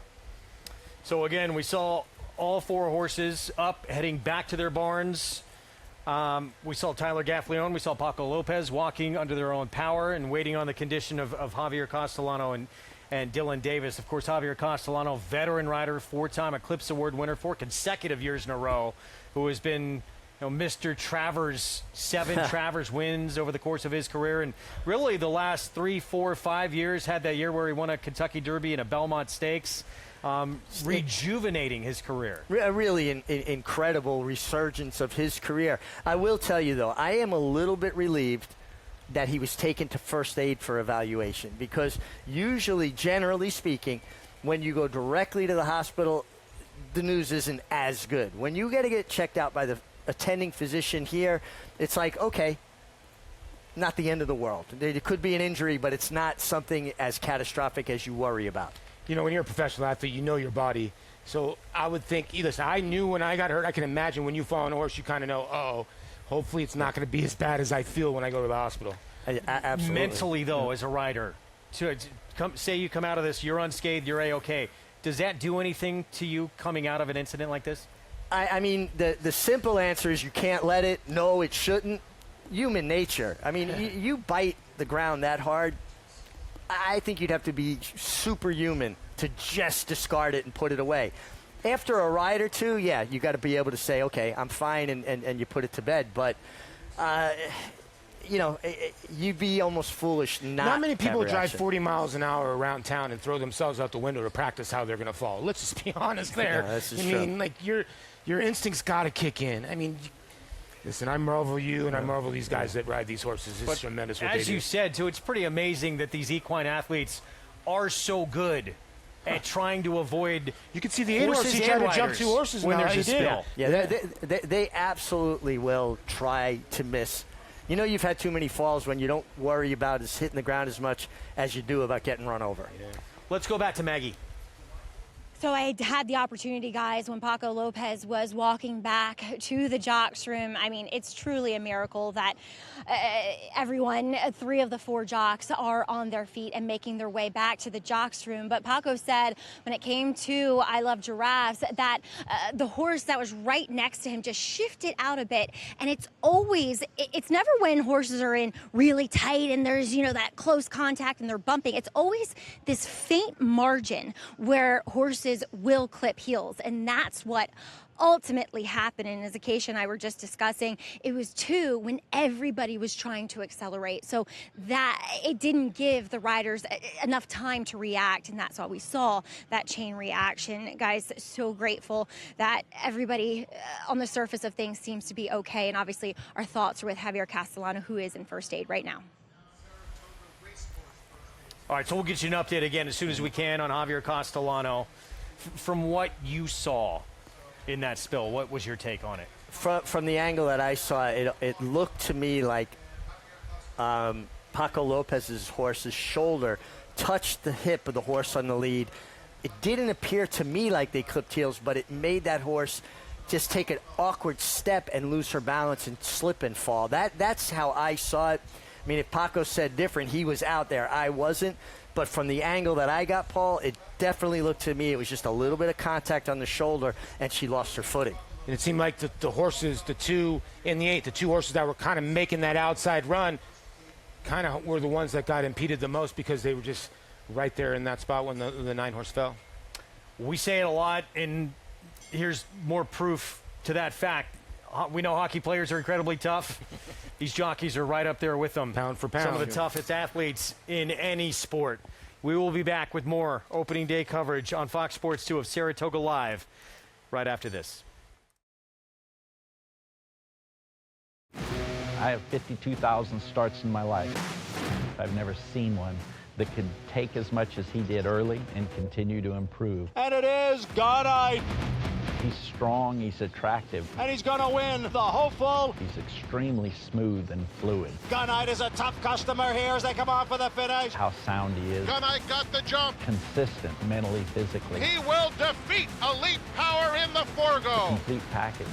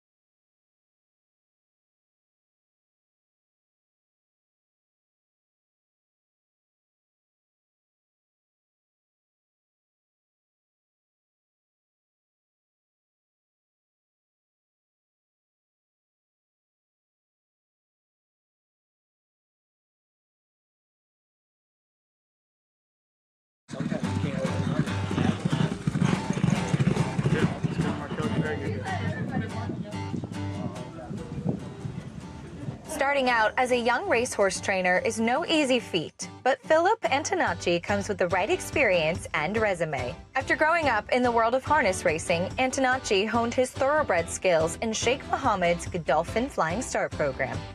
It's a 2-year scholarship program fully sponsored by His Highness, and you travel around the world working for his various operations. We call it the Harvard Business School of Thoroughbred Racing. You're able to spend some kind of placements at places that you can actually just choose. I admire the way they run their business. I'd like to go learn from them.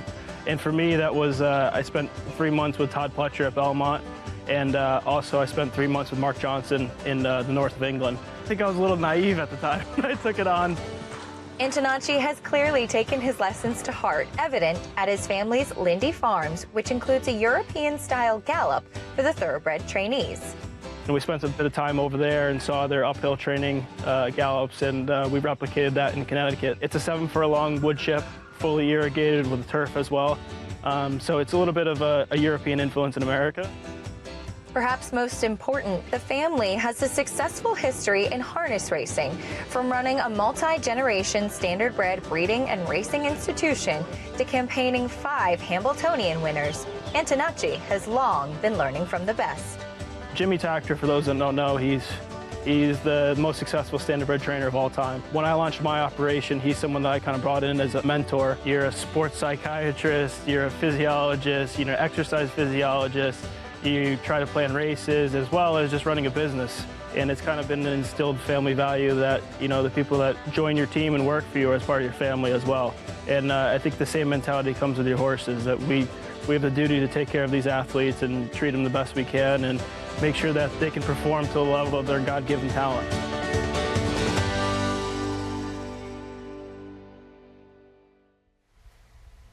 Phil Antonacci in the background there. He's the trainer of the 3 Pots Right, whose only dirt start. It was a win. It was a debut win at Keeneland. And he sort of had a breakout summer here at Saratoga last year, then one of several winners that he campaigned. You could see that they came in with a plan. You know, they win at a high percentage because they're very smart about their placing of their horses, and they do a magnificent job with their stock. And I love that it's a carryover, too. The family's so involved with harness racing, and now Phil doing the work he is with thoroughbreds. This horse got a big shot. Her first start, she was giant that start. Didn't like the way she ran last time, but that was on the turf. I think she's going to run better than her odds suggest. This is the traditional opening day feature. 2-year-old fillies in the Schuylerville, 6 furlongs, $200,000 purse, and there is Phil Antonacci's Pots Right. This one, though, even money favorite. Luminous Beauty for trainer Jenna Antonucci. Of course, made history as the first female trainer ever to win a Triple Crown event. Arcangelo, that win in the Belmont where they had add the Travers later that year. Did this Belmont at Saratoga week, and maybe a race that was aided a bit by being forward on a speed-favoring track, but she says Jenna Antonucci, not a filly that needs to have the lead, just sort of worked out that way. Well, she also has a post now that gives her the luxury. She's, drawn to the outside of other rivals. It's a 6-horse field now with 2 scratches. It gives Flavien Prat options. He's not committed to using her speed. She tipped her hand in her first race at Churchill Downs at 21-1 when she ran a good third that day. Actually hit the front. Was second that day, excuse me. The second place winner, the winner came back to win. I want to say the 8th place finisher came back to win. So that was a loaded race. Came back and crushed. With the scratch in the 5 here, I think that's why you're getting even money. And you get Pratt, who usually gets over bet, but obviously, that was a big performance here and gets the outside post. As we're 9 minutes away from the Schuylerville, let's go to Maggie. These races are so fun up here at the Spa, Greg, as we'll take a look at a horse who is coming here from South Florida in number 2, Prime Aurora, as she was so incredibly professional in that debut in which she had to break from the inside. She was tracking the pace. Then she came through on the rail, didn't bat an eye, and really kicked clear through the lane there to draw off and win by 8 3/4 lengths. It was a very impressive visual performance. Now, the second place finisher did come back, only posted a 55 Beyer speed figure when winning. But looking here at Prime Aurora, she is one that doesn't, I was hoping for a little more physically, given the way that she performed on the racetrack in that debut. But coming to the spa for the first time. She has been truly professional, just a little bit of a smaller, slighter framed type. Very kind of quiet here in the paddock too, but we'll see how she does if she can kind of get back to what she showed us in that first race. And I definitely don't think added ground of a furlong and a half is going to give her any troubles whatsoever. She should benefit from that. Moving on to Phil Antonacci's charge, we just learned a bit more about him. That's number 3, Potts Right, who does get back to the dirt where she won first time out at Keeneland, and she beat a horse in Lack of Riesling who had come back and post a 72 buyer in her subsequent win. I love what I'm seeing from Potts Right. She is solid. She is well balanced. I love her getting back to the dirt. I think that's the right move here. And I get it. You know, when you break your maiden that early on, April 15th she did, there aren't that many options. You only have stake races, and there really aren't that many on the dirt either. So I really like what I'm seeing from her here in the paddock, and she is a generous 8-1. But for more on the 2 favorites, including Luminous Beauty, we'll check in with Acacia. She was impressive last time out, Maggie, and I covered her race, and I was mystified as to why she was not the favorite that day. There was another horse coming out of that same debut at Churchill Downs race who was taking much more money, but to me it was Luminous Beauty, who on debut had done all of the dirty work and really gained a lot out of that. So sometimes we talk about 2-year-olds who are kind of cranked up to win early on and don't necessarily move forward. Well, she might have been ready to win at first asking, but she was still able to do it again in her second start, and she rocketed out of the gate, and I think that's why we saw her on the front end last time out. Now, she was sharp in her most recent start. She didn't have a pony in the post parade, but she had this lovely floating stride when she got out there on track, and she is very physically mature. If anything, I'd say she's a bit more on it today, a bit sharper as she steps up to face winners for the first time, but carrying her weight well once again, and it will be interesting to see what kind of tactics they do employ, as despite her size, she has shown quite a bit of early gate speed and will try to make it 2 in a row for Jenna Antonucci. The number 1, Voyager for Mark Casse, is still a maiden, and she took a ton of money on debut as she was your heavy favorite. She wasn't quick out of the gate at all, quite the opposite of the horse I just talked about. And now as I see her, I can understand why. She is very big for a 2-year-old filly. There's a lot of her, so she probably takes up quite a bit of space in the gate. Now, she was last and did run on well, but was second best ultimately in that start. But I'm guessing Mark Casse thinking that she showed enough, and clearly had shown enough in the mornings, to take a shot against Stakes Company as a maiden. She clearly stacks up nicely with her foes, given her size and her substance out of Chart, who is a Group 3 winner at Woodbine. A little bit of turf and synthetic in the family, but this one debuted going 5.5 at Churchill. I think she will love a touch more ground. However, she does draw the rail, which sometimes trainers don't love for 2-year-olds, especially big fillies like she is, who showed on debut. Maybe the gate is not necessarily the easiest task to overcome, Greg. Keisha, thank you. I mean, Voyager, who you're looking at now, this was like the Knicks being down 29 to the Spurs. She didn't quite pull off the victory, but that's how far behind she was and made up a ton of ground and nearly pulled it off. Last early out of the gate, tosses her head and then drifts out even wider earlier on, left her so much to do. Yeah, just a lot of greenness going on there, and she was bet down to 81 cents to the dollar. So you knew she had impressed in her morning training, and she made a nice run, but just to make up all that ground to get back in the race, you would figure she would have to flatten out at some point, Paul, and she did. Yeah, Banana Frost was your second choice. It's got to the front end. You could tell she's a big, long range and kind of filly. You don't love if you're the connections draw in the one hole, but sometimes that could be a blessing. You never know. You know, you get left the first time.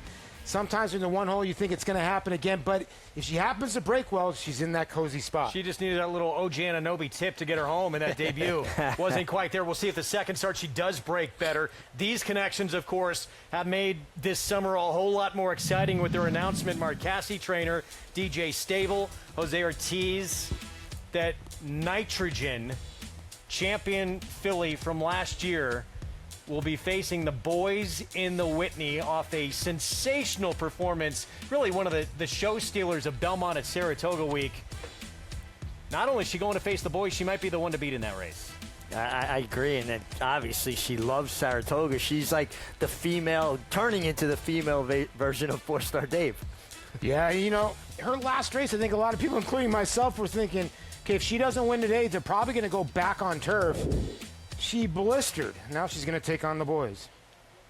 That performance, and probably Englishman, were the two just big takeaways from Belmont at Saratoga. And Nysos. Jaw-dropping performances, right? Yeah, Nysos, to me, Englishman just put a lot of people thinking Crude Velocity was the best 3-year-old to bed. Yeah, Bob Baffert said he doesn't want to face that horse ever again after Englishman romped in their meeting. 3 minutes to post. We're going to have a little delay here. Obviously, they're still in the paddock. Let's go back to Acacia with more on Javier Castellano. There was a slight delay with, first of all, bringing out the tack as we will have a jockey change on the number 4 Madeline Swan in here. It will be Edgard Zayas to climb aboard. Javier Castellano, after being brought to first aid, has subsequently gone to Saratoga Hospital for further evaluation with hip pain. So we will be thinking of him, and hopefully everything will be okay. But that is the latest update on Javier. Paco Lopez will be riding. We saw him walking back. So the only jockey change as Javier Castellano will continue on to Saratoga Hospital. Edgard Zayas will pick up his mount here.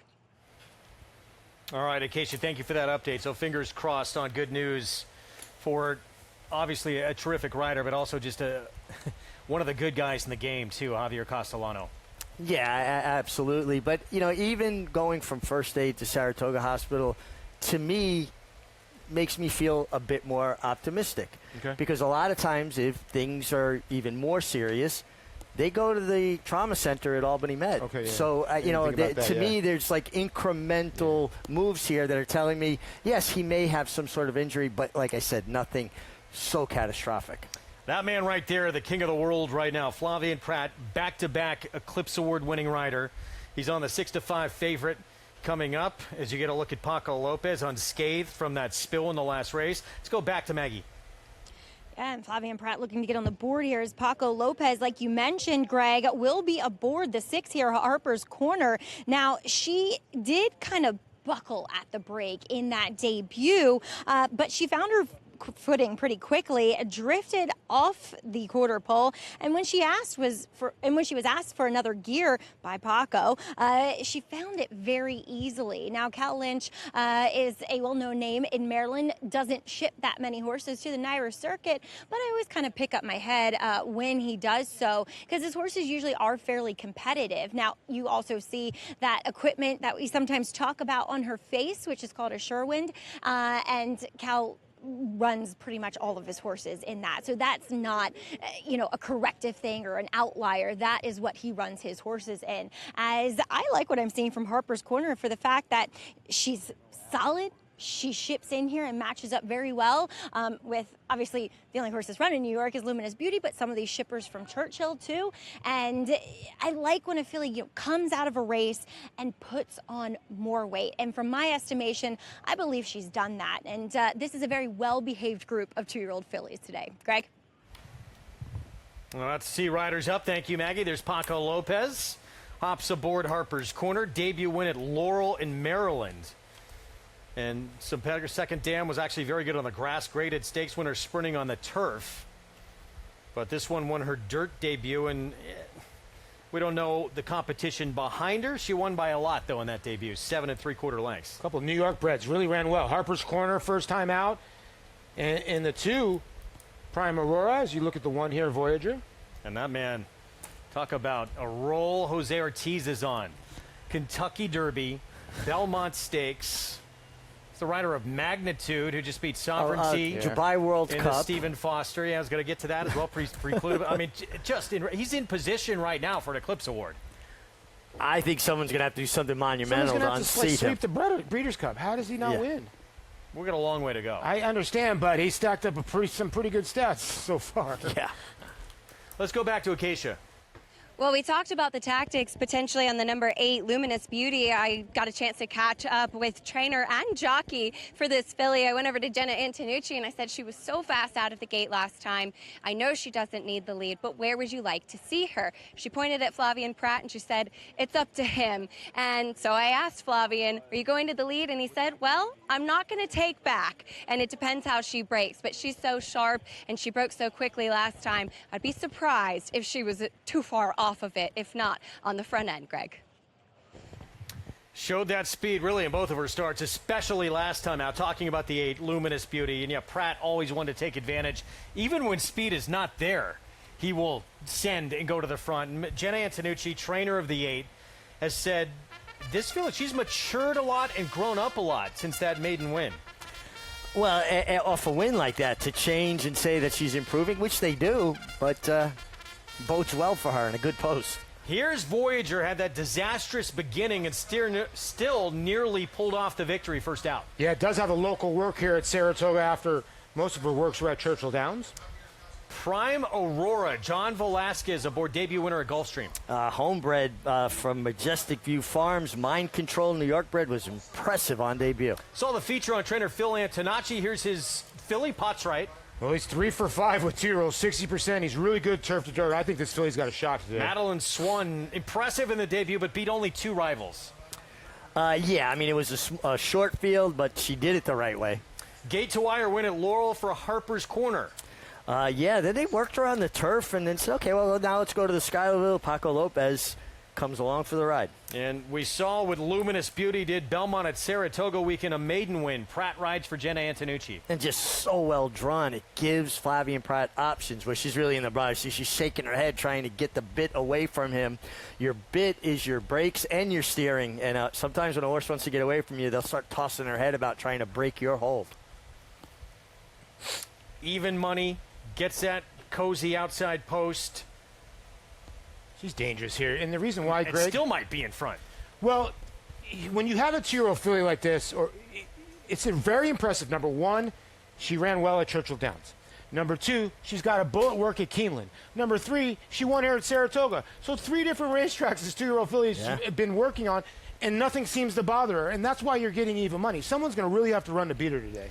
And we know these 2-year-old fillies, Mig, they can improve by leaps and bounds from a first to a second start. But her last start, just taking that into account, was so much faster than anyone who remains in this race. Someone's going to need to step forward. Well, and again, you said it right, though. They do change and develop and evolve quicker than human athletes. I would say that these 2-year-olds are like high school athletes right now, right? By the time we get to Breeders' Cup time of year, they're more towards college athletes, if you want to equate it to the human factor here. I like the 2-horse here, guys. Maybe a little bit of an upset. I think she's a player. You get John Velasquez, and Luminous Beauty's well drawn and will be very tough to beat. But Mind Control, this is a New York bred. Mind Control's gotten off to a terrific he had a winner in the second race, too. This horse is working unreal at Colonial, too. Stands at Rock Ridge Farm in Hudson, mid-Hudson Valley, about 75 miles from here. It's our Spendthrift Farm 2-year-old race of the day. Home to number 1 sires Into Mischief, Omaha Beach, Vacoma, and Yaupan, leaders of their classes in 2025. Traditional opening day feature on our Fox Sports 2 coverage from Saratoga, the Schuylerville. Let's send it upstairs. Frank Miramati, the call. Thank you, Greg. And here is Luminous Beauty walking up to the gate. Luminous Beauty going in.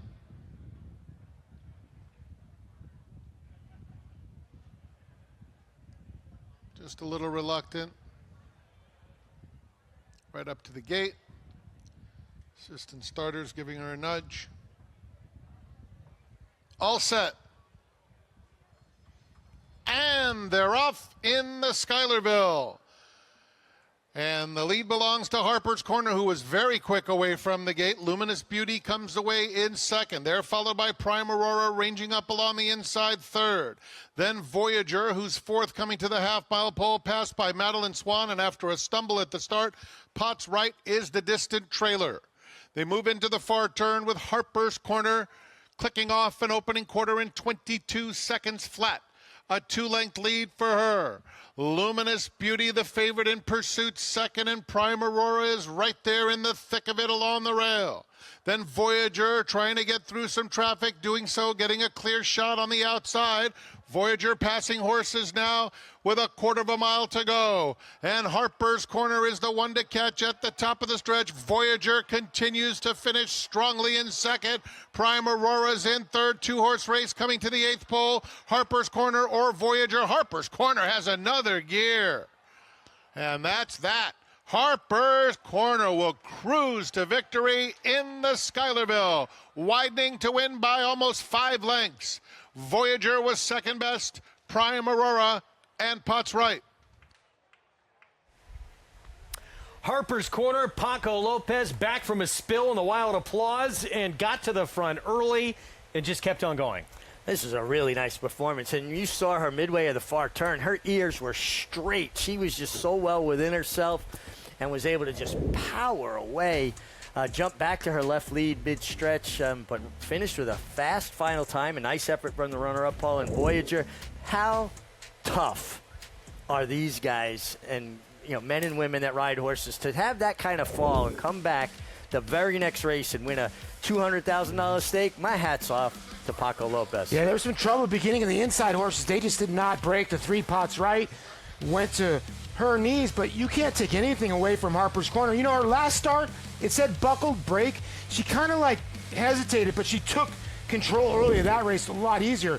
But today it was all business. See Paco Lopez talking to Johnny V saying, yeah, I had the goods today, and I'm not at Monmouth Park. I can win races here in Saratoga. Again, look, I don't want to say it after the fact, but we had 2 scratches in this race.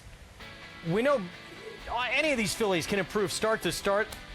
Double her morning line with 2 fillies coming out? Yeah, Maggie mentioned this, or I was talking about Cat Lynch. He's very good with his 2-year-olds, and he threw you for a loop with the turf work last time out, and boom, right to the front. 12-1 Harper's Corner. 6-1, 2-3 finish in the Schuylerville here on opening day. Let's go to Maggie. He just said what I said in the paddock. He doesn't travel for nothing, and 12-1. That's a gift for all that backed her. Cal, she broke so much better today in her second start. Yeah, we were surprised that she stumbled, but that's baby races, right? You just don't know. But she's been very, very pushed forward, straightforward from we got her, and Paco suits her really well. Delighted for Charlie Biggs. He's been a good fan of mine, and he's done everything I've ever asked him. And I told him when I seen her at the sale, I just says, we're not leaving without her. And he said, go buy her. That was that. But he's game. He's the gamest owner I have. He's just so game. Good guy. And already returning on your $70,000 investment. I mean, a huge win for Saratoga for you. This has got to feel great. Yeah, first one. We've been second and third and knocked on the door a few times with some other horses. But she's a little special. Honest to God, I'm delighted for Charlie. And the team back home, Austin, does a great job with her. Austin Reynolds gallops her every day. He's my assistant in Fairhill, and he does a great job. All the staff, Cholo, everybody back there, they do a great job. Well done. Get the picture. Yeah, get in the picture. Acacia's going to talk to Paco Lopez quickly here. Acacia. Keep my distance enough as I can with Harper's Corner. As Paco warned me, she's a little spicy and kicks. Paco, you rode her first time out. She was even more impressive today. Yeah, she was very comfortable today. I told the trainer, he told me, Paco, she's very comfortable today. Last time, a little nervous today. She's very professional. He was. And then she said, you figure out the break. She want to be in the lead or come behind. She not to be in the lead. She break. Unbelievable. I wait. Looking at her when I asked her to run, she was over. And how about you? Had a fall in the last race. We're so happy to see you up and riding and right back into the winner's circle. Well, I feel good, but I feel bad for having everybody go follow 3 jockeys in the race. It's not the right way, but I'm very lucky everybody is okay. Absolutely. Well said. Congratulations. Thank you very much. Greg? That man with a very big mount. Just 15 days from now, I won a Preakness Stakes on Napoleon Solo, and he'll be headed to the Haskell with that horse on July 18th. And he's on pace to maybe win more races this year than he's ever won. He's already over 170 wins this year alone. Yeah, we talked about Jose Ortiz. Listen, Jose Ortiz is having a ridiculous time of year. Paco Lopez, for a guy that wins that many races, might be having his best year. Listen, Napoleon Solo is a real horse. Baby Vino won by a pole. He's not even going to be on that horse for Lindsey Schultz, who's going to be in the Haskell. You also got Bookham Dano, who's going to be right before the Haskell. as well in the Mr. Prospector. Paco's set for some more this year. We're going to be switching networks. We're going to move over to FS1 here momentarily. So we're about to wrap up on FS2. You can pick things up with the rest of the card, including the Saranac, third of 3 stakes on this opening day on our FS1 coverage coming up shortly. But yeah, that is just incredible resolve from Paco Lopez, all these riders here to come back out of that spill and then get right back in the winner's circle. Well, you know, you asked the question before, and yeah, it's difficult. You hit the ground, you get up, you got to ride the next race. But life is risk and reward, and being a jockey, if you can't accept that risk, then you're in the wrong profession. Obviously, he's showing his mettle. Harper's Corner, Paco Lopez, 12-1 upset in the traditional opening day feature in the Schuylerville. Our coverage continues next on Fox Sports 1. We'll see you there. Excelling on a cross of New York turf and Kentucky bluegrass. A 6-time graded stakes winner, including the Grade 1 4-Star Dave, Grade 1 Turf Mile, and the Grade 1 Maker's Mark Mile by leading champion European sire, Lope de Vega. So he's got that going for him. Carl Spackler, the ultimate greenskeeper, standing at Lane's End. It's time for the first major yearling sale of the year. A sizzling source for success on the track. The July sale is the most underrated sale in America. July produced 2 Breeders' Cup champions in 2025, She's So Spicy and Splendora, as well as Grade 1 winner Argos. Plus recent graded stakes winners Chip Honcho, Forged Steel, and Roja. The Fasig-Tipton July sale of selected yearlings, July 14th in Lexington, Kentucky. Where will you be? Some horses are remembered, other horses are passed down like an heirloom. He's the kind of horse that lives in stories, each better than the one before. He ran 3 straight years at the highest level, and he himself was elite. Who's it gonna be? It's gonna be National Treasure! Has opened up a 5-length advantage. It's a 1-horse race. National Treasure, the key to quality.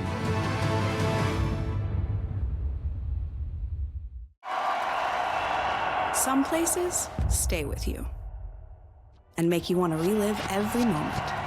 These are the places you want to get lost in. The ones that feed your curiosity, blow your mind, and tempt fate. Places that make you keep coming back. Because every time you're there, anything feels possible.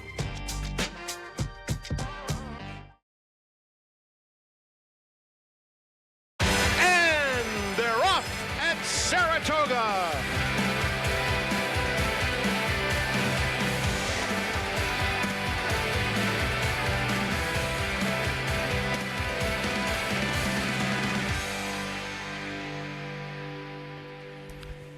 Welcome to opening day from Saratoga on 4th of July weekend, and an historic meet here at the oldest sporting venue in our country. A 46-day meet to be conducted this year for the first time ever, and likely the only time ever, here at the Spa on a beautiful opening day. 3 stakes races, 1 still remaining with the Saranac to come. Greg Wolf, former rider, Richie Migliori, 4-time Major League All-Star, Paul LaDuca, and we just saw 2-year-old fillies in the Schuylerville. We'll revisit that in just a moment, but more stakes action to come in a very competitive Saranac.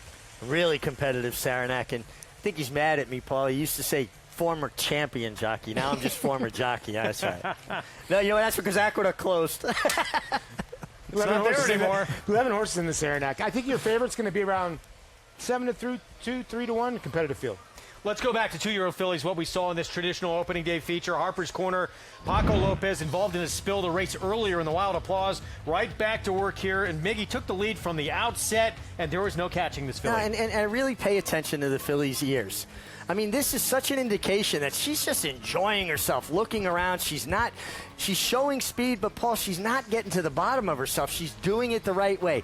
Anytime you like a horse and they're in front and their ears are playing like that back and forth, you can feel pretty good about it because it means they've got something left. You can see Paco, he kind of, whenever he looks back, he looked back in the Preakness on Napoleon Solo. He's usually got a ton left. He peeked to his left because I think he saw the 2. He wasn't going to let that horse come up the rail on him.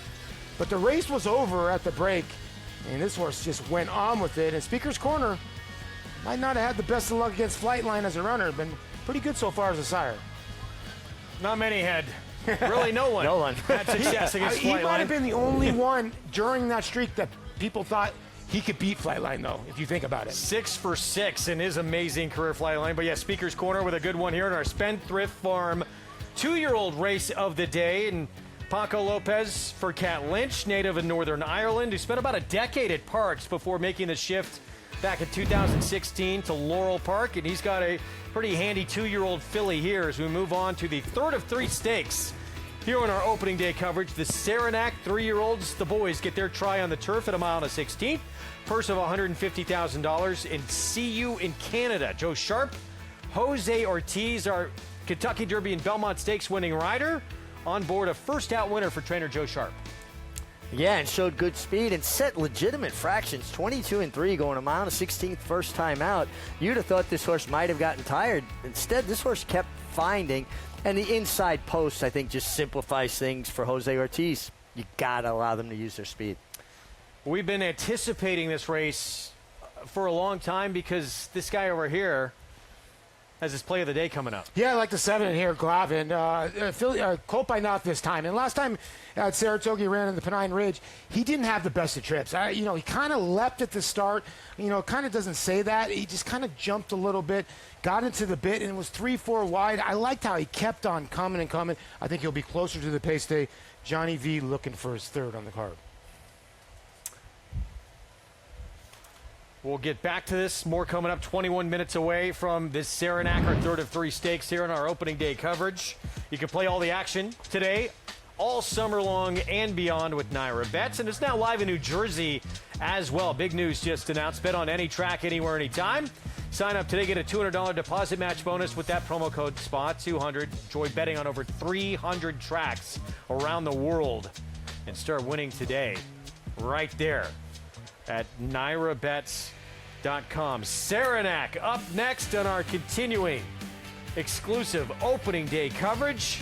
Jose Ortiz, winner of this year's Derby in Belmont, will ride this one for Joe Sharp. See You in Canada, looking to remain perfect in the Saranac.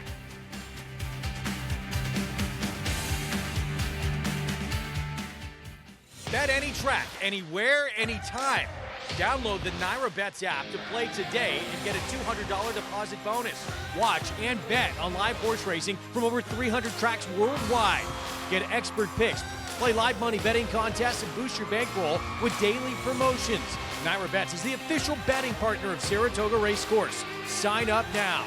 New members use promo code SPA200 to claim your $200 deposit match bonus. You bet with NYRA Bets.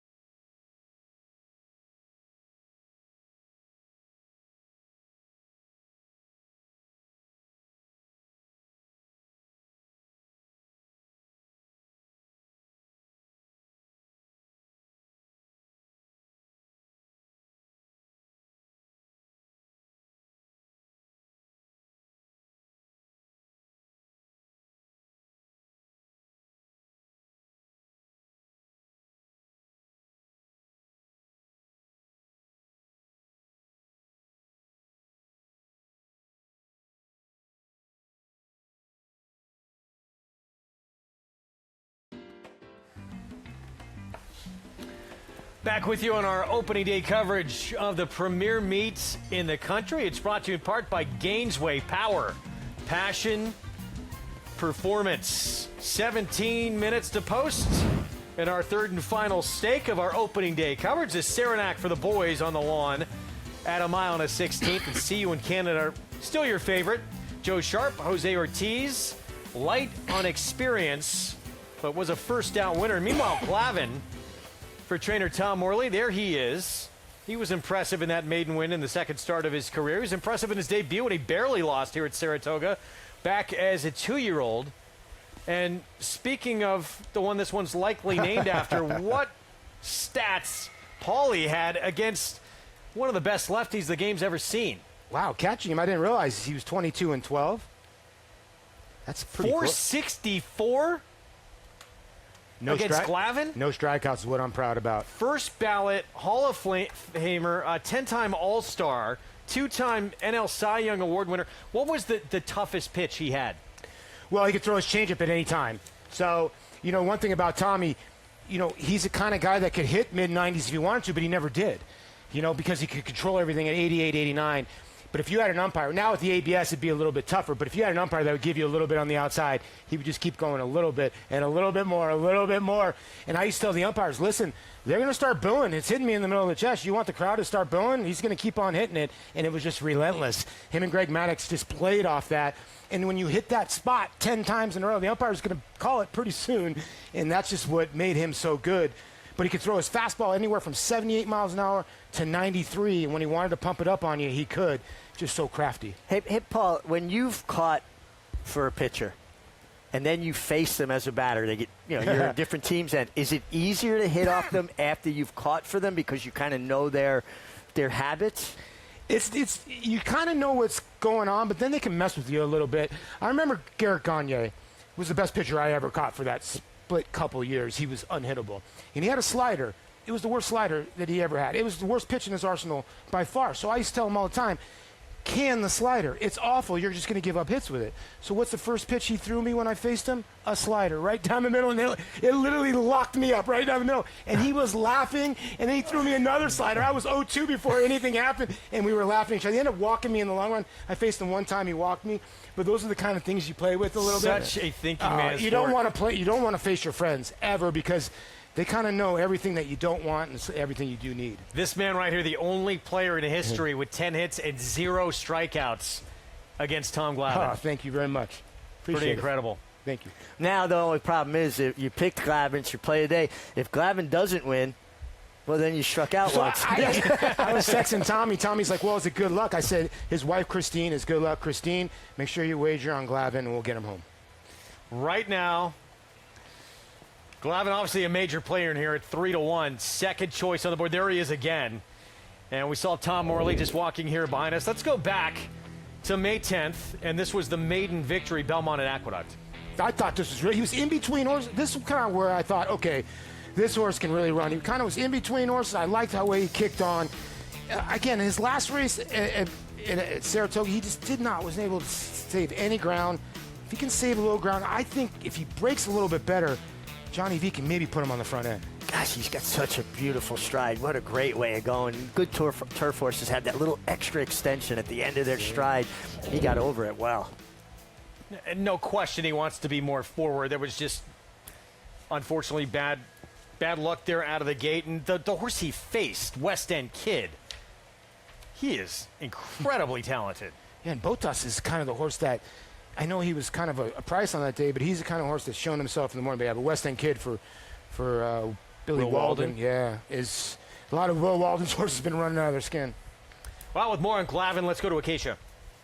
As he will try to get his first stakes win. This is a horse that I thought had really progressed quite a bit from 2 to 3, not only mentally but physically as well. He is such a big, powerful, burly type of individual, Glavin is, and he was way more settled coming back as a 3-year-old. I thought he was very impressive when breaking his maiden. And then last time out, he was a horse that, yes, he got a little bit more rambunctious last time, too. He was acting up in the gate a little bit, kind of setting some of the others off, and then he did hop a touch coming out. And I think that that was up against him as West End Kid was able to get forwardly placed, and we will see him in Grade 1 company this weekend, taking on some tougher foes as well. So Glavin, if he can stay settled, I think sometimes that's a little bit of his own Achilles heel, but physically, he's just so appealing to the eye. He's like a tank, and he really frames himself up very nicely out there on the track. But like I said,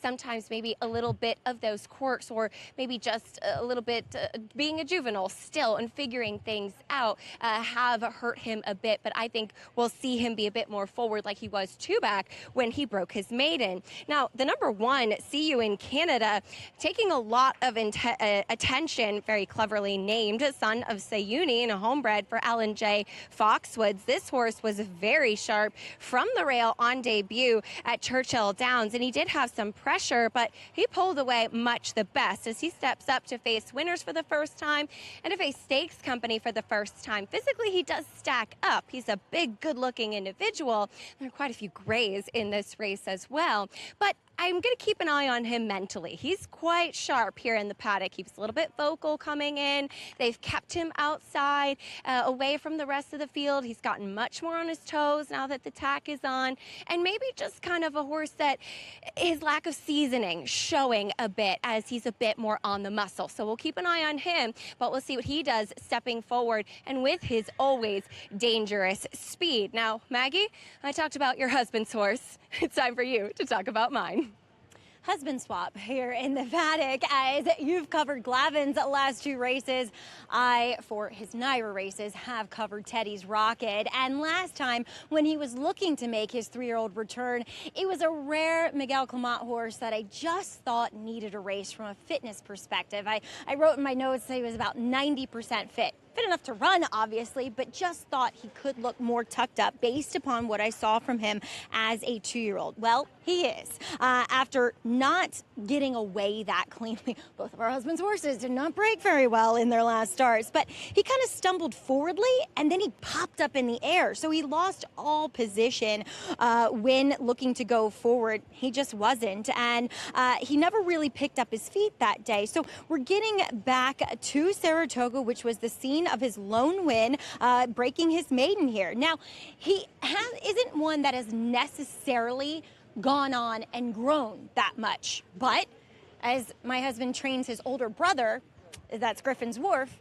he's not that big either. So it kind of runs with the family of not being the biggest, scopy types of horses. So while I'm okay with him going a mile and a 16th, I wouldn't particularly love to see him going any further than this, as he has strictly been going a mile in 3 starts, but definitely a bit more tucked up. And I think that should suit him well for his chances here in this Saranac. Next, we'll take a look at a big long shot, and that is one trying the turf for the first time, and that's for my friend and neighbor, Lisa Lewis. 'Tis Trouble, as she'll bring him in off of a rained-off Tapeta win at Gulfstream Park. Now, he is a Florida bred, but you wouldn't know it here in the paddock, and it is typical of Lisa's horses. Big, robust, incredibly well-developed hindquarters. Looks a lot like his sire, 'Tis the Law, who we've seen his progeny be so adept in turf racing, and boy, does he look like a turf horse. Physically, he matches up very well with this group here. I know this wasn't Lisa's first choice of races, but it's what came up as far as timing, and I can't say that at 25-1 plus doesn't look like he fits here, Greg. Wow, how about that at a big number? Thank you, Maggie. Meanwhile, Chad Brown, Flavien Prat, an overlay at this point, Arizona territory, coming in off back-to-back wins. Is part of it, guys, the outside post here, Paulie? I think the outside post, and I think not a ton of speed, but throw out Chad Brown and Flavien Prat at your own peril. This horse really ran last time out, the gray. What'd you say earlier, Mig? 3% of the population is gray. How about 45% of this field is gray? Yeah, no, I think 50% of this field is gray, right? It's crazy. Yeah. This horse was impressive last time. The long striding, obviously a son of Tappet. The distance ain't going to be the issue. Just that outside post. That's what he's got to overcome. He's got to figure out a trip, but he's got the right pilot to figure out that trip. And look, handled Print in that field Pretty easily. Yeah, pretty easily, yeah. Print's 42-1. I still Print has some races, and that was a big step forward. I guess would need another big step forward, but he's posted better, certainly, than Arizona Territory today. I mean, yeah, you make a good point. Only 3/4 of a length behind that horse, or 3 lengths behind, and you're getting a giant price today. Too big a disparity in the prices, though. Well, we expect to see the trainer of this horse here, Chad Brown, win a ton of races at this meet.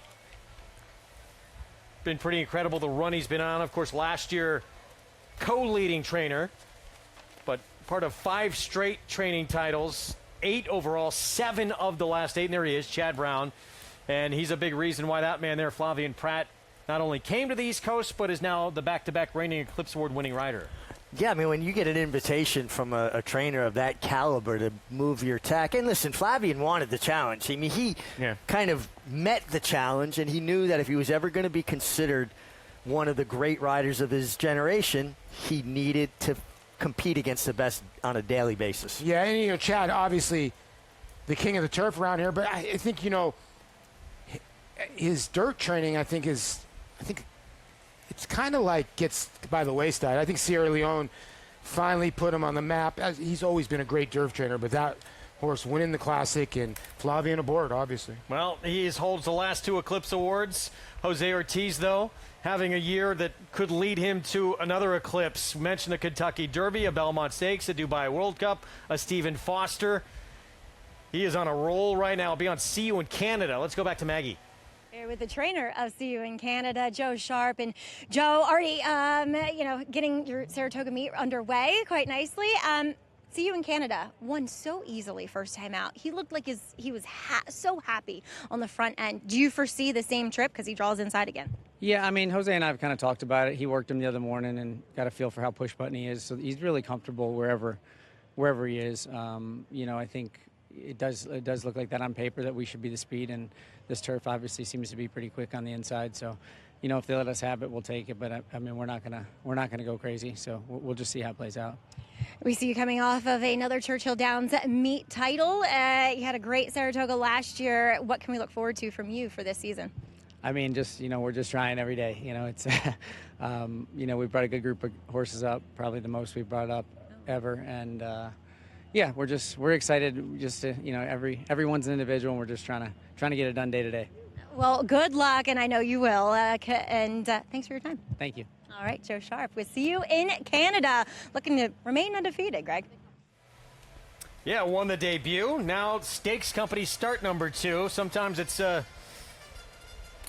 not the best thing in the world to win first time out. Now I got to face all this kind of company, but deserves this chance. And what about the chances of being alone in front, Paulie, like he was first time out? Did he catch him by surprise last time? Maybe today be different? Got to get the inside post with speed. You got to go again, right? Jose Ortiz will be aboard. Yeah, and listen, the horse was really good last time out, and if can run back to that will be tough. We expected such big things from this horse. Here's Johnny. It was very good, even in defeat in the Breeders' Cup Juvenile Turf. Still a maiden. Still a maiden, has had races good enough to be competitive here, and Jamie Rodriguez picks up the mount. Michael Trombetta with Go Gray, Paco Lopez. Yeah, this is the son of Nick's Go. The other gray in here, 21-1. Teddy's Rocket, Miguel Clement Barn. Here's the 4, Manny Franco. I give him a real good, long, hard look. He got away poorly in the Woodhaven and no pace on. I think that race a little bit better than it looks. Tis Trouble. This will be the turf debut, as mentioned, for Lisa Lewis. Yeah, good last time out in the debut, going long on synthetic. Huge price. Next story, here's My Favorite Bird, who does have a win on the lawn. Does get Tyler Gaffleone, who has a win on the card already. Glavin, who Paulie likes, coming out of a grade 3 event last start. Yeah, I think a better break today. This horse will be right on the pace. We talked about Print, huge number on a horse who 2 starts back was second behind Arizona Territory. Yeah, listen, I don't particularly like this horse as a win candidate, but he's way too big a price, and he certainly has a chance to get a piece of it. Mark Cassie Barn, Edgard Zayas blinging it back. Yeah, this one for Gary Barber. 1 for 9 lifetime. I think this horse can maybe outrun his odds. Another huge number on a horse with, Showing ability. Here's Zeppelin, Rusty Arnold, Jose Lezcano. I feel like this horse has been a little bit one pace, and now Rusty Arnold puts the blinkers on, and I like that move for horses that are one pace. Sometimes they find a little bit more acceleration then. And here is Chad Brown, Flavian Pratt, Arizona Territory, trying to win a third in a row. The fifth gray of this 11-horse field, and a horse that you're going to have to look for him late. He's going to be flying. I would think he's going to lay back and make one run. 2 minutes to post in the Saranac. NYRA Bets is now live in New Jersey. For all our friends in the Garden State, sign up today. Get a new member sign-up bonus of a $200 deposit match with the code NJ200. Exciting news as we're 2 minutes to post here in our third and final stake of our opening day coverage. Let's go back to Teddy's Rocket. Miguel Clement, Manny Franco, and coming out of back-to-back stakes, including the Group 1 Summer to end his 2-year-old campaign. Yeah, I think this horse has a lot of ability. And, you know, last time he stumbled at the break and there was no pace on whatsoever. And how do you make up ground when they come home the last quarter in 23-3? I mean, basically you'd have to go 22 and change to catch them. And, you know, the Summer's it's a good stake. It really is for 2-year-olds. I thought he ran pretty well, considering he got laid pretty far back that day with Joel Rosario and came closing home. Now, his last race at Aqueduct, I think the start when he just took all the gusto out of him. So I think you draw a line through that. He's obviously a major player. And Mig brought up that incredibly slow pace, and poor start in a race like that. You have no chance. No chance, yeah. No, I think he's a player. I have the race 7-4-11. The 11, if he had a different post, would have probably been elevated in my mind. But this one right here, we've talked about the incredible role and year that Jose Ortiz has had, and he is on likely the one everybody has to catch. He went gate to wire in his debut, and now he gets the inside post. Yeah, and when you have speed and the inside post, it always made my life easy, simple. I'm going to go to the lead. And as long as you come out like, hey, I'm going to the lead, doesn't allow anybody to kind of get game and try to engage you. I mean, kind of just got away with it, but he did some running, right? 135 to the mile. The bottom side of this pedigree, Kitten's Joy, they can run 1.5 miles, 2 miles. So he gets to the front end. The stamina is not going to be an issue. Meanwhile, back to Arizona Territory. That price starting to come down for a barn we expect to have a lot of wins at this meet. Let's go to Maggie. In races like this, right, Greg, as Arizona Territory, I was blown away with his maiden score. Same can be said for his step up against winners for the first time. And I covered that race and, thought that he is a little bit on the smaller side. But I say that because his stride is so enormous. You kind of equate this smaller, handier looking horse to having such an extension to his stride, which is just instantaneously accelerated when called upon, and that's what we saw. That's what we saw from him in his last start. So, yes, the outside post is not ideal, but I think it also allows his running style for Flavian Pratt to have him wherever he seems to switch off. And once he gets him in the clear, well, everybody else may need to have their running shoes on. Acacia? Yeah, we'll see how this does develop. And a horse that will hope that there will be some early pace on is the number 10 Zeppelin, who's coming out of several stakes tries for trainer Rusty Arnold and getting an equipment change today with blinkers going on. A pretty significant 3/4 cup being added here for the first time, as this is a horse who went 1 mile and an 1/8 last time, so a slight cutback in distance, and he's gotten much more on his toes since getting out onto the track. Was forward back in the paddock as well, but he looked to me last time like he never really leveled himself nicely. He was swapping leads, a little bit high-headed. Maybe those blinkers will help him to level himself down and extend his own stride to make that run, to give a little bit more punch at a generous price on the board, Greg. Third of 3 stakes on our opening day coverage from the premier meet in the country. There is Glavin loading up, co-favorite, along with the outside runner, Arizona Territory, for Chad Brown, who's won 5 straight training titles, 7 of the last 8 here at Saratoga, and now has become the 5-2 choice. It is the Saranac on our Fox Sports 1 coverage. Let's go upstairs to Frank Miramati. Last few left to load. One of the grays is Zeppelin. 2 for Ellen J. Silks in this one. Ellen J. Foxwoods. Here's Tiz Trouble.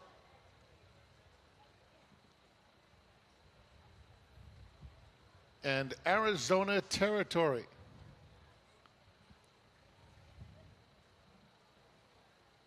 Walking up.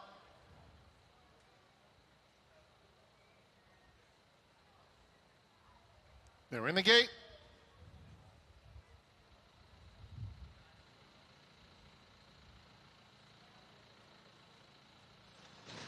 And they're off in the Saranac, and Go Gray has hustled pretty hard. See You in Canada once again flashing that fleet foot along the inside as they move into the clubhouse turn. And My Favorite Bird keeps pressure on the top pair into that turn, only 2 lengths off the lead. In the meantime, Teddy's Rocket has tucked in along the fence, claims that 3rd spot. They are followed by Blinging It Back, racing right on the inside of Zeppelin, who's taken in hand 7 lengths off the lead. Another 4 to Arizona Territory, racing right next to Glavin. 2 more back to Tiz Trouble. Then comes Print. And at the back of the field, here's Johnny. 22 and 4. See You in Canada is the target. Heading toward the half-mile pole, in front by 1.5 lengths, make it 2. Go Gray in second, followed by Teddy's Rocket, and My Favorite Bird is in 4th. Blinging It Back, 5 off the pace in 5th. 3/4 back comes Zeppelin, who covers up Glavin along the inside. Glavin just 5 lengths off the lead into the far turn, 2 clear of Arizona Territory. Then comes Tiz Trouble, who's trying to make some headway on the outside through a half that went in 46 and 3/5 seconds. At the back of the field are Print. And here's Johnny, several chances with 1/4 mile to go as Tiz Trouble continues that wide bid. After these embattled leaders, it's wide open, threading through traffic, Blinging It Back, trying to get into it. Go Gray, See You in Canada. Glavin coming through along the inside with a nice late kick. And in the center, here's Johnny's flying home. The leader is Blinging It Back. Here's Johnny from last to first to win the Saranac. Blinging It Back, and Glavin battled it out for 2nd and 3rd. Here's Johnny. We talked about this horse. So talented as a 2-year-old, multiple graded stakes placed, had not yet won. Finally gets that breakthrough performance here. Jamie Rodriguez aboard for Ray Handel. Yeah, pickup mount, Dylan Davis off the remainder of his mounts just for precautionary reasons. And he just angled out and inhaled the field. Now, he got good fractions to run at, but boy, there's a lot of traffic going on inside of him. He's dead last. He's dead. Look at on the drone shot. He's dead last to the far right of your screen. Goes by all these horses. Are you kidding me? With that kind of trip, how do you finish like this? That's unbelievable. He really finished. Now, he did get pace thrown into, but this was a eye-catching performance, and I've always wanted to do this. Hey-o! You know, at the 7, again, unprepared for the start, Johnny gave this horse an unreal ride to save ground. But you're going to see the 9 start launching here, Blinging It Back. 2 long shots here, 29 to 1, 25 to 1. But here's Johnny and Jamie Rodriguez with the last move, Mig. Yeah, I mean, and to angle out to the clear and finish the way he did, he's the maiden no longer. Wow. Multiple graded stakes placed as a 2-year-old, even as Breeders' Cup Juvenile Turf. He ran very good that day. Yeah. He had to come back as a 3-year-old against the Will Walden runner, West End Kid, who's very talented, we've talked about. Just had the misfortune of facing some very tough runners. Gets that first win. Good for Ray Handel, who's had to be patient with this horse to get that first victory. Blinkers went on last time, and maybe that did the trick. You see the blinkers on again, 2nd time. But I think if you go back and you look at the Pilgrim, dead last made that move. The Breeders' Cup Juvenile, dead last and made a move. I think this horse just wants to sit back and explode late. And there you see Ray, one of the best dressed in the stands by far. We need the Miami Vice theme song with that outfit, giving JK a little hug. Wow. Good stuff, man. Good stuff. Good for Ray Handel, who's been a colleague sitting on the desk with us at both Saratoga and at the Belmont at Aqueduct meet. Good to see him get a nice win. And to get that win on opening day in Saratoga, it just takes a lot of the pressure off, and it sets a tone for the meet. You know, the 9, Blinging It Back, another horse. You know, the horses that have kind of been battling in those grade 1s and grade 2s, the Blinging It Back is kind of horse that ran a tremendous race at 25 to 1, but just take nothing away from here's Johnny. Oscar Performance, the sire here, out of a Blame mare, And there you see, what does that feel like when a horse goes by? It's got to be dejection. Oh, man, when you're in front and getting run down like that, it's the worst feeling in the world. But when you're the one doing the running by and you're accelerating, it's one of the best feelings in the world. Just another gear from Here's Johnny. We've been waiting for a performance like this from him for a long time. But the key is what Paul said. He wants to be a dead one-run closer, and they need to ride him that way. Let's go to Maggie. With Jamie Rodriguez. Pickup mounts here, Jamie, first time aboard, and I guess for Here's Johnny, you guys got along very well. I like I said, he broke a little bit slow, you know, and let it be comfortable in the pack because they're going pretty quick, you know. And once we hit the 316, I'm watching Johnny, he got a lot of horses, you know what, let me follow Pa. Once he got out, I wait just a little bit more in the top of the lane to he change the lead. Once he changed the lead, I tip him on, and then he just blew. And he's a horse that was turning back in distance, so it really felt and looked as though he had the stamina to finish this mount at 16th. I rode it the same way when he run in the Breeders' Cup Juvenile. When he finished fifth, I said, you know what, let me leave you relax, let you do the own thing, and when you're ready to run, you're going to let me know. Well, Jamie, congratulations. Huge win here for you. Thank you. Craig? This man was a force in the Mid-Atlantic, won 5 straight riding titles, at Delaware. Decided to make the move to the big time in New York. And how about this? Making the most of an opportunity on a pickup mount in a stakes race on opening day at Saratoga in the Saranac.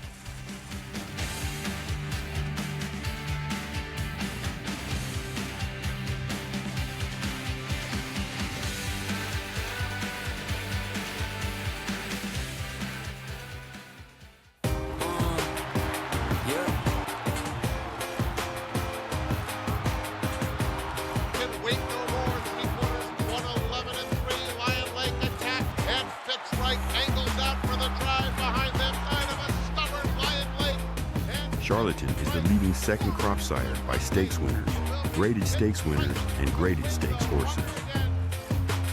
Charlatan, ultra impressive. It's a new day for a new king. Bet any track, anywhere, anytime. Download the NYRA Bets app to play today and get a $200 deposit bonus. Watch and bet on live horse racing from over 300 tracks worldwide. Get expert picks, play live money betting contests, and boost your bankroll with daily promotions. NYRA Bets is the official betting partner of Saratoga Racecourse. Sign up now. New members use promo code SPA200 to claim your $200 deposit match bonus. You bet with NYRA Bets. Say hello to Move. It's a one-horse race. Very professional and very fast. Move, rolling home by 4 in fine style. Muth, the son of good magic, coming down the stretch in Hot Springs to win it.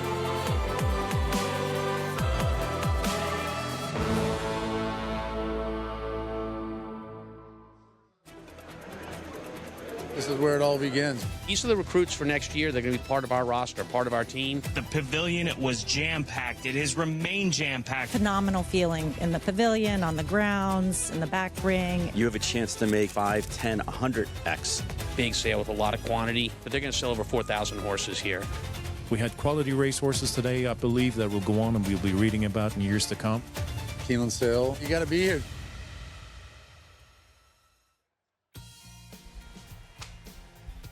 Back with you on opening day, live exclusive coverage of the Saratoga Summer Meet in the Saranac. Here's Johnny, finally getting to the wire first in his 8th career start. Had been beat in maiden company the last 2 starts, even though he'd been multiple graded stakes place, and now he gets a stakes win as the first win of his career. Our Winner's Circle lead-in brought to you by the Fasig-Tipton July Selected Horses of Racing Age sale, July 14th in Lexington, Kentucky. Nominate your race horses today. Let's go downstairs to Acacia. And here with winning trainer Ray Handel, as we can finally say, here's Johnny finds the winner's circle. Ray, and to do it in a stake race has to be really rewarding. Yeah, I know, it was great. He broke his maiden up here in a stakes race, so you know, it was one of those things where it's like you got to run almost as fast in an open 3 and up maiden specials you have to do in some of these restricted 3-year-old stakes races. And Bob, Bob Hansen, was like, let's just go in the stake. What the hell? And I'm like, you know what? Let's do it, man. I'm with you. You've tried a lot of different things with him, stretching him out, different tracks as well. What was the key to putting it all together today? He's run really good races. He's been running against some gorillas, and I think a lot of the horses that have beat him in the past are like elites in their division. A lot of them you're going to see running tomorrow, but I think last time, I know Andy was like, what is Ray doing running a mile and 3/8, but I think it was more the surface. Oscar Performance, he himself was terrible on soft turf. Like the only time he ran like clunkers was on soft ground. I think that got him beat last time.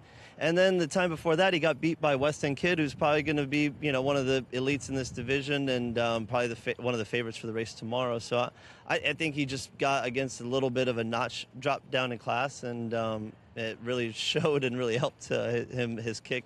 But I think he's just putting it together mentally. We put the blinkers on, and I saw a lot of difference in the way he was breezing and training with them. And like I said, last time was the first time with them, and it was a soft turf. So I think he's going to keep on getting better mentally. He's just coming around. Yeah, he certainly continued to take steps forward. We got to get a full shot of the fit, though. Is this the undefeated, and the socks, too, is this the undefeated suit? This is I'm 1-for-1 on this one, so we're going to have to save it for a big day again. There you go. So next time you see this suit, Greg, keep an eye out. Ray Sonny Crockett handle.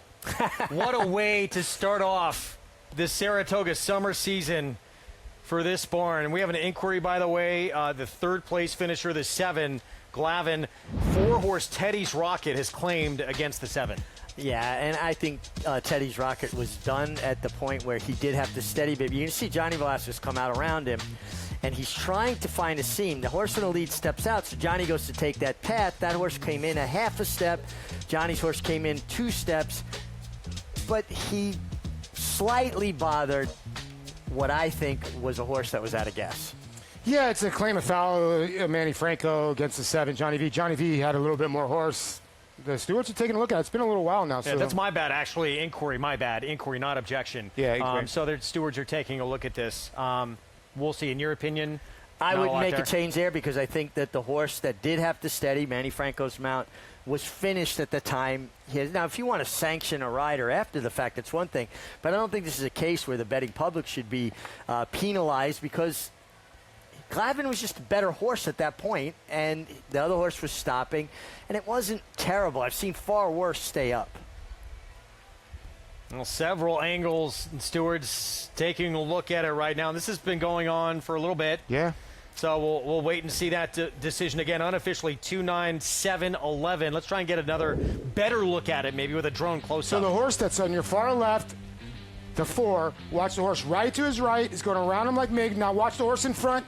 Cut Johnny off. So Johnny, at least, kind of cuts off the 4. I don't think there's much there, but they've been taking a long look at this. Well, here's the thing. It's a new meet. Are the stewards going to set Plus a the tone? last turf race, what happened? Right. Are they going to set a tone and lay down the law and say, you guys are the best riders in North America, maybe the world. We expect to hold you to a standard that you can, compete at. And if they're good enough, they'll be able to compete it. But it depends on the stewards. How are they going to set the tone for this meet? The way you were brought up to ride a race on the grass, was there room for him to make that move? Absolutely. That's part of grass racing. It's going to be tight. You get the gap. You're going for it. And like Paul said, the horse in the lead shifted in a step. That set Johnny's horse towards Manny's horse.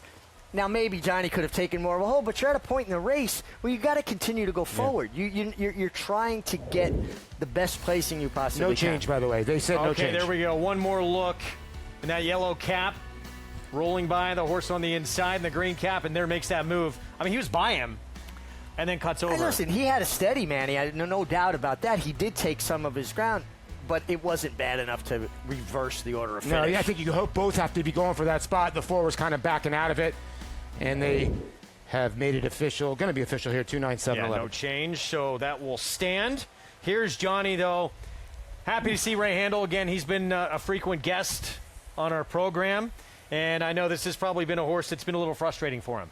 Well, it has to be. I mean, you got 4 seconds, your stakes place, but you can't win in a maiden race. So let's go back to the stakes and take on the tougher company and got it done. But I like the things Ray had to say. He saw this maturation with this horse with the addition of blinkers. And the key, don't move on him till inside the quarter pole. You got to give Jamie Rodriguez credit. He picked up the mount right before, obviously, with the unfortunate happenings of Dylan Davis falling, and to get on this horse and go, I'm going to ride this horse the way he was ridden in the Breeders' Cup because I feel that was the best way on an audible, and the horse wins, pretty amazing. Pretty impressive. Here's Johnny, 15-1 upset in the Saranac here on our opening day coverage of the Saratoga summer season. We're going to take a timeout.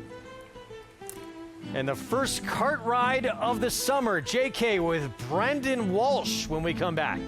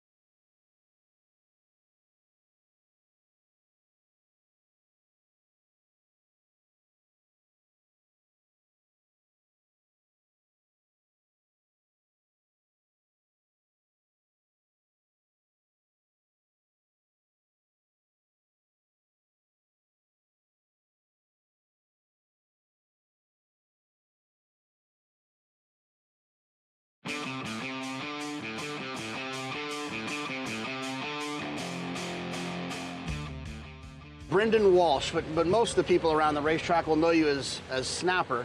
I don't want to confuse anyone.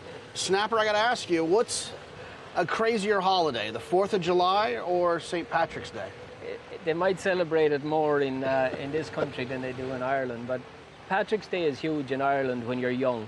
Like, we won't even go into a pub anymore on St. Patrick's Day. You just stay away because it's like amateur day.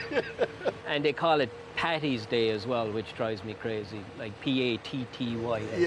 It's Paddy's Day, P-A-D-D-Y. So.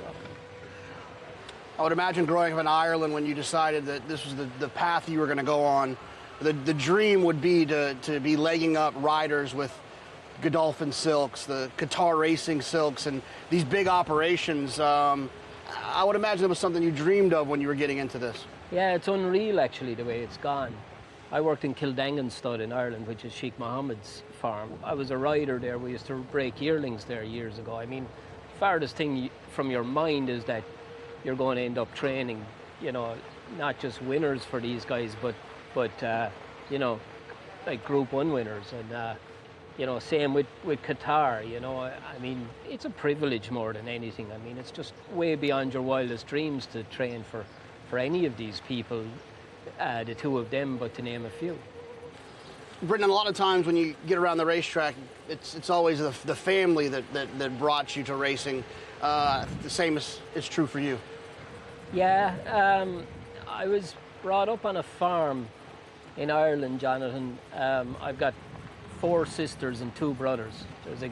There's a gang of us there, typical Catholic family. I mean, we didn't have horses on the farm, but I was obsessed with horses from the very start. And my dad, he won £200 in a raffle, and he bought me my first pony. He was excuse the word, he was a little bastard, this pony. Like I had to learn to ride on him. And I'd say for 2 years he either ran off with me or dumped me. But my dad always said, you must have been, you know, really keen on it, because he said if that happened to anybody else, they'd have quit years ago. My dad unfortunately died 6 years ago, and he'd have loved to have seen all this now. Unfortunately, he got the start of it, but he passed about a week after we won the Derby in Dubai. You've educated me, and I think maybe this is a good time at the beginning of the meet for other people to be educated and be aware of the SARMs out there, right? Yeah. Funny enough, I actually made it up but it stands for self-appointed racing manager. So it's almost known globally at this stage. With a bunch of SARMs in England. Stephen Hillen, he's a remote SARM. Corbin, he's a SARM too. He's a junior SARM, and then we drag a few in along the way as well. So you got to watch out for those self-appointed racing managers. There's a SARM. I've got a SARM radar outside my barn anymore. As soon as one shows up, this beeper goes off. Card Talk brought to you by Gainesway Power, Passion, Performance, and Brandon Walsh has really developed in one of the top trainers in the sport. Kentucky Oaks win with Pretty Mischievous. Grade 1 wins with Maxfield, East Avenue, Lush Lips, among others. And coming up, we'll see if he can do a little more damage. He'll send out the 2 spying in our nightcap. Mile and a 16th on the inner turf in this starter optional claiming race coming up. A real competitive race. Not a tremendous amount of speed signed on here. I wonder how this race is going to kind of develop, but the 10-horse, Break All the Rules, sprint speed, that's your main and controlling speed from that post. Yeah, I would think so. The 7 Lady River Lily is a big long shot, maybe can provide a little speed to the party. But the other favorite here, the 5, Divided Recap, launched from way out of it last time, but has shown tactical speed. That's why you're getting 9-5 there. You see Brendan. You know, we talk about Chad Brown. We talked about so good on the East Coast with a lot of turf trainers, but underrated dirt trainer. Same with Brendan. You know, he's such a good turf trainer, but very good dirt trainer, just a great trainer overall. Well, again, potentially the controlling speed of this race outside with Broke All the Rules. Flavien Prat will ride. Let's go to Maggie.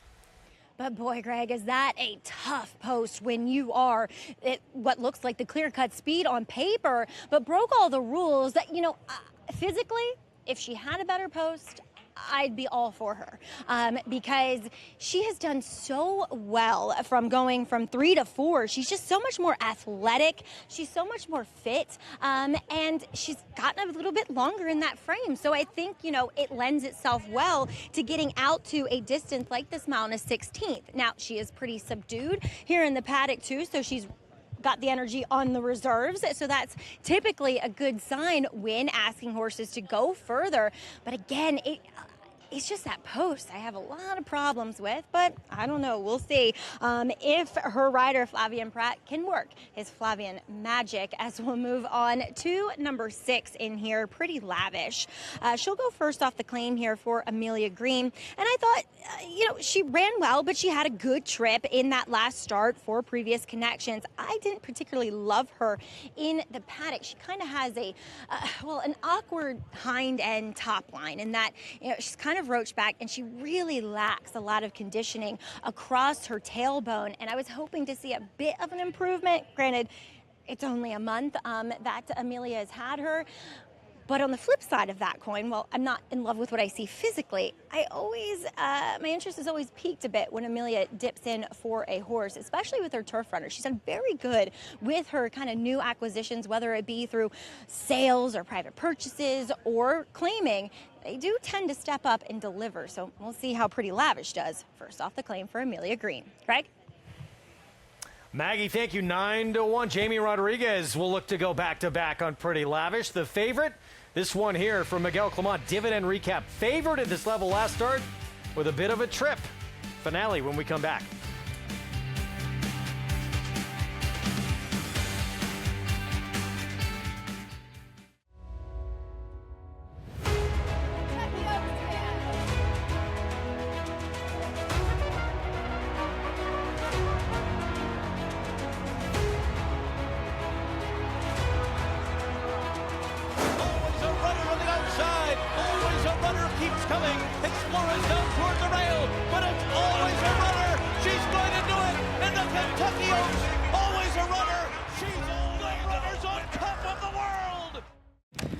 This is a special place where champions from around the world aren't just celebrated. They're made into legends. With every turn, every wager, every photo finish, every garland of purple and gold. They're off in the Breeders' Cup Classic. When the Breeders' Cup comes back to Keeneland, it doesn't just crown a champion. It calls us home. The Cup is calling. Saturday on Saratoga Live, celebrate Independence Day with great racing from the Spa. Winning action includes the Belmont Derby and the Belmont Oaks. It all begins Saturday, 12:30 Eastern on FS2, then continues 4 Eastern on FS1. The official Saratoga Barstool Sports Collection is here. Check out the hottest styles of the summer. Shop this limited drop before it's gone. Get yours at shop.NYRA.com. Racetrack Television Network brings you every race, from every track, on every screen, every day. With monthly packages starting as low as $5, RTN gives you great value and access to more live HD streaming and race replays than anyone. Visit RTN.tv today to sign up and watch on almost any device, including Roku and Amazon Fire. RTN has packages that start at $5 per month.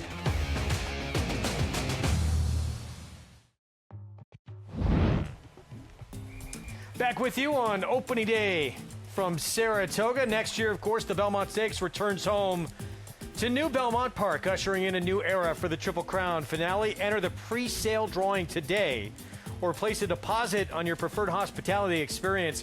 Visit belmontstakes.com/2027 to enter. And, of course, the new Tapeta surface. Training started on Monday. So much to be excited about in this sport, certainly here in New York, about New York racing. I was really so excited when I heard they opened it up for some training, the Tapeta track. And, you know, Paul, we leave Saratoga most years, and there's a little bit of a letdown, a malaise. You know, we've had a full summer. Not this year. No. We're going to be just as excited about going back. And there you can see everything. And don't forget, you can get your tickets for the 2027 Belmont Stakes right now. Yeah. And that is going to be a party, not to mention opening day, and a horse named Forever Young's coming over. Jockey Club Gold Cup with the reigning Breeders' Cup Classic winner. Don't get better than that. One of the best horses, certainly best international horses, but one of the best horses, period, we've seen in a long time. He always shows up and quite often usually wins. So that's going to be a lot of fun. No, it's going to be a lot of. Listen, I like you talk about Belmont as much. I know you were just there before you came up here. Yep. We're all super excited, let's be honest. Oh, really excited. It's the beginning of a new era. We're bringing racing in New York into the modern era with this state-of-the-art facility. Paul, even the surfaces, the drainage systems they put in, the irrigation systems they put in, we are going to have the best surfaces that we've ever had, probably in North America. Not to mention the most modern racetrack facility, state-of-the-art in the sport. We haven't seen a new racetrack built since 1997. It's been a long time. Here's our post parade for this finale on opening day. Spying Brendan Walsh. You saw Cart Talk with J.K. Tyler Gaffney on aboard. Well, at 11-1, this could be the feature angle where trainer or jockey wins after we do a feature about them. Yeah, right. David Donk had a big winner earlier on the card. John Velasquez aboard Salt Princess. This filly's got a big shot today. Jenna Antonucci and Edgard Zaya, Lotus Petal. Yeah, Lotus Petal should be right in behind the pace. He looks like more of a kind of a stalking type. This one was the favorite when we went to break. Slight second choice. Dividend recap, Miguel Clement. Yeah, only 6 starts in her, and she's a 5-year-old, but she's probably the one to hold off late. Pretty lavish this claim now with Amelia Green. Well, and I like that move to Amelia Green. I echo everything that Maggie said. She does a great job. Huge price multiple winner on the turf, Lady River Lily. This filly by Lord Nelson will at least be a problem early in the race. Bobby Jean, there was a time when this one would have been a much shorter price in here. Junior Alvarado for Mark Hennig. Yeah, just her last 3 races leave so much to be desired. She's going to have to find her form again. Rider change. Dylan Davis took off the rest of the afternoon after that spill. Paco Lopez fills in. And this is a horse that's in really good form. River Tay won 4 of her last 5. And likely to be the controlling speed. Flavian Pratt for Rick Dutrow Jr. broke all the rules stretching out. Yeah, broke all the rules. Normally, I don't like horses with those wide draws, but I think she clears and makes the lead. So let's take a look at broke all the rules. A victory last time out. It was at Belmont at Saratoga week in a 5.5 furlong turf sprint, 4-year-old debut, and led every single step of the way. Good effort. Yeah. Right, 21-3 though, Paul. 44-3. She can make the lead today from that outside draw with the way it appears the speed is drawn in this race and go like 47 and change 48. That's quite a bit slower than what she had to do going 5.5. You can see she getting there late. She kind of just was jumping around a little bit. I think jumping some shadows, kind of a little bit green. You know, if you look at broke all the rules, this filly's had issues out of the gate. Second career start, got impeded right after the start. The time before that, another one where his horse just got completely stopped. Last time she finally had a good gate break, at least on the turf, and she flaunted her speed. If she just gets out of the gate normally, she will be in front.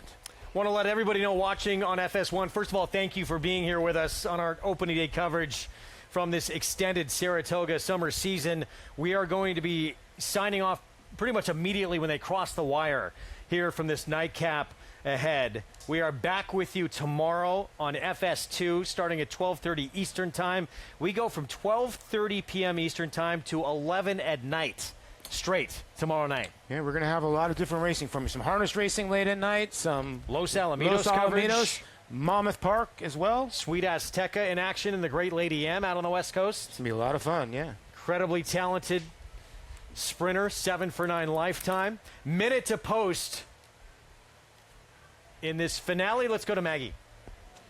Wonder who gets that marathon show tomorrow. But guys, it's been a pleasure doing opening day card with you guys as we'll close it out and take a look here at number 3, Salt Princess. Paul said she's got a shot, and I could not agree more. She's now 3rd off the layoff, and she's just carrying much better conditioning and weight than what I saw. And 2, I love the fact that she comes in here with a blowout. So proverbially speaking, a blowout is when you go that 3/8 and you'll probably get a fast time because you'll hit the pole running, but then as soon as you hit the wire, you pull that horse up. Now, I don't know, I didn't see her do it, but that would be my gut feeling that that's what Dave did with her, because last time she just kind of fell out of the gate. She loped along at the back of the field, and it really did not lead to a good performance. I think with that blowout, Johnny's kept her moving throughout this warm-up, that she'll be more forward and in the game, and she looks the part today. As we'll check in with number 9, River Tay. She has been in good form, carrying over from last fall into this season. And while she was a bigger price last time out up here at Saratoga, I thought she ran very well in the context of that race, and she looks great. Bruce's horses do tend to carry good weight and conditioning, but she's also moving very nicely as Paco looks for another win here on the card. And I just think she's a player. Granted, you're not getting the 15-1, you're getting 5-1 this time around, Greg. All right, Maggie, thank you. By the way, I want to let those of you know playing the Pick 6 this afternoon, there's a pretty good chance we could have a carryover going into day 2 of the meet. The 3, 4, 6, 7, and 8 would all carry the Pick 6. Yeah, and I think the 3, actually, I could see the 3 winning. Obviously, I could see any of these horses winning this race. You see the crowd still sticking around here. I thought the 3, I think the 4 at 25-1 is the long shot play. Well, we're looking for fireworks to kick off this 4th of July weekend. Wow, well said, Mick. I'm with you. That is a huge number on this Jenna Antonucci runner, Lotus Petal. Also a pretty inflated number on the 6, pretty lavish for Amelia Green. It was 4-1 morning line. That one's 9-1 right now. Yeah, and that's one of the other horses that carries over, too, along with the 7. The 3's last race was not that bad, but, had a pretty good trip. Who's the play right now? Who's getting bit? Well, the 2, Spying, do you like that horse at all? That's not a carrier. I'm surprised they're hitting it to that horse and not hitting it to the 3. Are you more surprised? A little bit. You like the 2 here? I thought this was one of the toughest races on the entire card. I have no strong opinion here. I want to get your thoughts on the favorite. 9-5 on the 10. What do you think? A fairly long run to the first turn. Does the outside post concern you at all? Yeah, I'm not a fan of outside posts, particularly in 2-turn turf races. That being said, on a horse who can clear. that's why I picked this horse, because I think this horse will make an easy lead. Now, it'll be up to Flavien to walk that fine line. You want to clear, but you don't want to set her off too much because she is coming out of 5.5 furlong sprints. But last time, Paul, you were talking about her gait habits and not breaking sharply. She was 11 of 11 last time. She's 9 of 9 this time. I think that helps a horse that's not always great the first step, because they're not going to get pinched or buffeted about between horses. I do think the 7, she's 40 to 1, but she's quick enough to hinder the 10 early. Give her a little bit of a... Well, I mean, when you have a horse that's a big long shot like this, and you kind of know that's the only other speed in here, do you just lay off that horse? It's a good question. I'm just looking at the fractions that, they set. Lady River Lily, the 7, does have speed, but, 24, 48, 23 and change, 47 and change. This mare broke all the rules, and I'm breaking a rule by picking her from that post. There's no chance, right? Yeah, I mean, so let's say she went 21 and 3 last time. Let's say she's in front and they go 23 and 3. And there is a late scratch of the 8. It appears Bobby Jean takes the tack off. Okay, so Frank Miramati, track announcer, making the announcement now. So getting back to broke all the rules, all right? Let's say 1/5 of a second's a length. If she goes 23 and 3, that's 10 lengths slower than she went last time to make the lead. That's significant. Okay, now it's only an 8-horse field. Now it's 8 horses, so it's even less of a job to clear. But still, even if no one had scratch, you have a pretty long run to the first turn. Yeah, but you still have to give your horse the intention to go, and then coming out of a 5.5 furlong sprint, you don't want them running off with you. Sometimes you give it to a horse, you can't get it back. Yeah, the trick here is, okay, you have a horse that just blitzed them going very fast. Now you're going long. So you kind of want to ration that speed, or do you just want to break their hearts early? I do think the 7 will be part of this early pace, whether Flavien wants to press forward. And that's where I think the 3 Saw Princess, if she gets from the gate, she's going to sit that good trip. We'll see if she's good enough. Let me ask you this question, Megan, because we saw her broke all the rules, the 10. And there, the favorite, there she is. She was in a turf sprint before. She wasn't quite as quick, and she was steadied after the start, fine. Do you think maybe the reason she was so quick last time out was being fresh off the bench, or do you think she just legitimately has that speed? I think it's a very good point. She was fresh off the bench, no doubt. And the post. She didn't have anybody outside of her, and horses sometimes break sharper when they don't have that pressure from the outside. In her second career start, she did go around 2 turns Meadowlands, which is not the best of, runners there, but almost won at the main 25 level, and she's obviously overachieved since there. They offered her for 25, but she's obviously a little bit worth more than that. We'll see what happens today. Again, as you see on your screen, late scratch of the 8, Bobby Jean, the favorite at 8-5. The one who looks to be the controlling speed, Flavien Prat for the Rick Dutrow Jr. barn, broke all the rules from the outside post. Again, we want to remind everyone as well, and there's the favorite, the speedster. We are going to be signing off pretty much immediately when they cross the wire. Coming up next on FS1, it's All In IndyCar. So that is next. We will see you tomorrow with Day 2 coverage of the Saratoga summer season, beginning at 12:30 Eastern start time on FS2. We're on from 12:30 to 11 at night. All kinds of coverage all afternoon and evening long. For all you people that are watching the World Cup, Argentina up 1-0. Messi with another goal. I'm sure you're going to watch this race and tune in for the second half. I haven't seen 11 o'clock p.m. in a very long time. So I guess Mig's not going to be part of that coverage later tomorrow night. See you earlier on the card. Paulie, if there is a big surprise in this nightcap, who do you think it is? I think it's Lotus Petal, the 4. I really do. At 23 to 1. I think the 3 and the 4 are the 2. 3 at 8 to 1 and the 4 are 23 to 1. Flavien Prat, back-to-back Eclipse Award-winning rider. He is on the 1 to catch with the outside post at 8-5. Again, the 3, 4, 6, 7, 8, all result in a pick 6 carryover. Coming up next on FS1, All In IndyCar. We will see you tomorrow, FS2, 12:30 Eastern start time. We send it upstairs. Hope you have enjoyed our opening day coverage from Saratoga. Frank Miramati with the call. Broke all the rules. The last one to load. They're in the gate. And they're off and broke all the rules like a rocket from the outside. takes command in the first few jumps. Lotus Petal with some early speed, and Lady River Lily now moves up to take that second spot.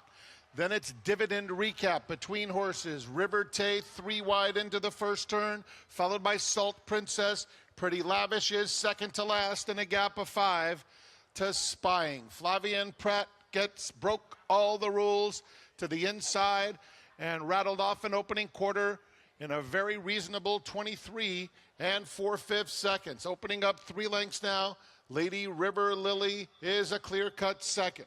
Then Lotus Petal on the hedge in third. They are followed by River Tay, and Dividend Recap is 5th on hold, 5 lengths off the pacemaker. At the rail, it is Salt Princess, who races just inside of Pretty Lavish, and Spying continues at the back. 49 flat for the half. Broke all the rules, gets it all her own way, and takes him into the far turn with a 2-length advantage. Lady River Lily has been second throughout. River Tay, Lotus Petal along the inside, Fort just 3 lengths off the lead. Extreme outside, Pretty Lavish making progress while going very wide. Then Dividend Recap there, 1 furlong out, and broke all the rules, has a 3-length advantage. On the outside, River Tay, a very game Lotus Petal coming through on the inside, and in the center it's Dividend Recap, but a tour de force for Broke All the Rules, who humbled them, winning by 2.5 lengths. Dividend Recap was second. Lotus Petal finished third, and the photo for fourth was between River Tay and Pretty Lavish. It's Broke All the Rules, Gate to Wire, and the nightcap pick 6 pays over $65,000. Next up on FS1, all in IndyCar. For prices, you can go to NYRABets.com. We'll see you tomorrow at 12:30, FS2.